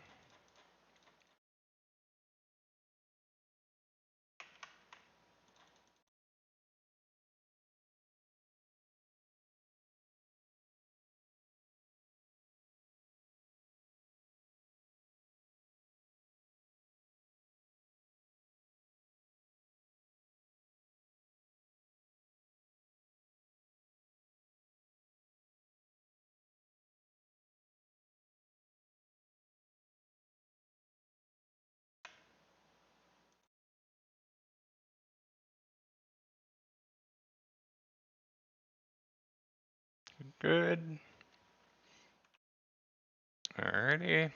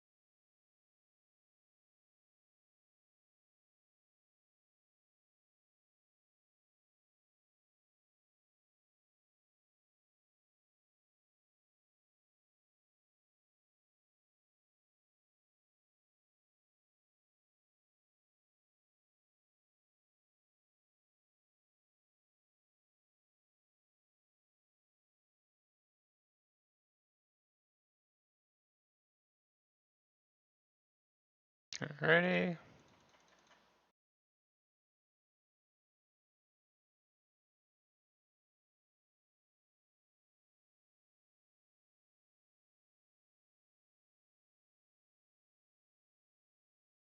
You're good.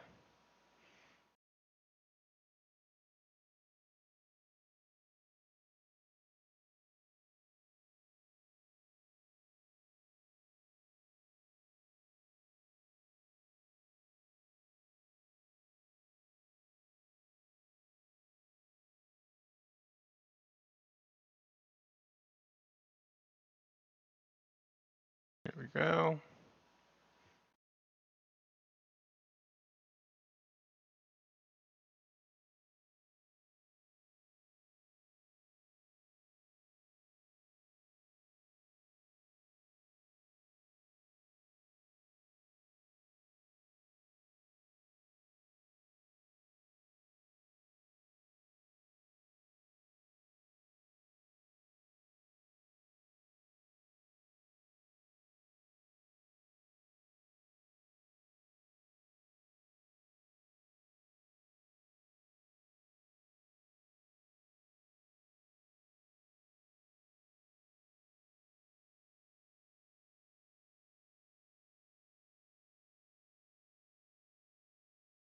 Alright, just got crashed, but should be fine here.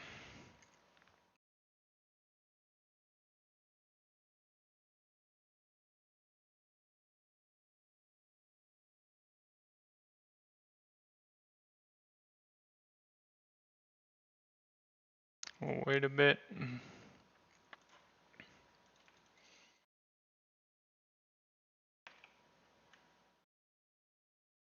Just chill.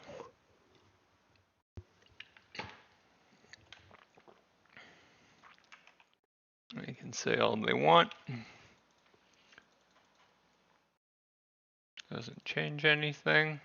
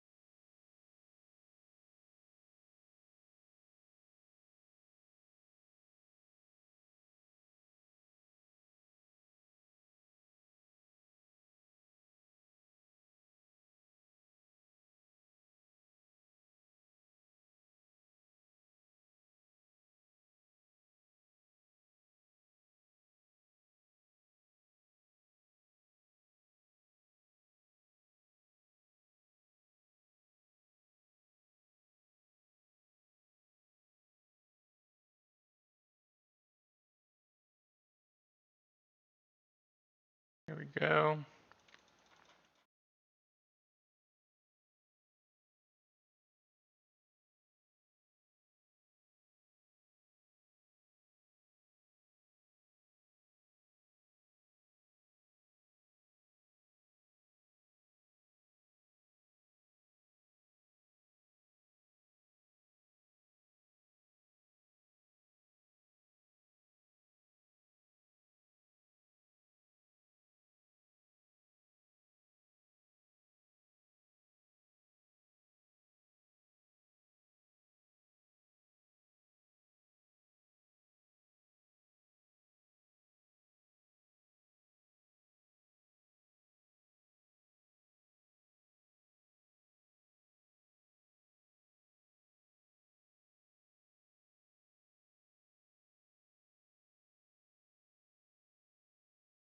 Here we go.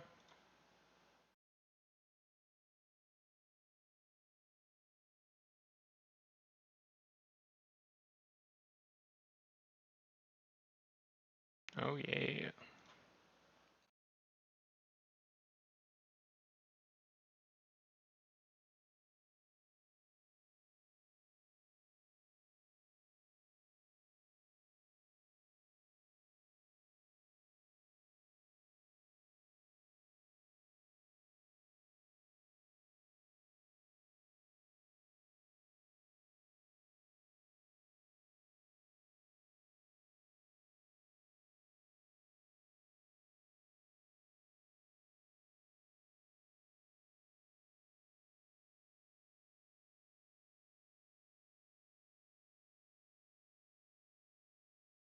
Did good. Getting a decent amount here.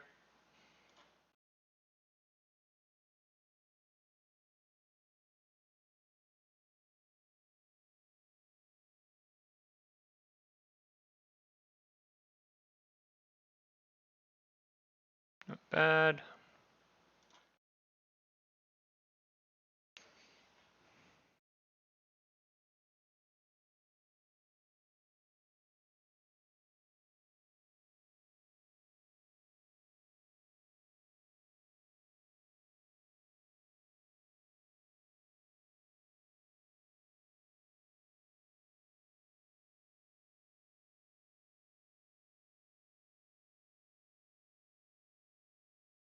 Alrighty.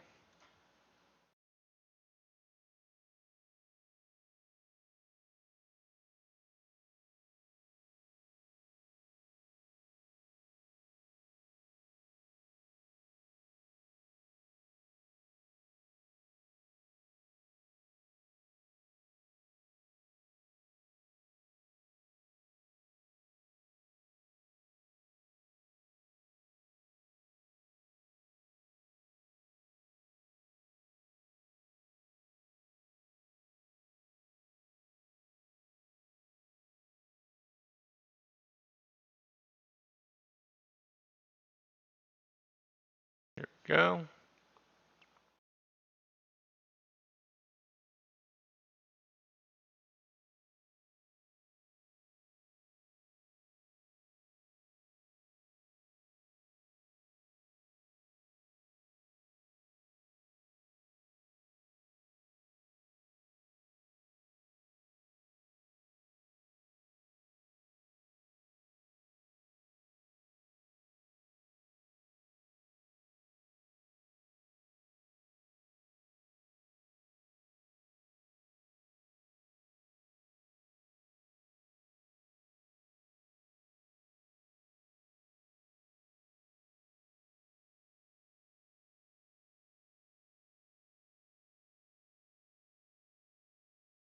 Let's close the door.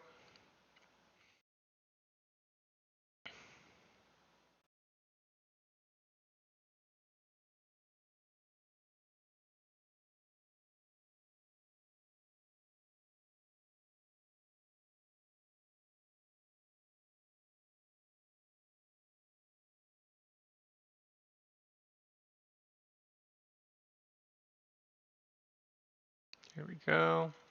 Let's close. Let's do a bit more here.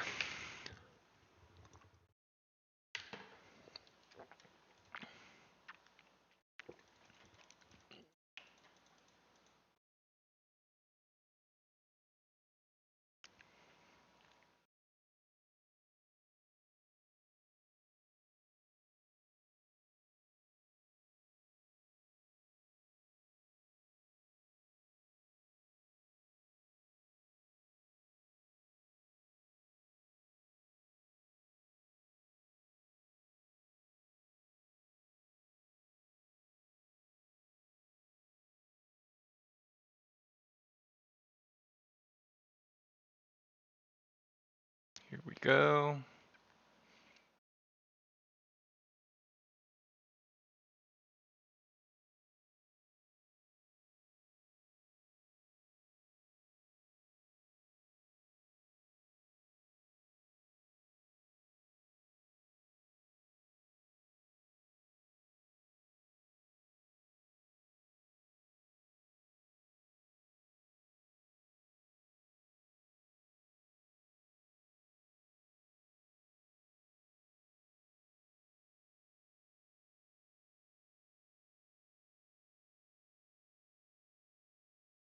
Good, good.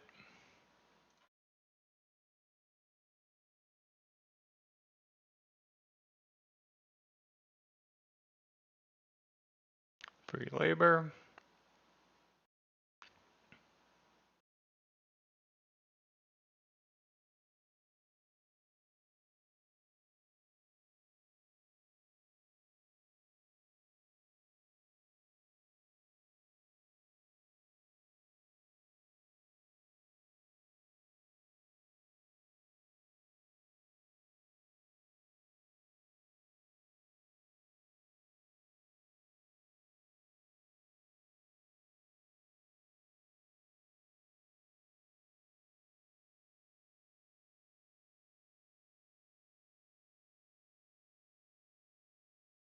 Good, good.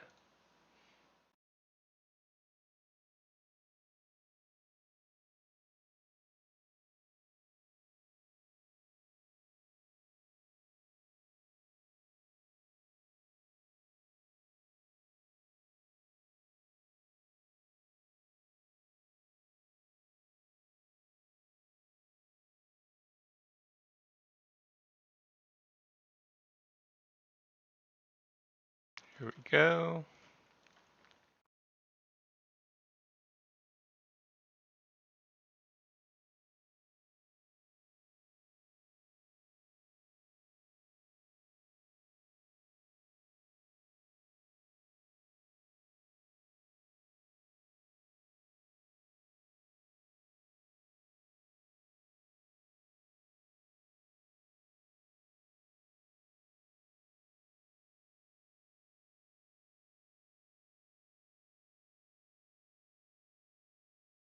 Go regen.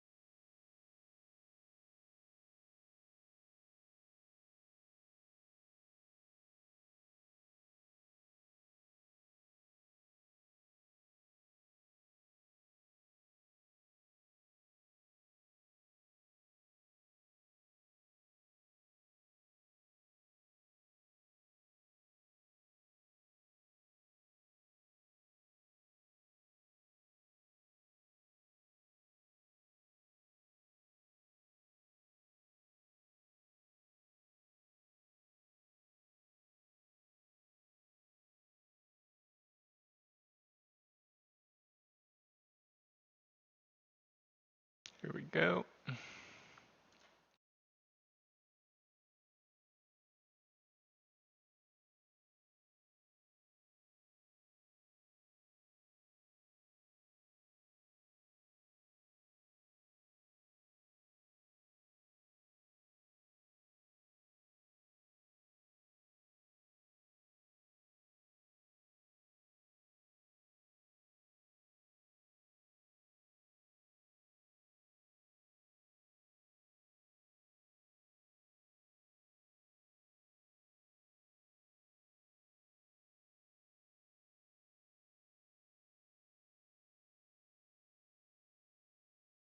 Here we go. Not bad.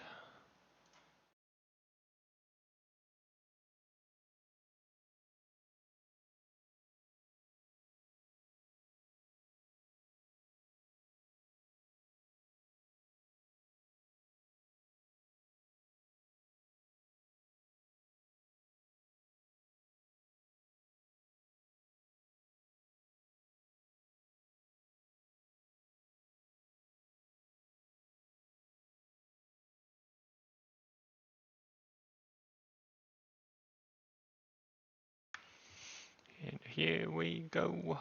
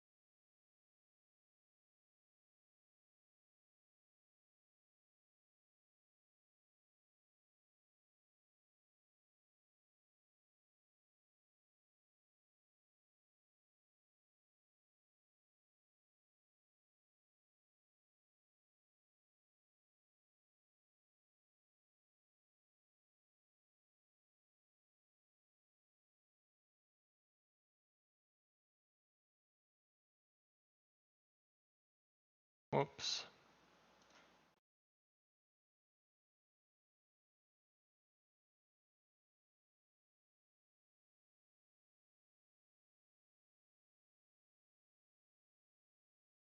Alrighty.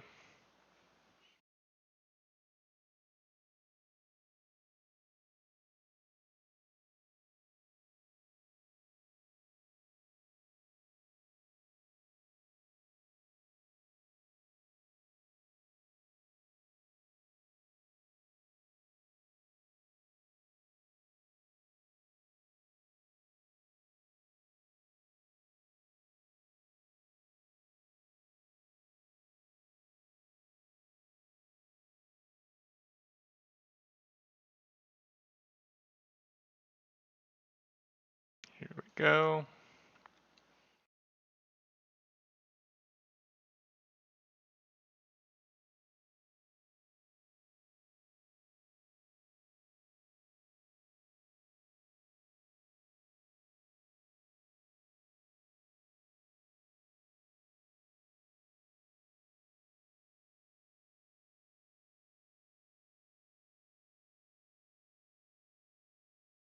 Take these all out.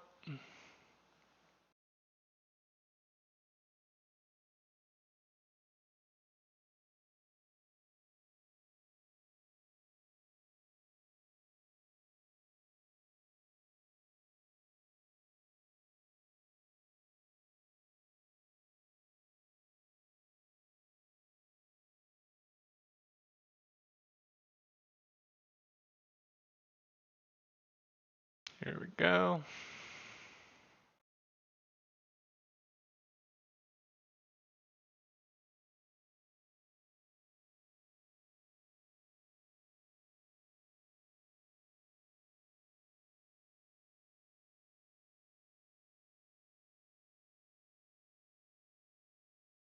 Let's go bank real quick.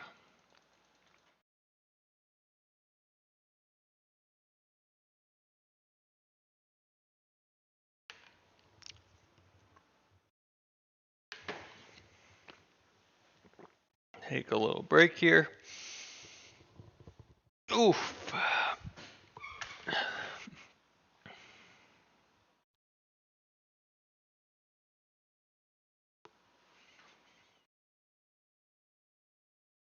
Here we go. It's open.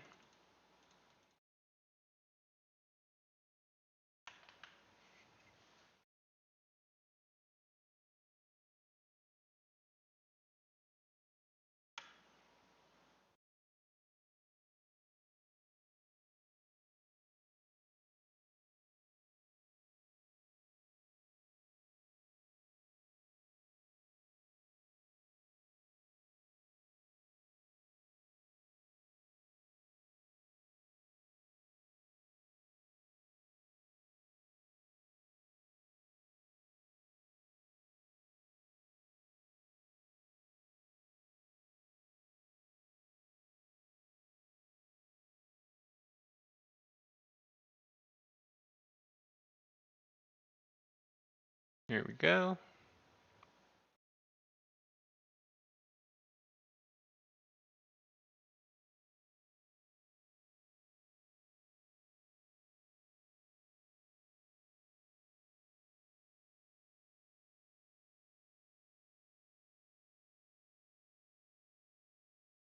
Alrighty.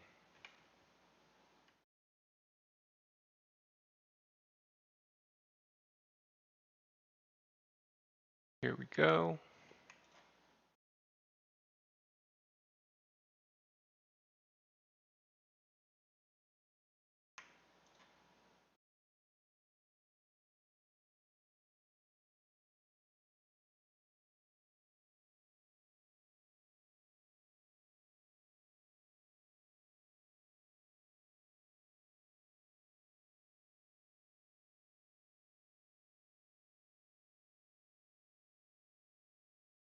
Good, good.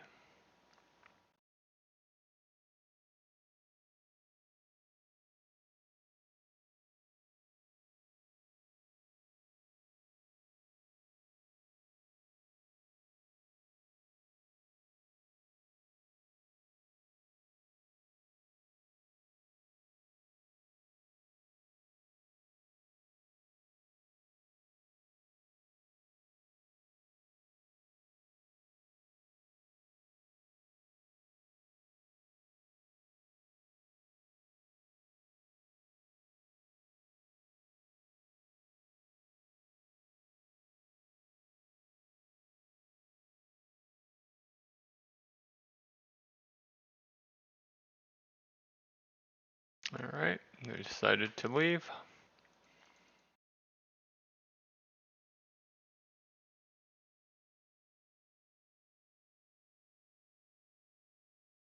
Let's do an aura here.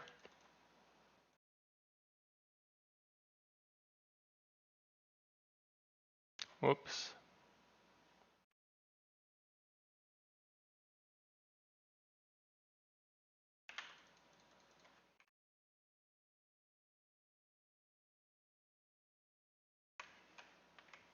Here we go. Not bad.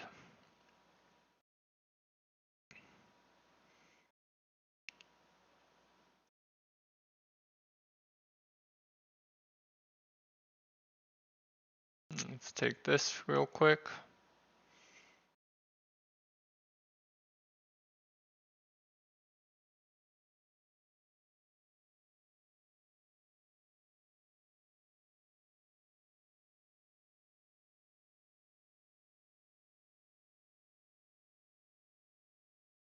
Come down here.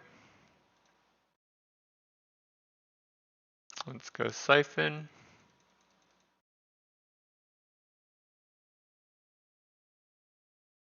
Here we go.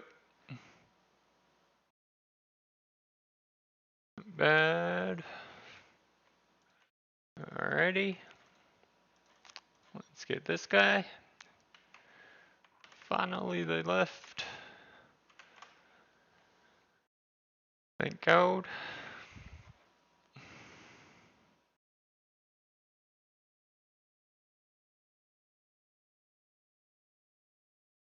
Alright. A few more here.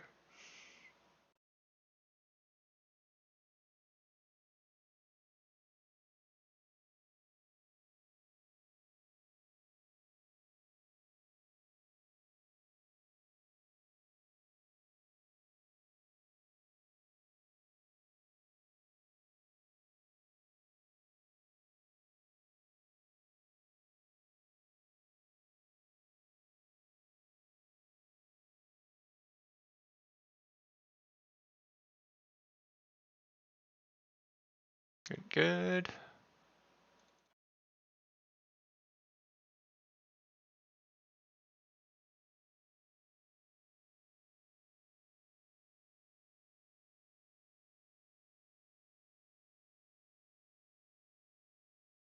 Not bad.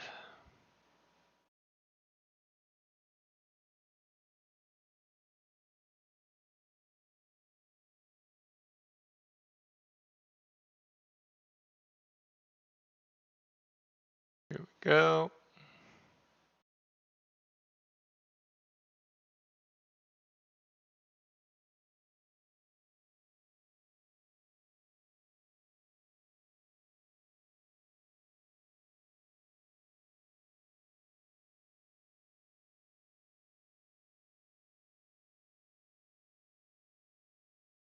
Good, good.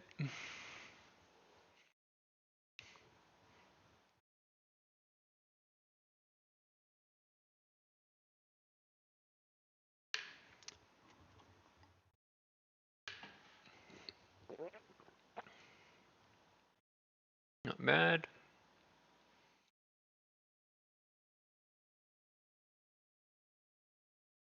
Here we go. Getting our invention up as well. That's good.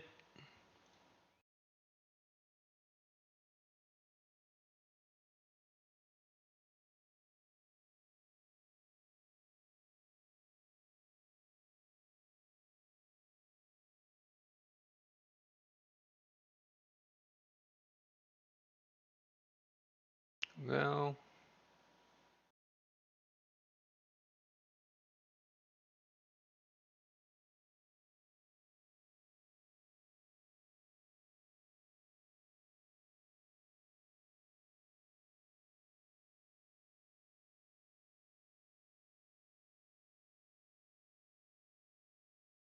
Good.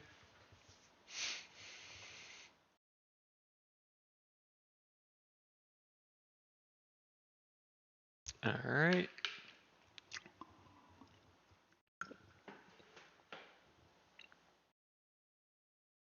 Here we go.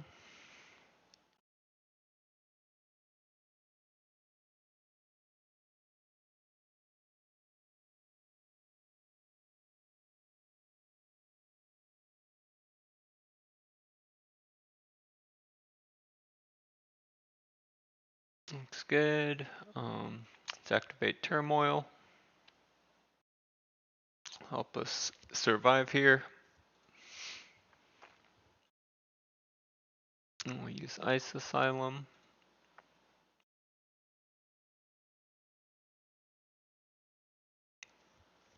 There we go. I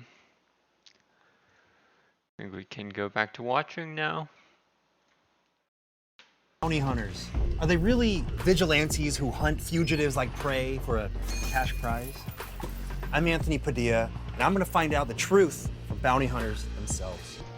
Hello, Zeke. How you doing? Frank. How you doing? How you doing? By the way, this episode is sponsored by BetterHelp Online Therapy. Visit BetterHelp.bounty hunters today. They're like, yeah, because sometimes existing is exhausting. When I told people I was gonna be interviewing bounty hunters today, they're like, what the for real? I don't think people know what bounty hunters do, you know? It's just like, oh, you mean Boba Fett? Yeah, I mean, people don't know exactly. How did you even come across my channel? Bro, you have a video of you kicking a door down on YouTube. Bell boss! Oh, yeah. I guess it went viral. Wait, how many hunts have you done? Do you have any kind of like... I've captured probably about 500 people. Over how many years? I've been doing this for about 10 years now, yeah. That's like one person a week? Yeah, roughly. Yeah. What is a bounty hunter? I feel like there's so many different definitions. So really a bounty hunter stems from a bail bondsman, which I'm a bail bondsman. Okay. All right, so we loan people money to get out of jail who can't afford it. Right. So say if someone has a 10,000, 10% bond, and they can't afford to pay the $250,000, they call a bondsman, which is me. We'll put up 10 grand, we'll finance the $1,000. So say they put down. Let's do a few push-ups before we keep watching here. Here we go.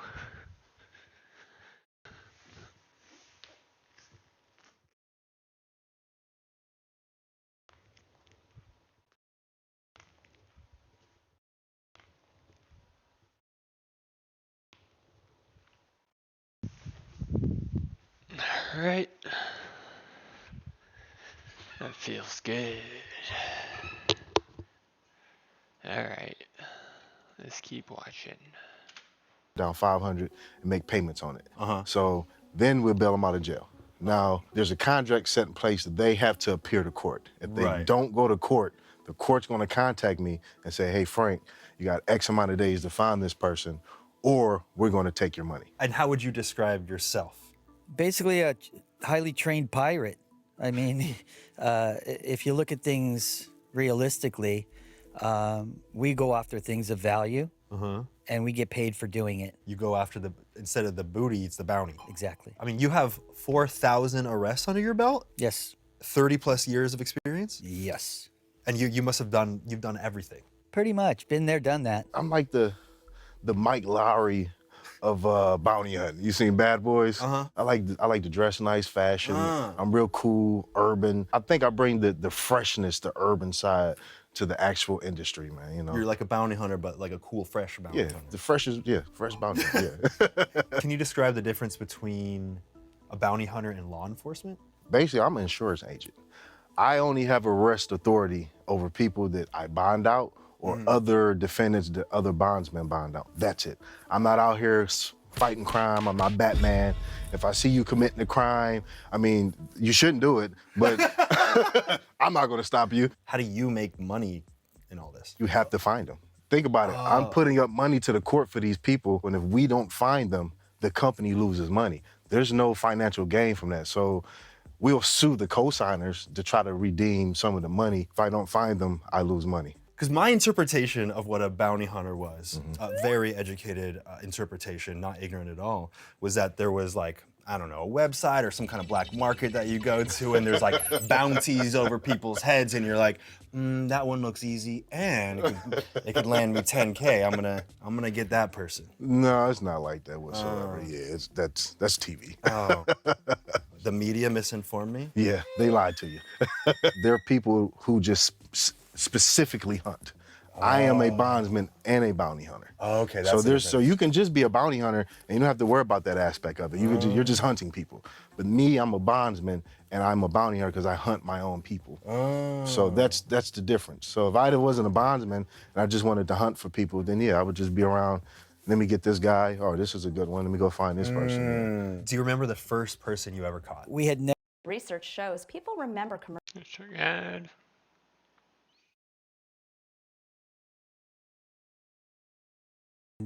Somebody a bondsman had called our protection service and said that he had a bail skip. So the bondsman invited us to his office and he explained to us exactly how bail works. Told us if we brought him in, he'd give us $4 grand. So we drove over to the house where the defendant was known to live.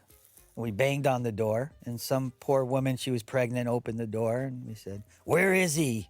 You know, he jumped bail. We got to get him back into court." And she kind of gave him up that he was at the local bar. And we saw him at the bar and there was a little bit of a scuffle. Police walked over and said, "What's going on here?" He said, "Oh, this guy jumped bail." I said, "Oh, you're bounty hunters?" And my partner and I looked at each other and said, "Yeah, we're bounty hunters." I said, "All right, get him out of here." So we hooked him, went and collected our check. And we said, you know, there's got to be a market for this. You know, at first in my career, I liked the challenge of the hunt. And then the hunt starts to become very addicting, like hunting humans. You know, once you hunt humans, you'll never hunt an animal again. You sound like a vampire. A little. I've been known to sleep upside down with a cape. Okay. It's my first ever hunt. I was in Hampton, Virginia. A bondsman gave me the opportunity to find somebody he couldn't find. Anyway, I found the guy at a hotel. It was probably the most weird setup situation I've ever seen in my life. So I bang on the door, he doesn't open. I say, "Open up, I'm gonna kick it in." The guy's completely ass naked. There's a laptop with porn. There's a Snickers bar. There's a cantaloupe. Yes, yeah, it's crazy. I don't want to know how I don't think I want to know how those are related to the Zuto. I don't. So you seen some shit? I was seeing some shit, man. Yeah. Because then I'm like, "Get on the ground," and he's naked, and I'm, "Get up, put your clothes on." Then get on the ground. Then get on the ground. Put your pants on. Then put your hands behind. It was crazy. I was so confused, and I didn't know what to do. You're like, "Oh, this is bounty hunting." Yeah. I said, "Oh God." He was like, "What? What do you want me to do?" Well, I don't know what to do with my hands. You're like, grab the clothes. Yeah, just put your clothes on, man. Yeah. So that was my first time. What is your most memorable hunt? We're tracking this guy. And he's 6'10". What? 6'10", 150 pounds. What? Yeah. Right? Was that Slender Man? That was unbelievable. And it's been about a week and we keep searching and searching and we hit the house and the girlfriend is the co-signer on the bond. Okay. And we said, you know, "Where is he?" And she's not saying anything. And then she says, points to under the house, right? We go to where you go under the house in the closet and everything's perfect. You know, like hasn't been moved and we can't figure it. So we move the shoes and we pull the thing away and we're under the house and we're searching. And I mean, there's only about this much room. We come up back through the hatch and we said, you know, we can't find him. He says, "He's down there." So we go back down and we're searching on our bellies, you know, with guns. And way over in the corner under the dirt, we see a part of a boot sticking up, right? And we say, "Hey, you know, you got to come out, man. We're going to take you out of here." Nothing. We go back under the house and the police are talking to him now from one of the side vents. They said, "Hey, man, you got to come out. These bounty hunters are going to drag you out of there." So out of the dirt comes this guy, right? Like a mummy. Night of the Living Dead. Oh, for sure. We drag him out. He's covered in dirt. We sit him down and we say, "Hey, what's going on here?" He specialized in evasion. He trained troops on how to evade the enemy. What happens after you arrest someone? Based on where we're at, we have 48 hours to bring them in front of a judge or into hands of law enforcement. So basically what we do is we take them in and we book them at the county jail. And they're just like thrown into your car? Yeah, we take them in the car. We can't put them in the trunk anymore like the old days. You used to be able to do that? Absolutely. That seems a little fucked up. Not really. Depends who you ask? Exactly. Okay. Is there a huge sense of danger with each of these hunts? Again. You can die at any moment. I mean, you just never know what's gonna happen. Is that why you are buff as f- and you're like, I'm intimidating and you're not gonna f with me? I stay in shape. Now, but this is not gonna stop any bullets, but it will make a normal human being second guess trying you. Right. I mean, not everybody's walking around fearless, Chuck Norris. Like, you know, most people are gonna be like, okay, he's a pretty big guy. This could go sideways. Right. I'm gonna just chill. You know, so it helps. And then each door I kick, you never know. It could be my last door. So I mean, it's a risky business, but I have a good sense and a good intuition to when danger is kind of near sometimes. Is your adrenaline pumping the entire time? It is. Like, It is. I could die. This could be the last day I It wake is. up. Every single time, my stomach is crazy because when we're hunting and we're getting close to finding the guys I hunt, I'm like, I always have to use the bathroom for meters. Like getting some nervous shit Yeah, going. like I always have to go pee. Like no matter what, we're walking up to I gotta go. And I walk off the camera and it's crazy. You gotta have nerves. You gotta have nerves. You got to. If you don't have fear, then you don't have any caution. If you have no caution, you're just going in places blindsided. You don't care. I've been very cautious and been in many, many dangerous and violent situations.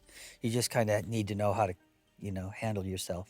Do you remember a time when your adrenaline and nerves were going the most? Oh, sure, all the time. I mean, we've had a couple of shootouts, and we've gone after some seriously dangerous people, and it's going to happen. It's just you have to realize when you get up in the morning and you do what we do. Yeah.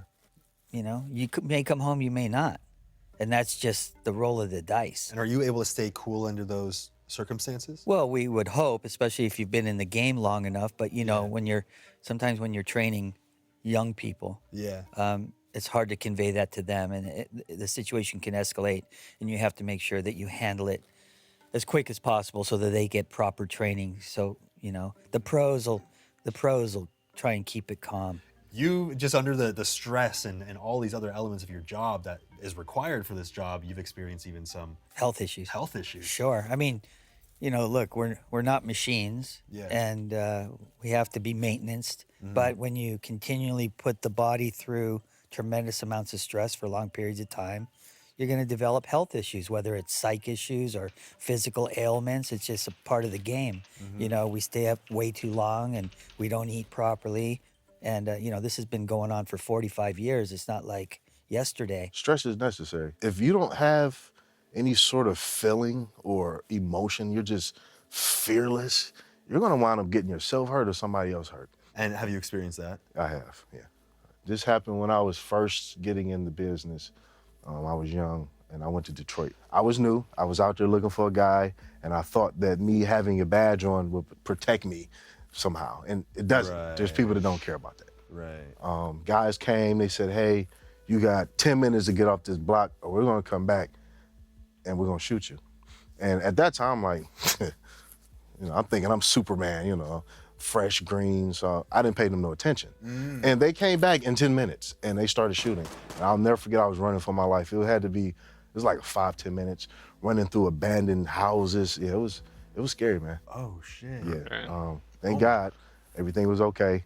And, I'm still here today, but that was a scare for me. Yeah. Did you always want to be a bounty hunter? Were you like, someday when I grow up, I'm going to hunt? No, I wanted to play sports, and I went to school for nursing. And when I was in school, I was like, what am I going to do next? Football didn't pan out. I'm like, what am I going to do? I want to do something still athletic. Still, I can be out and about. I don't want to work in a cubicle. And I looked this up and I was like, what is this? It was kind of like a martial, but not really. And it was my niche. I just did it the first time, and I was just a natural at it. I was blessed to find my niche at an early age. So. And it was like, I want to serve justice, or what made you want to become, like, you were a nurse, out there helping people. So, everybody knows bounty hunting from one particular person. And I'm sure you know who that is. Are you not willing to I'm say not dropping names. So he has enough clout. Yeah, so, yeah, woof, woof, let's go. So, so everybody knew this guy, and I was like, wow, I could bring a different flavor to this, you know, especially to my community. They've never seen this in the capacity like I could do. I could bring some fun, some exciting, some urban to it, and that I'm not gonna lie, it motivated me to do it my way. I fell into it organically. I started as a protection agent, and with that, we had some death threats on people.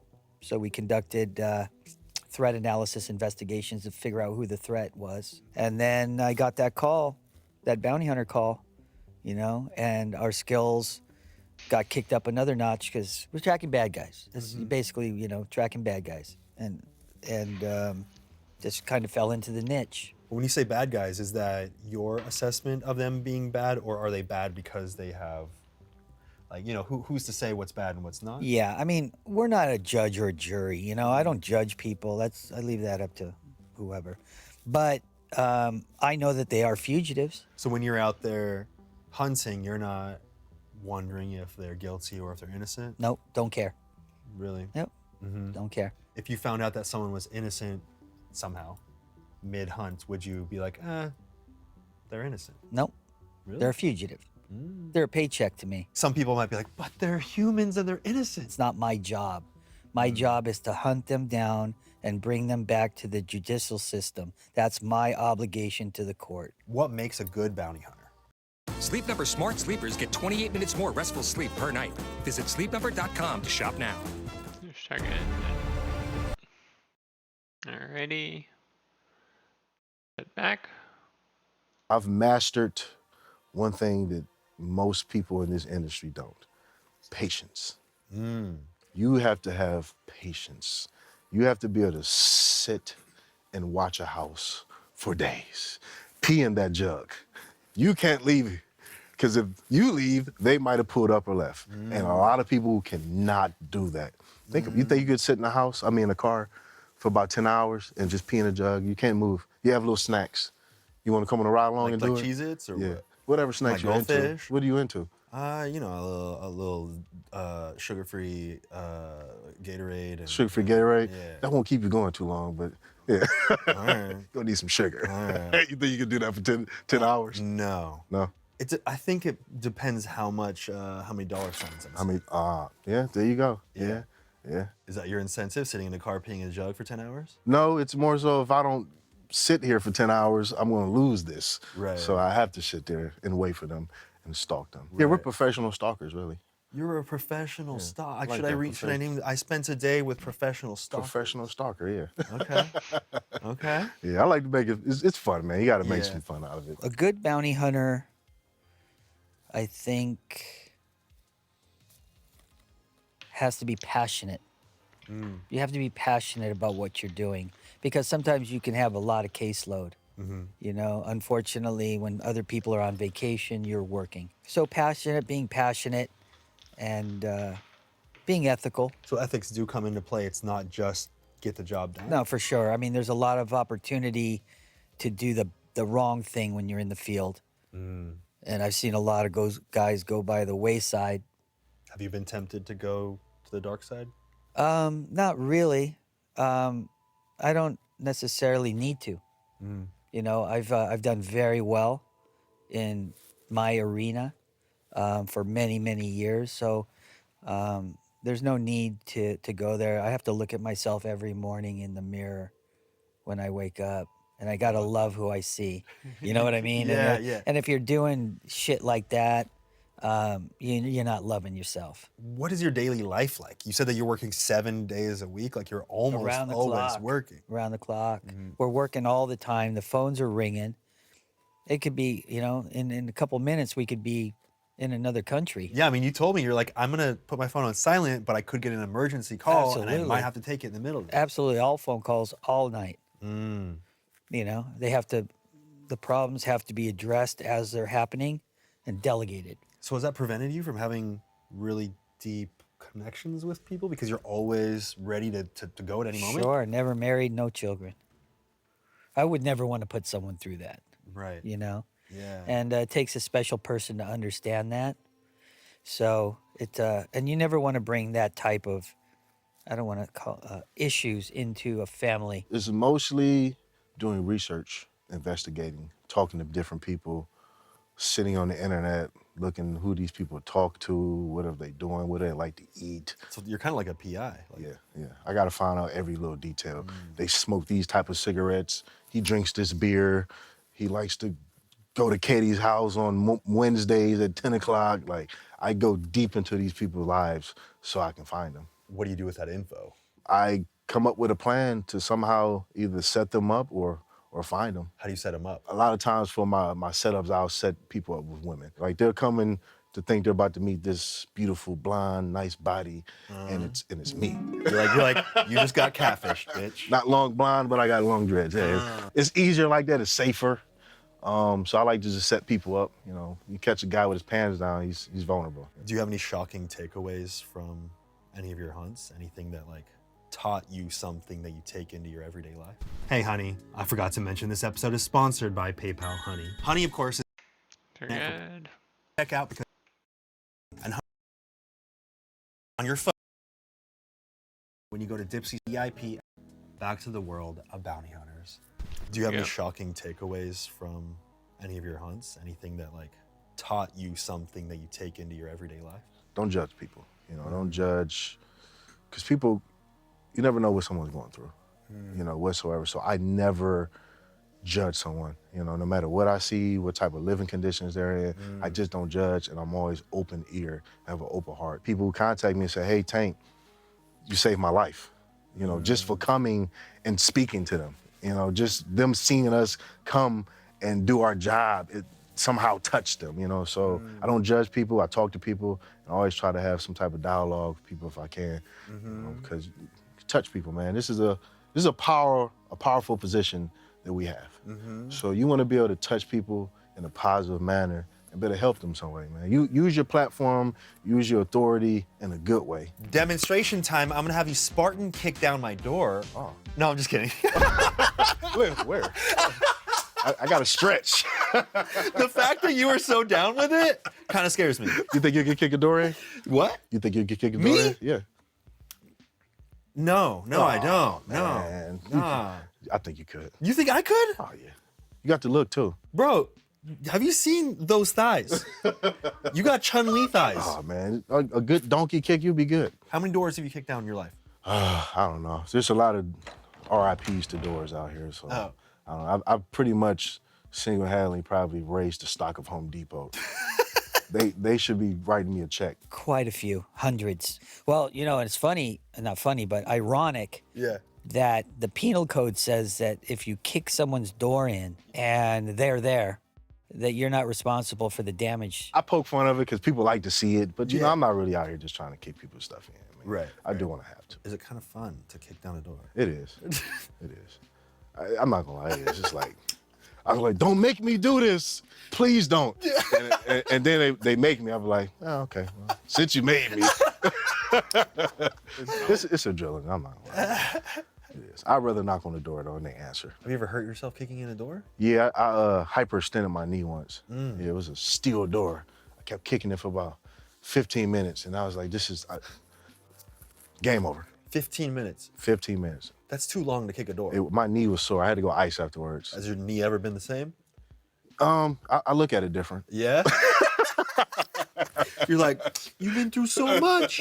I babied it a little bit, so now I try to use this one more. You have a YouTube channel documenting all this stuff. Yeah. Do you have people watching your content and then therefore knowing how to manipulate you based on the way that they see you interact with people? Oh, yeah. So I watch what I put out on YouTube just because a lot of times the people that I'm looking for are watching the videos. Yeah. So I let them see what I want them to see. Got it. So you look at it through the lens of this is what will be consumed by them. Yeah. So it's mine. So yeah, you might think I'm doing something or think I don't know something because this is what you're watching. Right. But no, that's not the case whatsoever. I want you to see this. You're like, bro, I cut out the stuff I don't want you to see. Exactly. And they don't understand that. So yeah, I watch what I put out just because, like I said, because this stuff's real and it's live. So it's actively going on when I'm looking for these people. So I can't let them see certain stuff and I have to let them see certain stuff. So yeah, you know, it's It's strategic. I feel like when people look at people that apprehend fugitives or criminals or, you know, whatever you want to label these types of people, they assume that there's a lot of black and white thinking where it's like, that's a criminal. That person deserves no respect. How do you get away from that black and white thinking of like bad versus good? Yeah, I don't assume anything. You're just a normal person until you show me something else. You know, if you are cool and calm, then I'm gonna give you the same respect. So, yeah, I don't just assume. These people might, again, you don't know what people going through. Why are they committing these crimes? Some of them have bad drug problems. They're not bad people. They're just, you know, drugs change people. They turn them into something completely different and not yourself. So, you know, you got to understand that part of it too. You have to have some type of empathy. You know, you can't. I'm not just a cruel guy. I typically care about people. So you've seen some very potentially dark things. Again. In this industry, how do you cope with that? Well, I think we have some power. I can tell you that when I see abuse, You know, you can't. I'm not just a cruel guy. I typically care about people. So you've seen some very potentially dark things. For sure. In this industry, how do you cope with that? Well, I think we have some power. I can tell you that when I see abused children in these situations, they're going to Child Protective Services. I mean, I have zero room when it comes to children. Just turns my stomach. It kind of turns me into a different person. You know, they're going. I'm not going to let them be subjected to this, you know.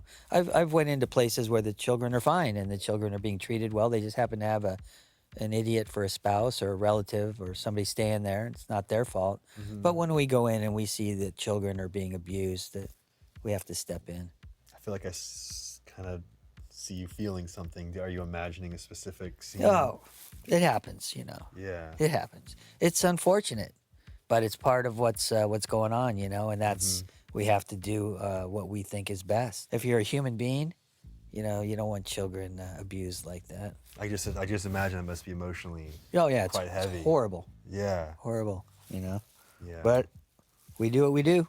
Has working in this field changed your mindset about life?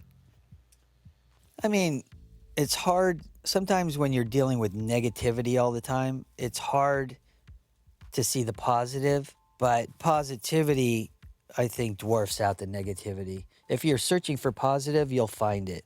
If you're searching and dwelling on negativity, you'll certainly find it. Right. So in what we do, it's a balancing act, you know? If there's anyone watching who wants to become a bounty hunter themselves, is there anything that you want to say to them? Run, and don't look back. No, actually, just know that if you get into this type of arena, it's long hours and very, very diligent work and not as glamorous as people think. Do you recommend it? Not really. If you want to become a bounty hunter or some type of police officer, get into it for the right reasons. Don't get into this because you want to carry a gun or you want to have some type of authority over people. So just come into it with a pure heart and understand the position that you're going to be in and you can really touch people's lives. It's, you know, also, you got a job, a duty to do, but understand you can impact people in a good way. So don't get into this just to be a cowboy because it will backfire on you. And I will get mad, I will come for you. And sometimes they want 10 minutes of fame.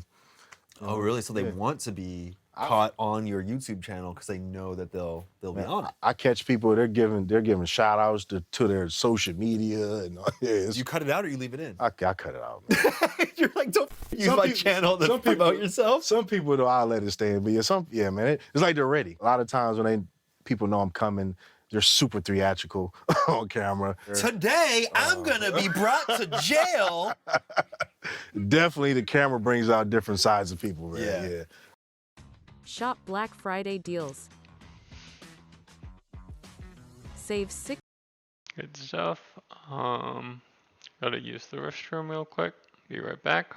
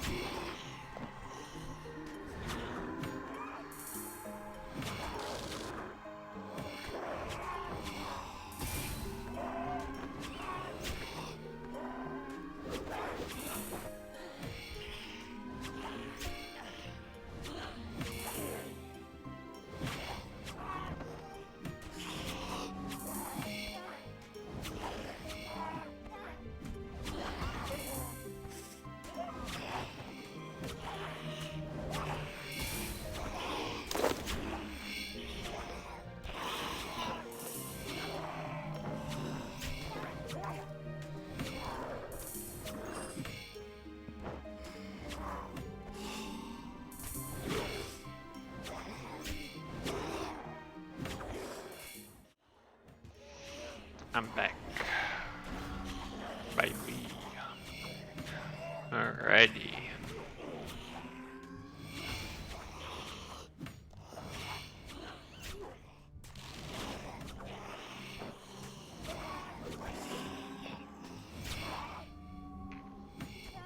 Go.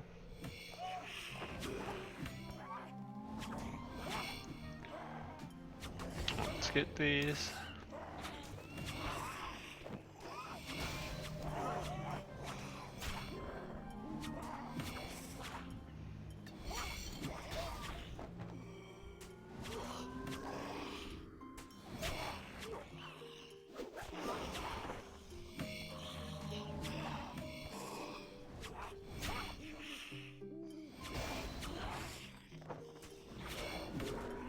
Alright.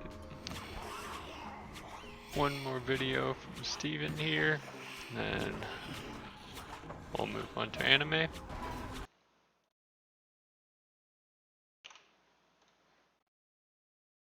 Sound rolling. Reddit report card 20. Stephen He live. I miss being back. Hey, hey, glad you came today. Need to wash your emotions, change away. It's not that hard, just open the Reddit report card. With me, Stephen He.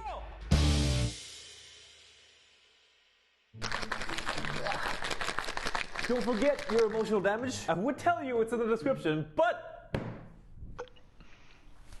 it is officially sold out. I guess that's the end of emotional damage. Oh my god, it's kind of emotional. I guess the only one that's left are the ones in my apartment. We are working on the Shaker Cup. Sorry it's taking so long. We already have the design done. They're just making it. If you guys want to do another batch of emotional damage, put it in the comments. Let me know. If enough people want it, I'll go back to gamer stuff. So I'm like, yo, let's do it again.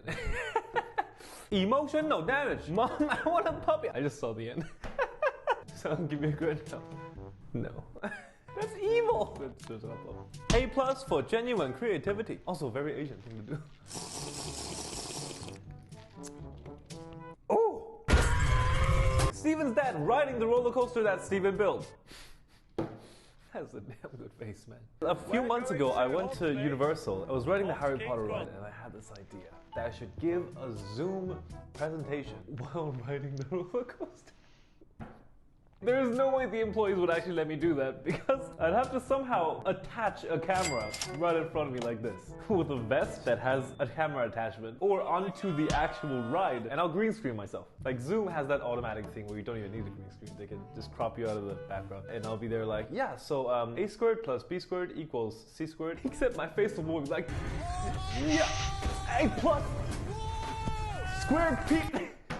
That looks so stupid, doesn't it? Oh my god, why did I do that? For now, I'm going to tell you not to do that at home. I'm not going to do anything until I speak with the safety professionals. They can tell me if that is an extremely stupid idea. Look at the solar system. Every single other planet has been proven round. So what cluster of events lead to the Earth being flat? Riddle me that. Earth is not a planet. Let's bring the magic back to gifting! Bring the magic back to gifting with Groupon.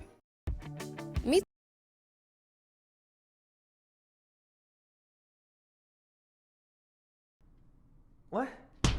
B for confusion. Tommy's inventions. Okay, found on some crappy site. Next to you. Sometimes after the feet are stepping on, they don't know. They invented this anti-stepping shoe cover. Is that a... B. That's what that looked like. You know what that should be? That should be when your son hands in B papers. You know, you just have a folder like this, and whenever your son gets B's in his papers, he has to put it on the folder, and it just goes bam. Cool invention. A plus. I missed. Take this, Starbucks. They are giving free coffee, and you stop. Oh my god, what made me laugh isn't even the. It's the cafe. I gotta say that's a good Photoshop. Fair play to you. It's probably good. Actually, no, it's probably not. I would like to be known as the off-brand guy. That would be a great legacy. When you post a meme in the wrong subreddit and confuse everyone, look at the joke. Is that this? Are you trying to infiltrate my subreddit right now? Stephen He's dad explaining his way to school. To be fair, it's probably effective. How the hell are you gonna catch that deer? I don't know. But these people, nah, they're out of your way. You should do this on the way to school and in the subway or in the bus. In the bus, probably the best place. Don't do that, please. I don't want to get sued. You know who one of my favorite creators was back in the day? So many of you probably won't know who this is, but it's Filthy Frank, a true legend of this platform. He created a lot of memes, like the "It's time to stop," and also he created the entire Harlem Shake trend. Which, if you don't know what that is, God bless. I feel old.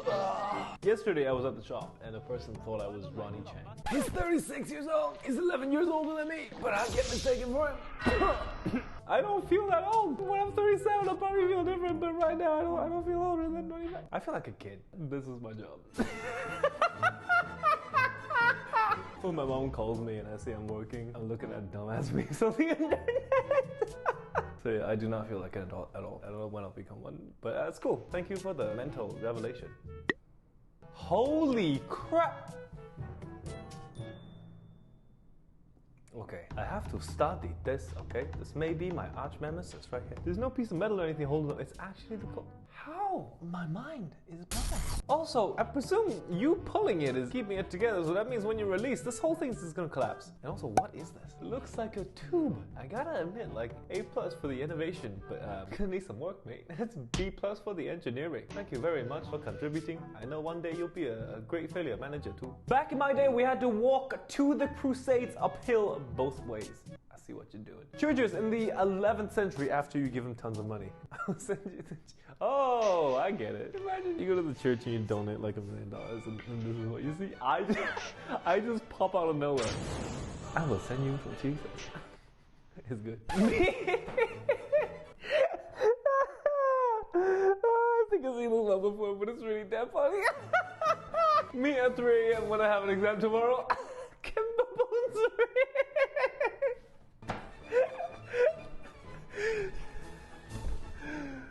bubbles read? That was the dumbest thing I've ever googled.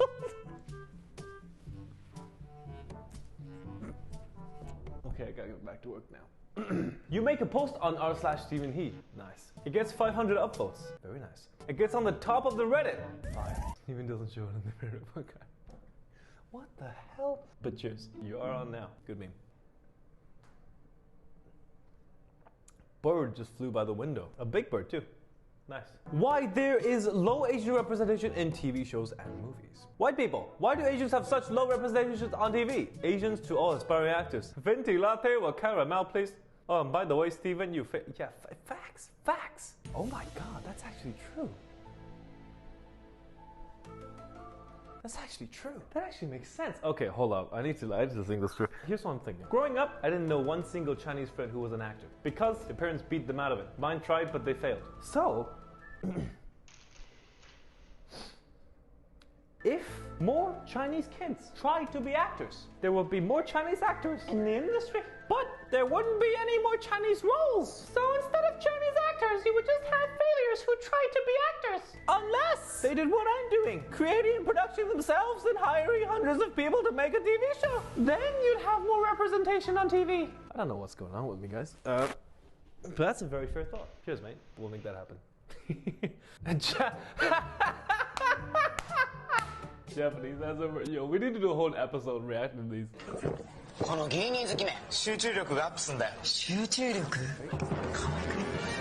集中力 Did they just I've seen this. Oh wow. Hey mom, can we watch The Matrix? Nah, we got Matrix at home.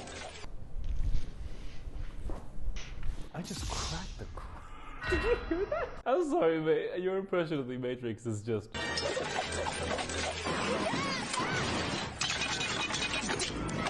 Wow, I love all the pixels they've got.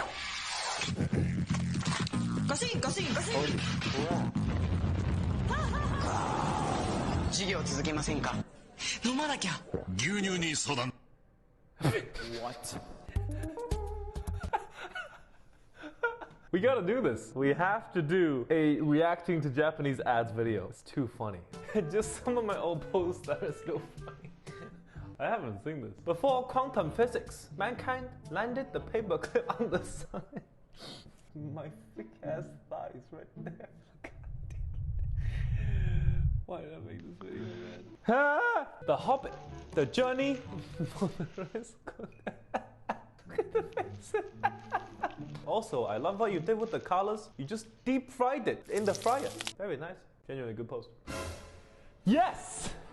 Yes! Yes! The first signed can of Emotional Damage. This is a completely true story. We were at New York Comic Con doing a panel announcing our show, and I spoke to absolutely hundreds of you, and this legend just randomly whooped out a can of Emotional Damage.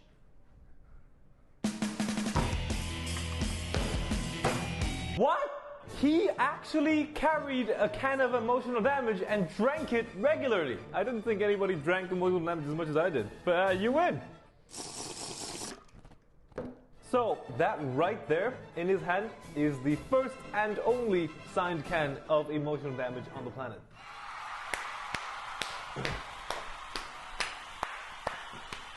Respect. Again, I would tell you it's in the description, but it's not. It's sold out. So if you want to tell me, and I'll talk to Gamer Subs about doing it again. Thank you for coming to Retro Report Card and the Stephen He Live channel. I've been away shooting Journal for a long time. I will be back soon. We're still working on Journal, and yeah, then I'll make videos again. Cheers. Thank you. All right. That's it there. Good stuff. Let's do this real quick. And get ready for some anime.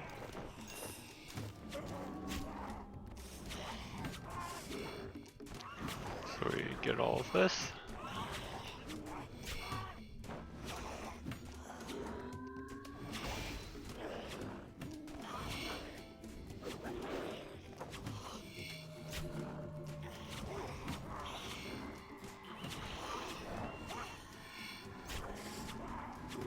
Good.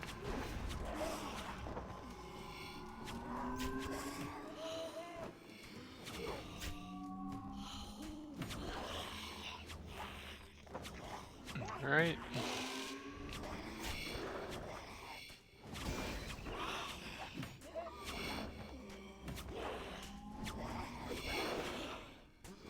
Bad.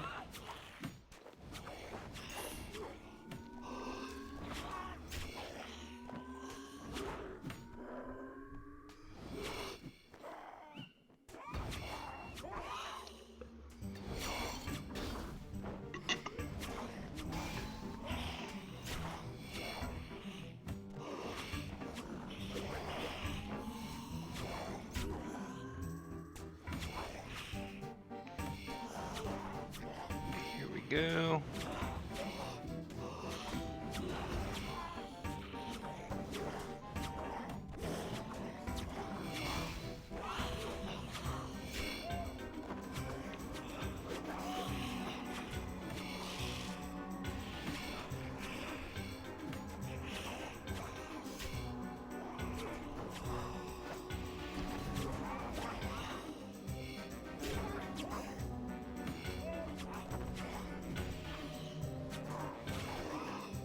Good. Let's drop this.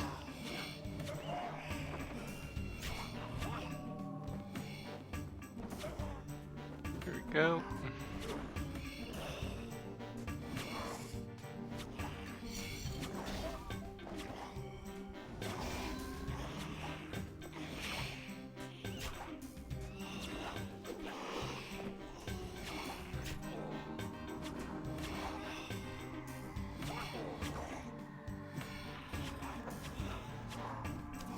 Good.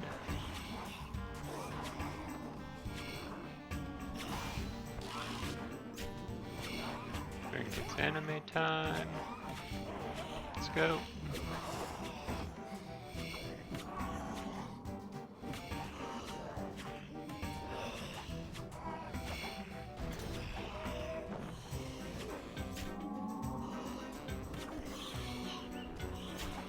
Here we go.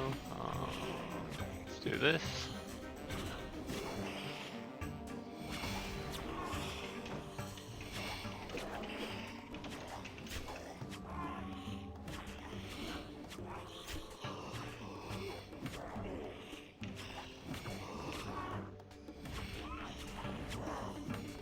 Alrighty, let's start watching.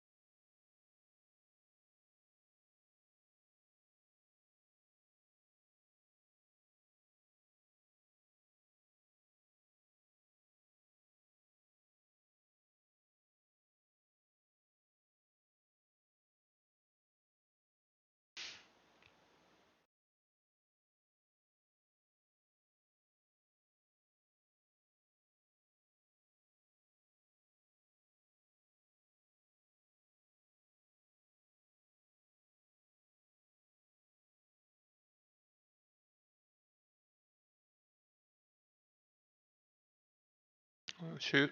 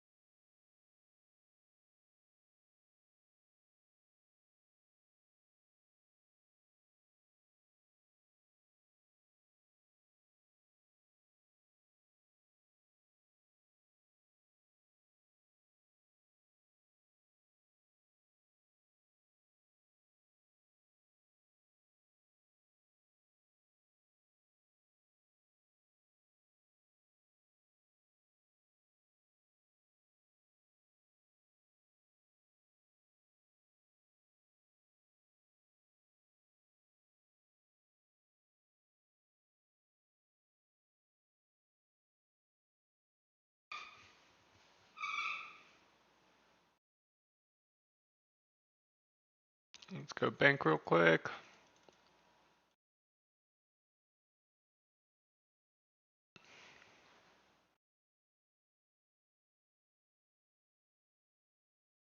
Alright, let's head back.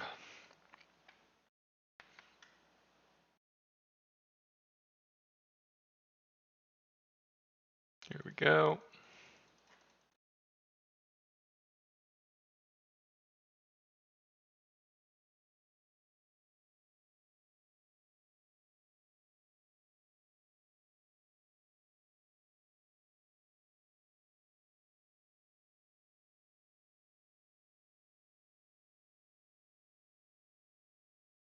Head back here.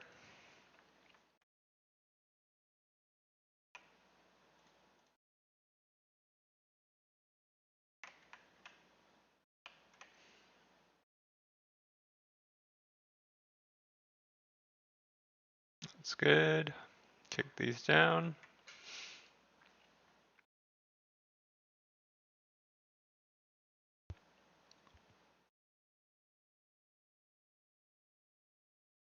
Here we go. Back in position. Let's continue watching.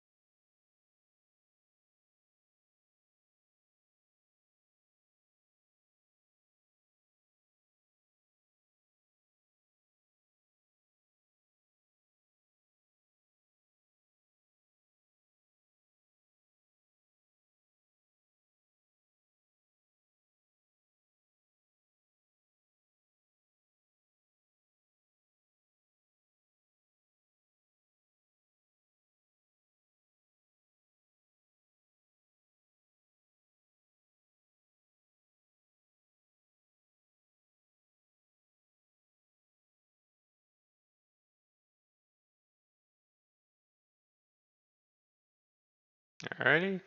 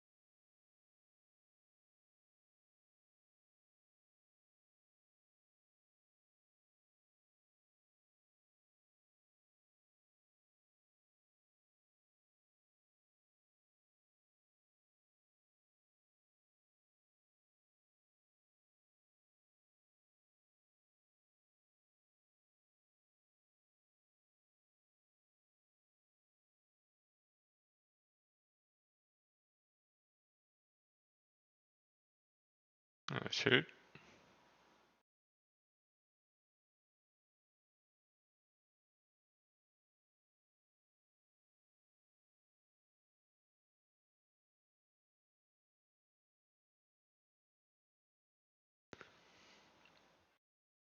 Let's empty my gem bag.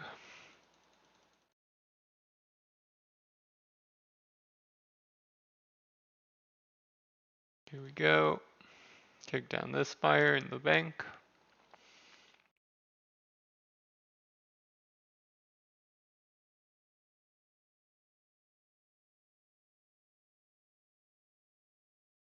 Come back out.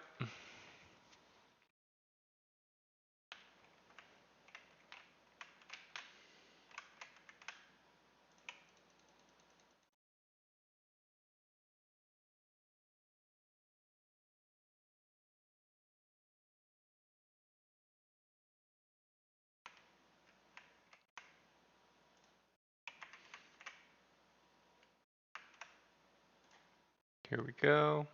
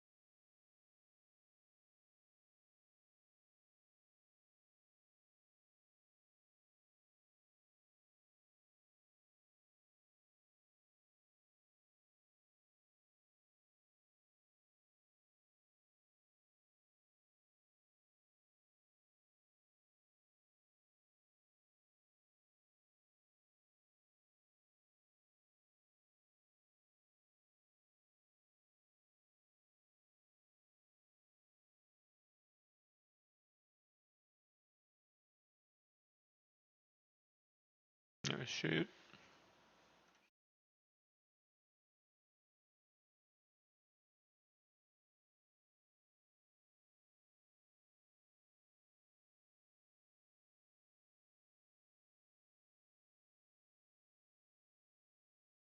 Gonna check something real quick. Be right back.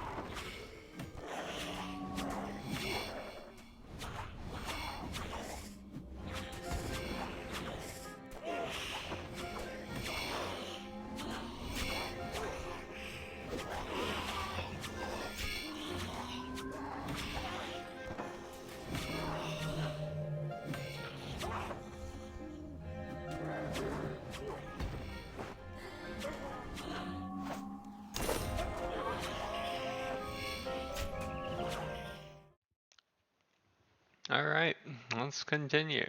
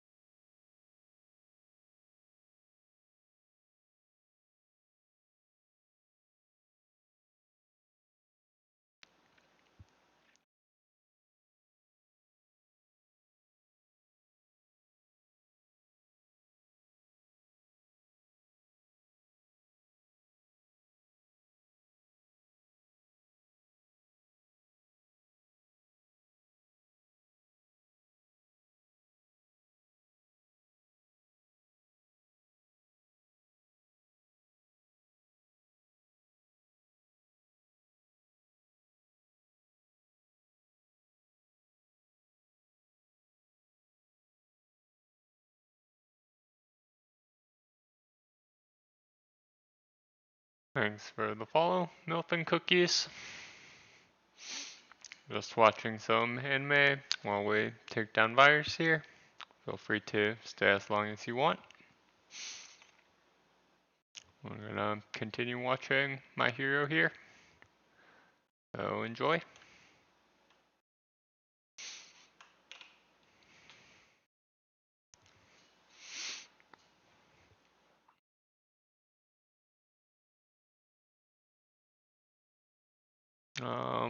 Let me check real quick. Prayer rank right now, I am 65th. When I was at 57 mil, at 59, almost 60 here, so probably go up a couple spots, but yeah, that's what I'm at right now.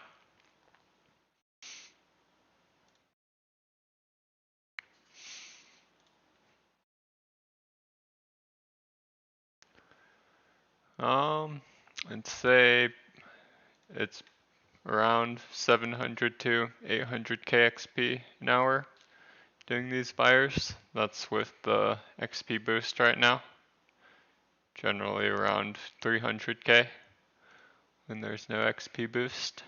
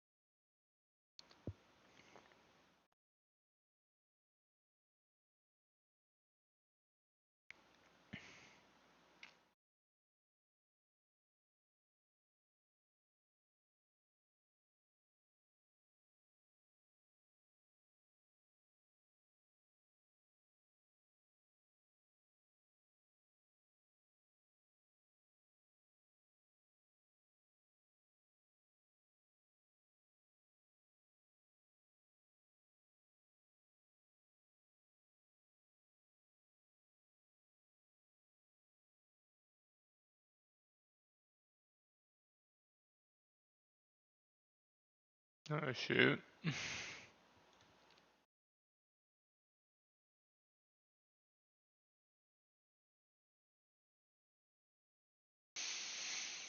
This is bad.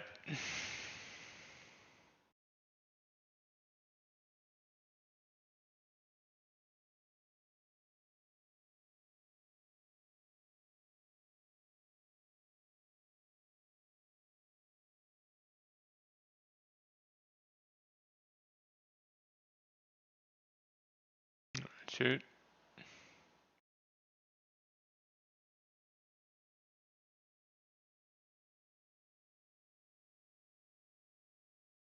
Very nice. Yeah. I mean, I would say quest for Vires isn't as long as getting to Prif, so I mean, feel like it's we'll spend probably less time getting to virus than you did for getting to prif.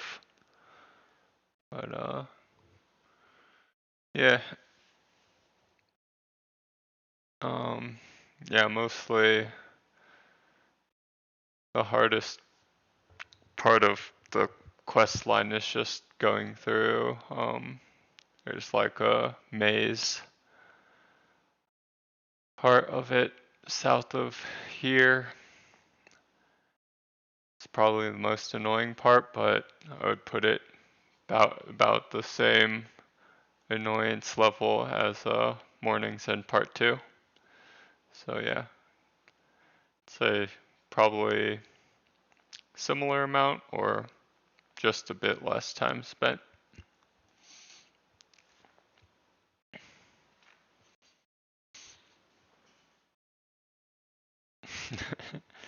Yeah, it's quite difficult. I mean, luckily there's guides for it now.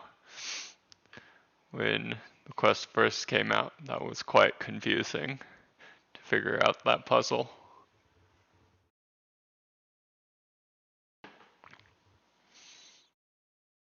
But yeah, say that there is not, yeah, quest line for virus isn't too bad really.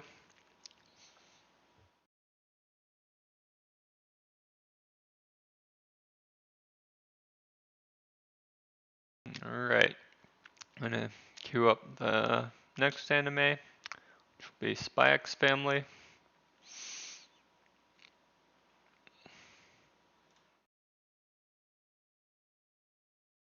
Here we go.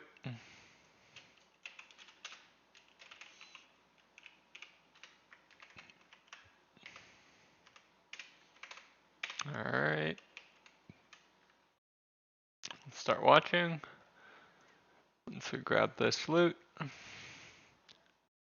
Yeah.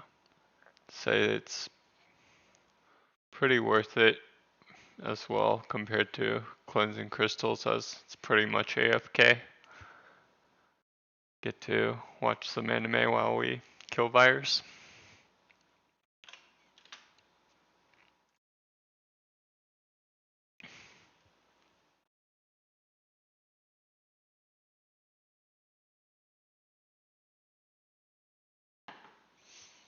I would say the only downside to virus is finding an empty world to do them in. But yeah, been pretty lucky that there's been an empty world past 2 days I've trained, so yeah.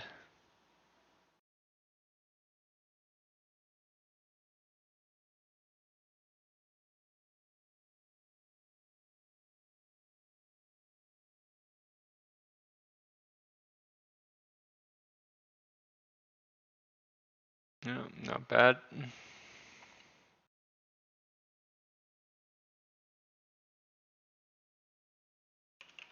Here we go. Yeah, so obviously that's really the only downside of virus is finding an empty world that you can do them in.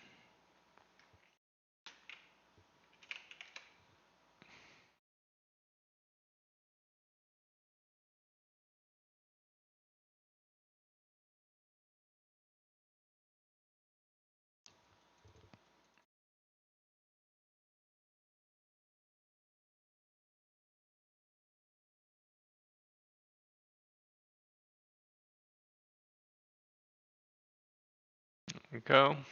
110 in defense.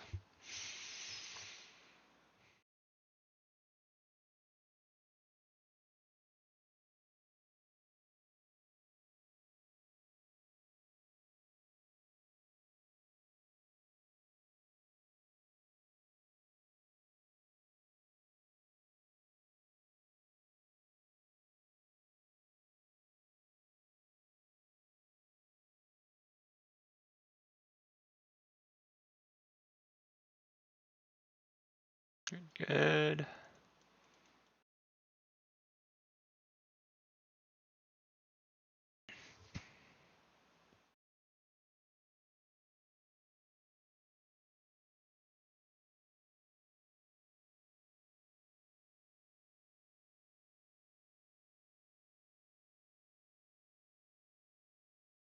Here we go. Should be good.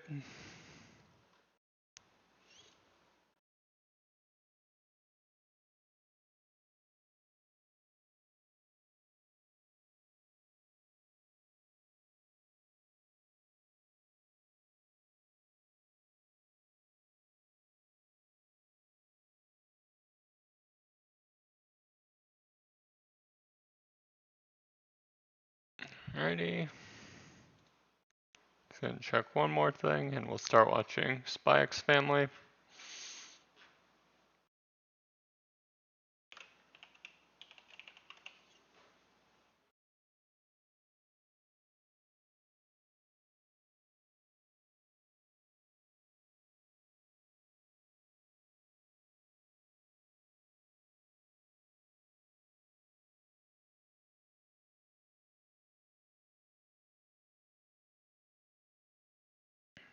Good.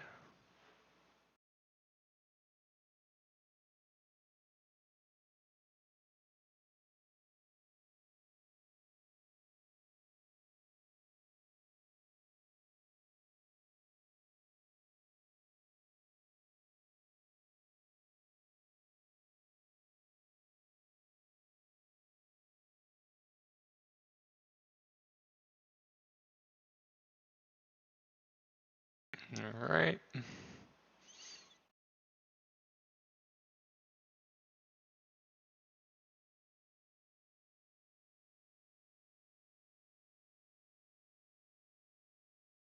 There we go.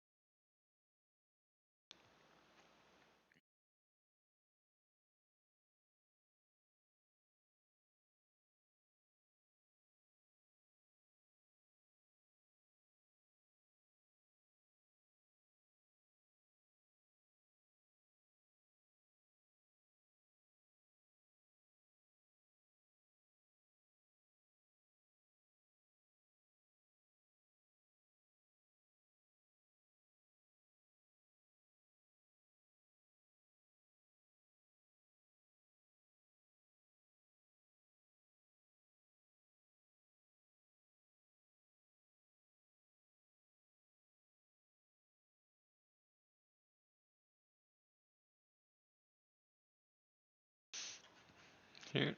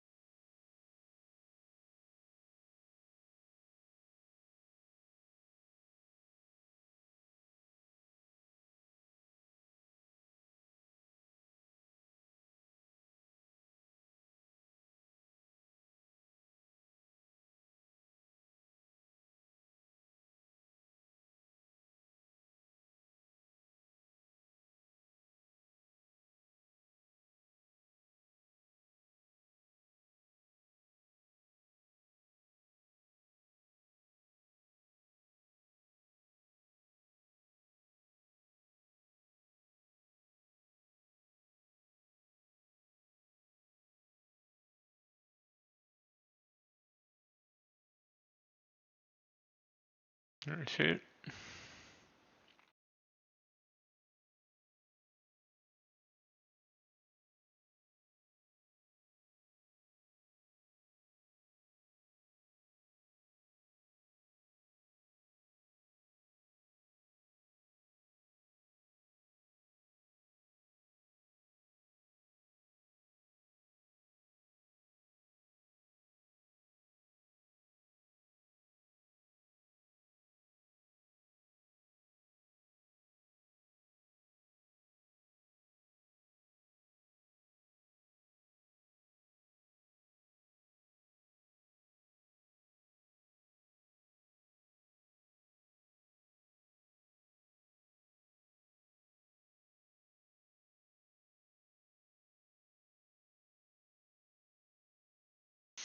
Good stuff.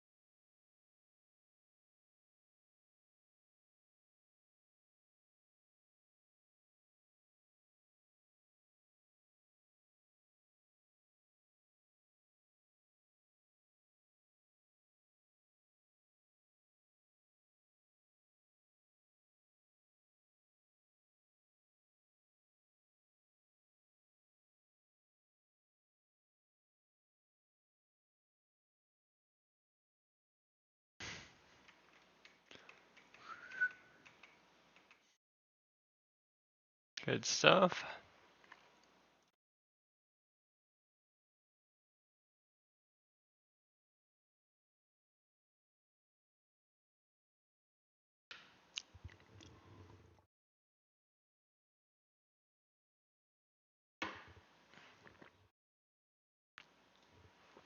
Alright, gonna turn on the light here and go grab some water, so I'll be right back.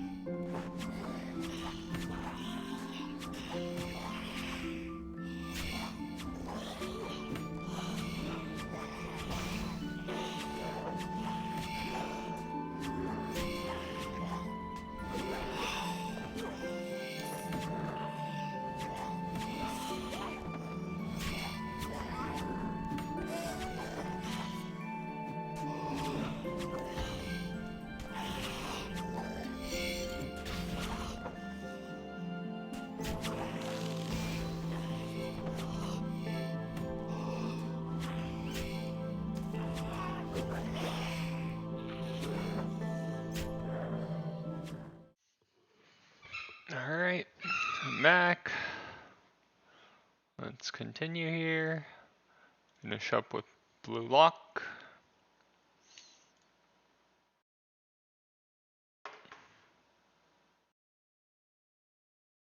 And wait a bit, actually.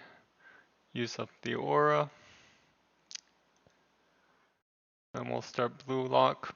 We can be able to focus.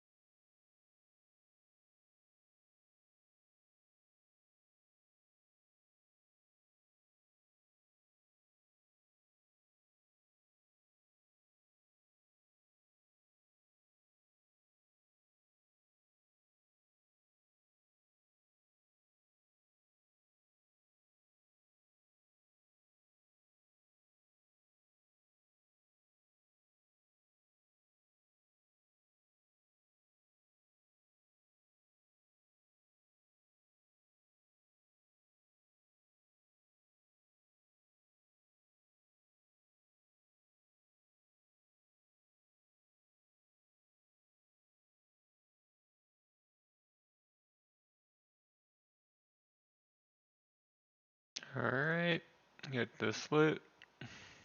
I'll use up everything here.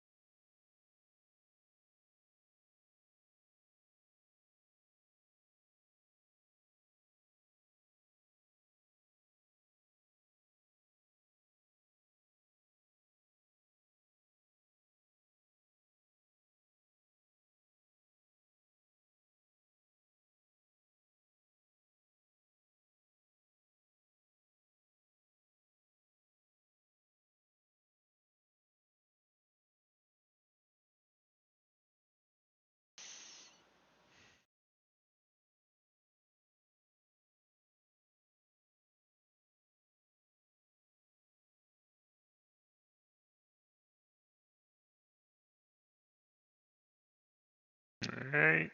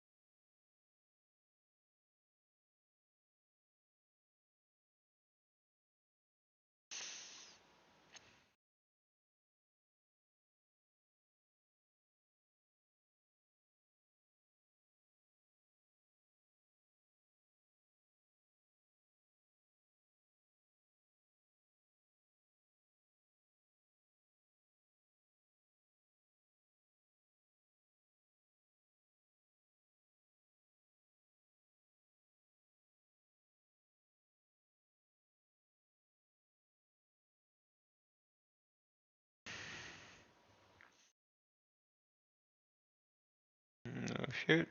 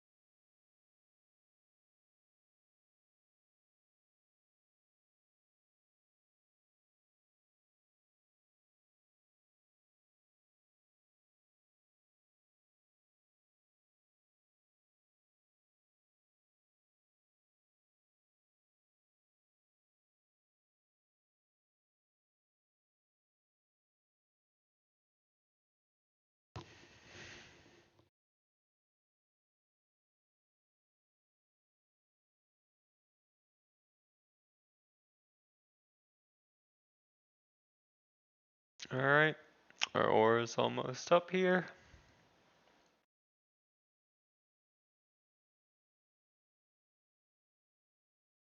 Here we go.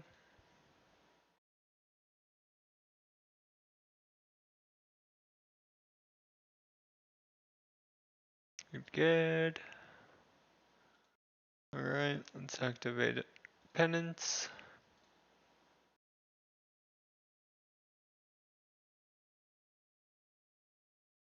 Turn off devotion.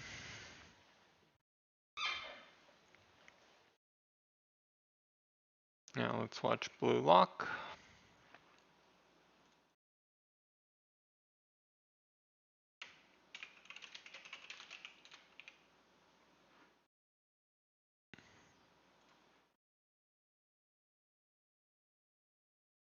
Here we go.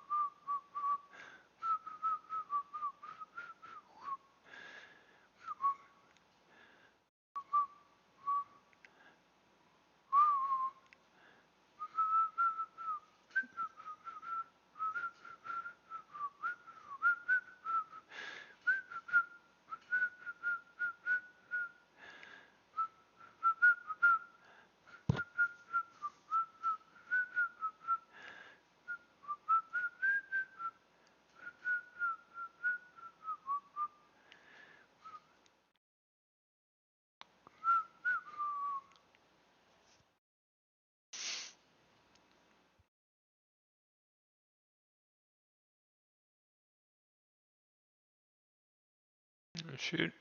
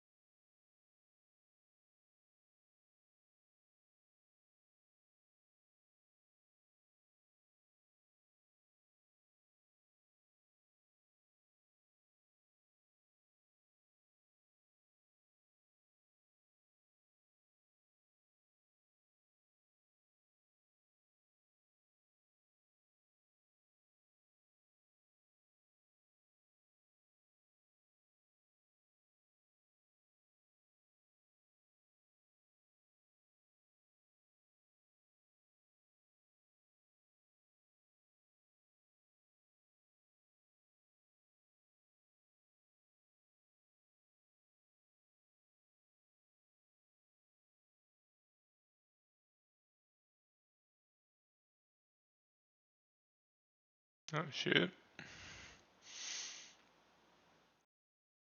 Something's gonna happen here.